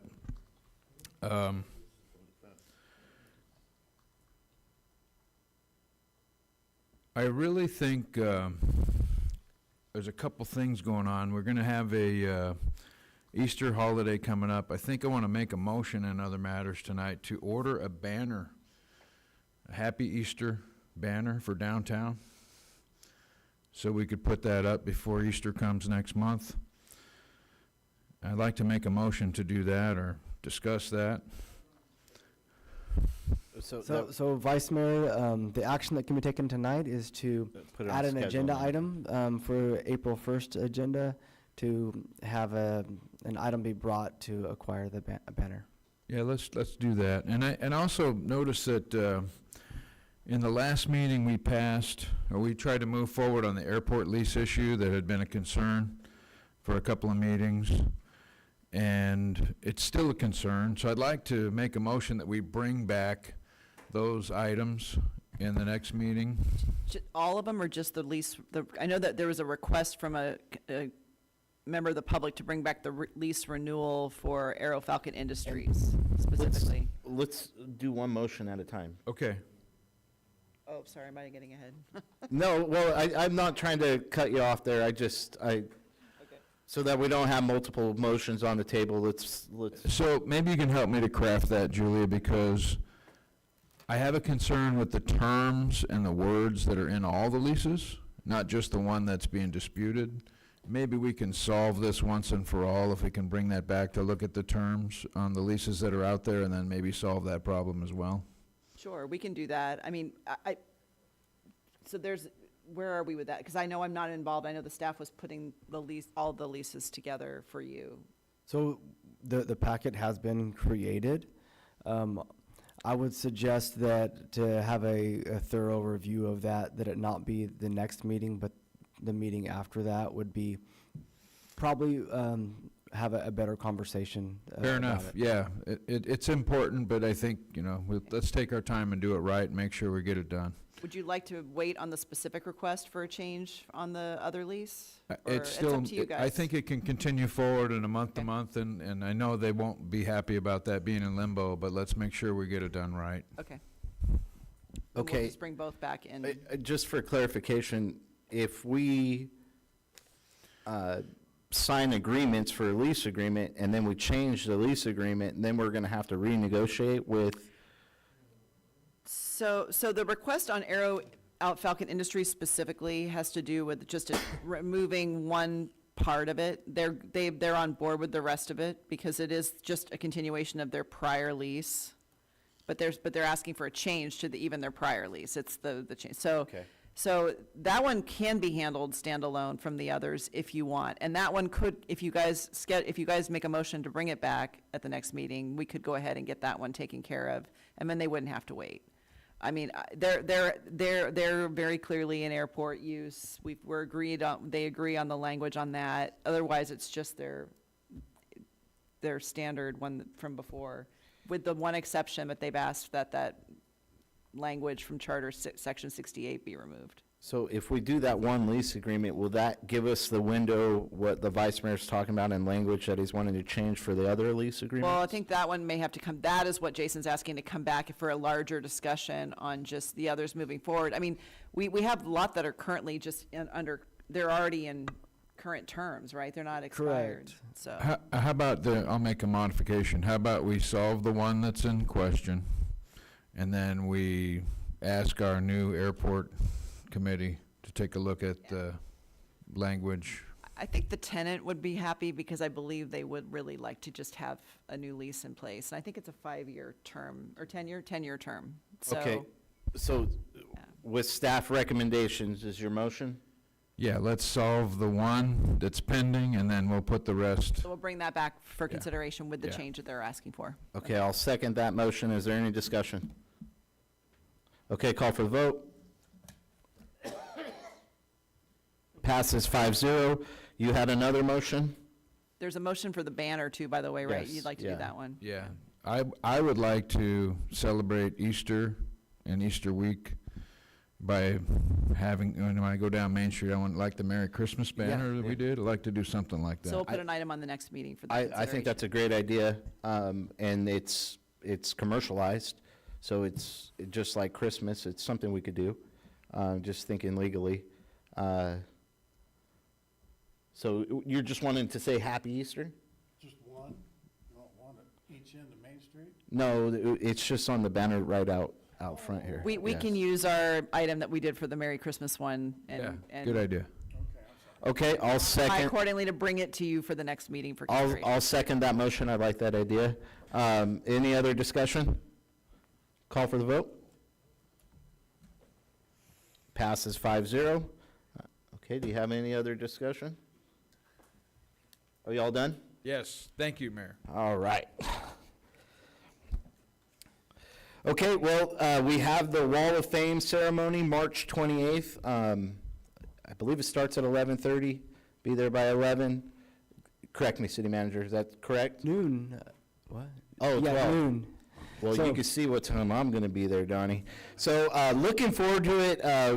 Just an amazing men that are going up. We have Alfredo Beltran, Bill Bennett, John Billieu, Robert Keeley, and Mike Rook, just a great group of strong men that we're putting on the Wall of Fame. I'm excited for this event. With that, we're going into the hypocrisy of the state, and of course I got to do it. So state legislature just passed H.R. 14 to support women's rights. And I just think of the hypocrisy of our state legislature, where they'll pass a bill stating that they proclaim women's rights while still holding bills that force men into women's spaces. It's just, the hypocrisy is unbelievable, but it's what we've been living through. Going in, we had some, I apologize to the chief of police and the police department for not attending the new officers swearing in. It's something that I try to make every time we do have these events, and unfortunately I wasn't. But congratulations to Jacob Aguilar, 16 years veteran, and also Ruben Rodriguez, recent Academy graduate. Welcome to Porterville's finest, and that's the police department. With that, there was a hit piece in the Porterville Recorder on our police department. I was disappointed, to say the least. You know, to act like we squandered the $1 million of ARPA funds from the county is a farce and is disinformation. We utilize those funds with the homeless, with the armory. The armory costs over $300,000 a year to operate. These are not cheap things. We're spending over $2 million a year at the Navigation Center to operate. We are investing into the homeless. And then to say that our police officers are kicking homeless and taking their blankets and treating them so poorly, I disagree with it. And we have a real crisis with the homeless in Porterville. And not only that, but I know that new faces are being dropped off in town because I'm seeing it. Around the 10th of this month, I saw it on Henderson, where there's new people in wheelchair that I've never seen before in my life, and I know there's constituents reaching out to me as well.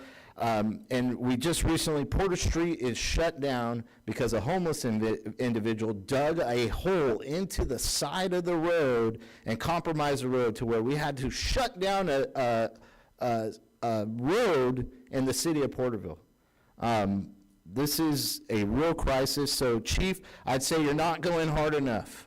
That's where I'm at as your mayor. I think you guys are doing a great job in addressing the laws within our city, and keep up the great work. That's where I'm at on that. I apologize that the recorder would allow a hit piece like that on our police department.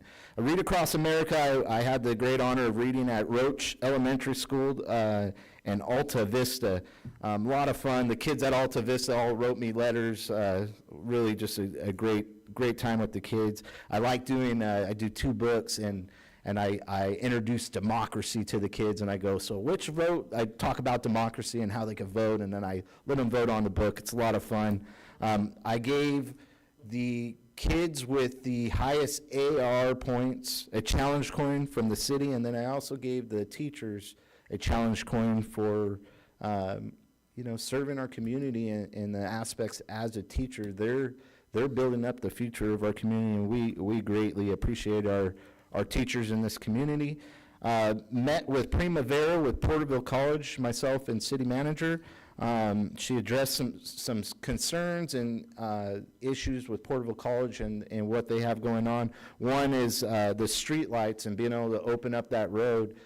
Edison, due to the fires down in Southern California, are short on manpower and material like street light poles, and so it's causing a great delay that they don't have an ETA on, and so they're leaning on us to see if we could work with them. Also, they were wanting to talk about possibly a monument at the roundabout, and so those are things that we'll look at in the future. From my perspective, Porterville College were good partners in the aspect of putting in this road. We had constituents that were upset about there not being a fence in their backyard, and Porterville College went out of their way to help our constituents and meet them in the middle. And so I want to continue that great working relationship with Porterville College. I also went to Elks Lodge swearing in of officers. I want to thank Chad Everett for the invite, and congratulations to all the new officers. It was a little different, something I've never done before. It was funny during the ceremony. My son, I brought my son with me, and they're going through the ceremony, and he's like, "Man, Dad, this is, you know." And I said, "Just wait, son. They're gonna drink the elk's blood next." And we had a good laugh. So, good times. Thank you to the Elks Lodge for opening the doors. They've got a lot of tradition in this city, and have been involved in a lot of community civic events, and they're just a great club to have in this community. Port Naz celebrated 100 years of the Nazarene, the Porterville Nazarene Church. It was, just a great privilege to be there. I think I'm growing up in that church, seeing Pastor Chad. He was my youth pastor growing up, Chad Ramage, and then Pastor Mark. I remember when he first came to Porterville, and just great man, great people. It really felt like home. My grandmother loved that church with all of her life. It was a great time. For the talk of the city manager, the direction we're going forward, disinformation that's being spread, that maybe this body wants to fire 50% of the staff and perform a Dodge-style government.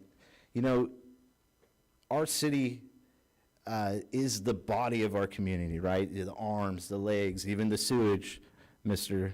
Knight. So it's just not even reality. There's no desire to fire anyone. I want to keep all staff that are here. Even with our city manager, he still has a right to return to his position, and I hope that you would stay, and I would hope that you still would apply for the job in the future, and that's being dead serious. And I would just say, if I was to open any kind of department for some kind of government efficiency, I would call it DOPE. It'd be Department of Porterville Efficiency. So I just putting that out there, and ultimately my main goal is to cut regulations that we can here in the city of Porterville. That's what I want to get to. It's not to fire staff. No way. No way. So I just want to put that out there. And then with that, of course, I have to make a motion. And I've talked with staff with this. The 218 process, one thing I have concerns and I don't like about the 218 process is silence is consent. So that when we do an enterprise 218 process, we send out notifications, and it's very legalese. It's difficult to read for the common man like myself. And so a lot of people will look at it and just go, "Oh, wow, well, the city's going to do what they're going to do," and they just throw it away because it's overwhelming. And so what I'd like to add by resolution to the 218 process is a ballot for opposition. Because if you're silent and you don't send anything in, then that is acceptance. But if we put just like an attachment that they can rip off and send in, and just empower, it brings transparency, which we always talk about, and it gives the power to the people to oppose, a better opportunity to oppose something that they may disagree with in the future. And so that is my motion, is to, by resolution, amend the process of 218.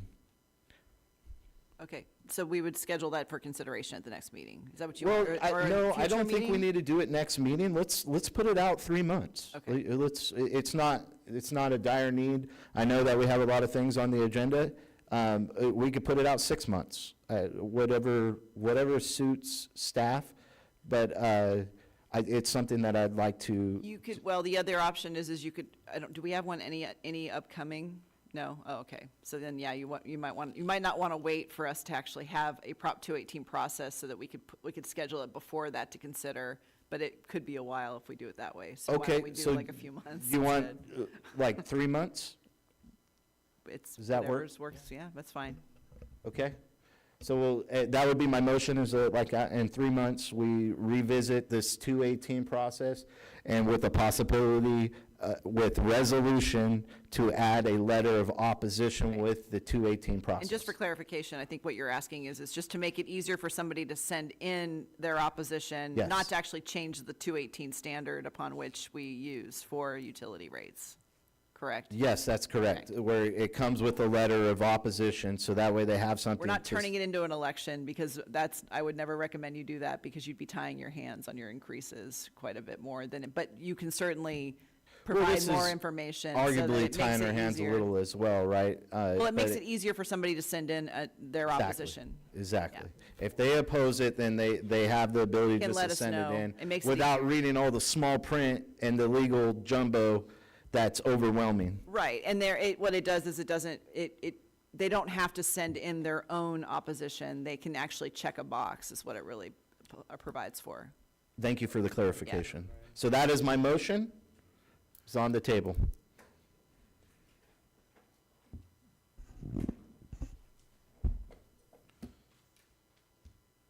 I want to second the motion, but I want to amend it. Okay, what's your amendment? I think that there needs to be a small bulleted explanation that goes with it.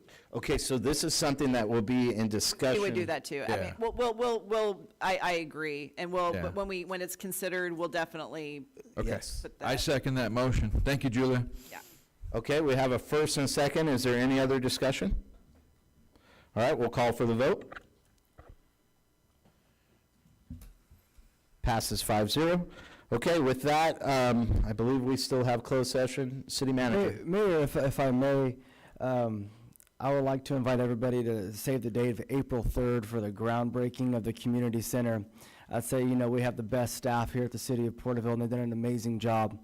And so going from acquiring the property, and former property owner is in the building tonight, and sold the city the land so that we could build a community center there. Our staff wrote grants, sought funding, designed the facility, and brought it to life. So we're looking forward to a groundbreaking, to something that our community and our children will have for a lifetime. Thank you, City Manager. Thank you for covering that. With that, we'll go back into closed session. All right, thank you. You can always tell the college they can get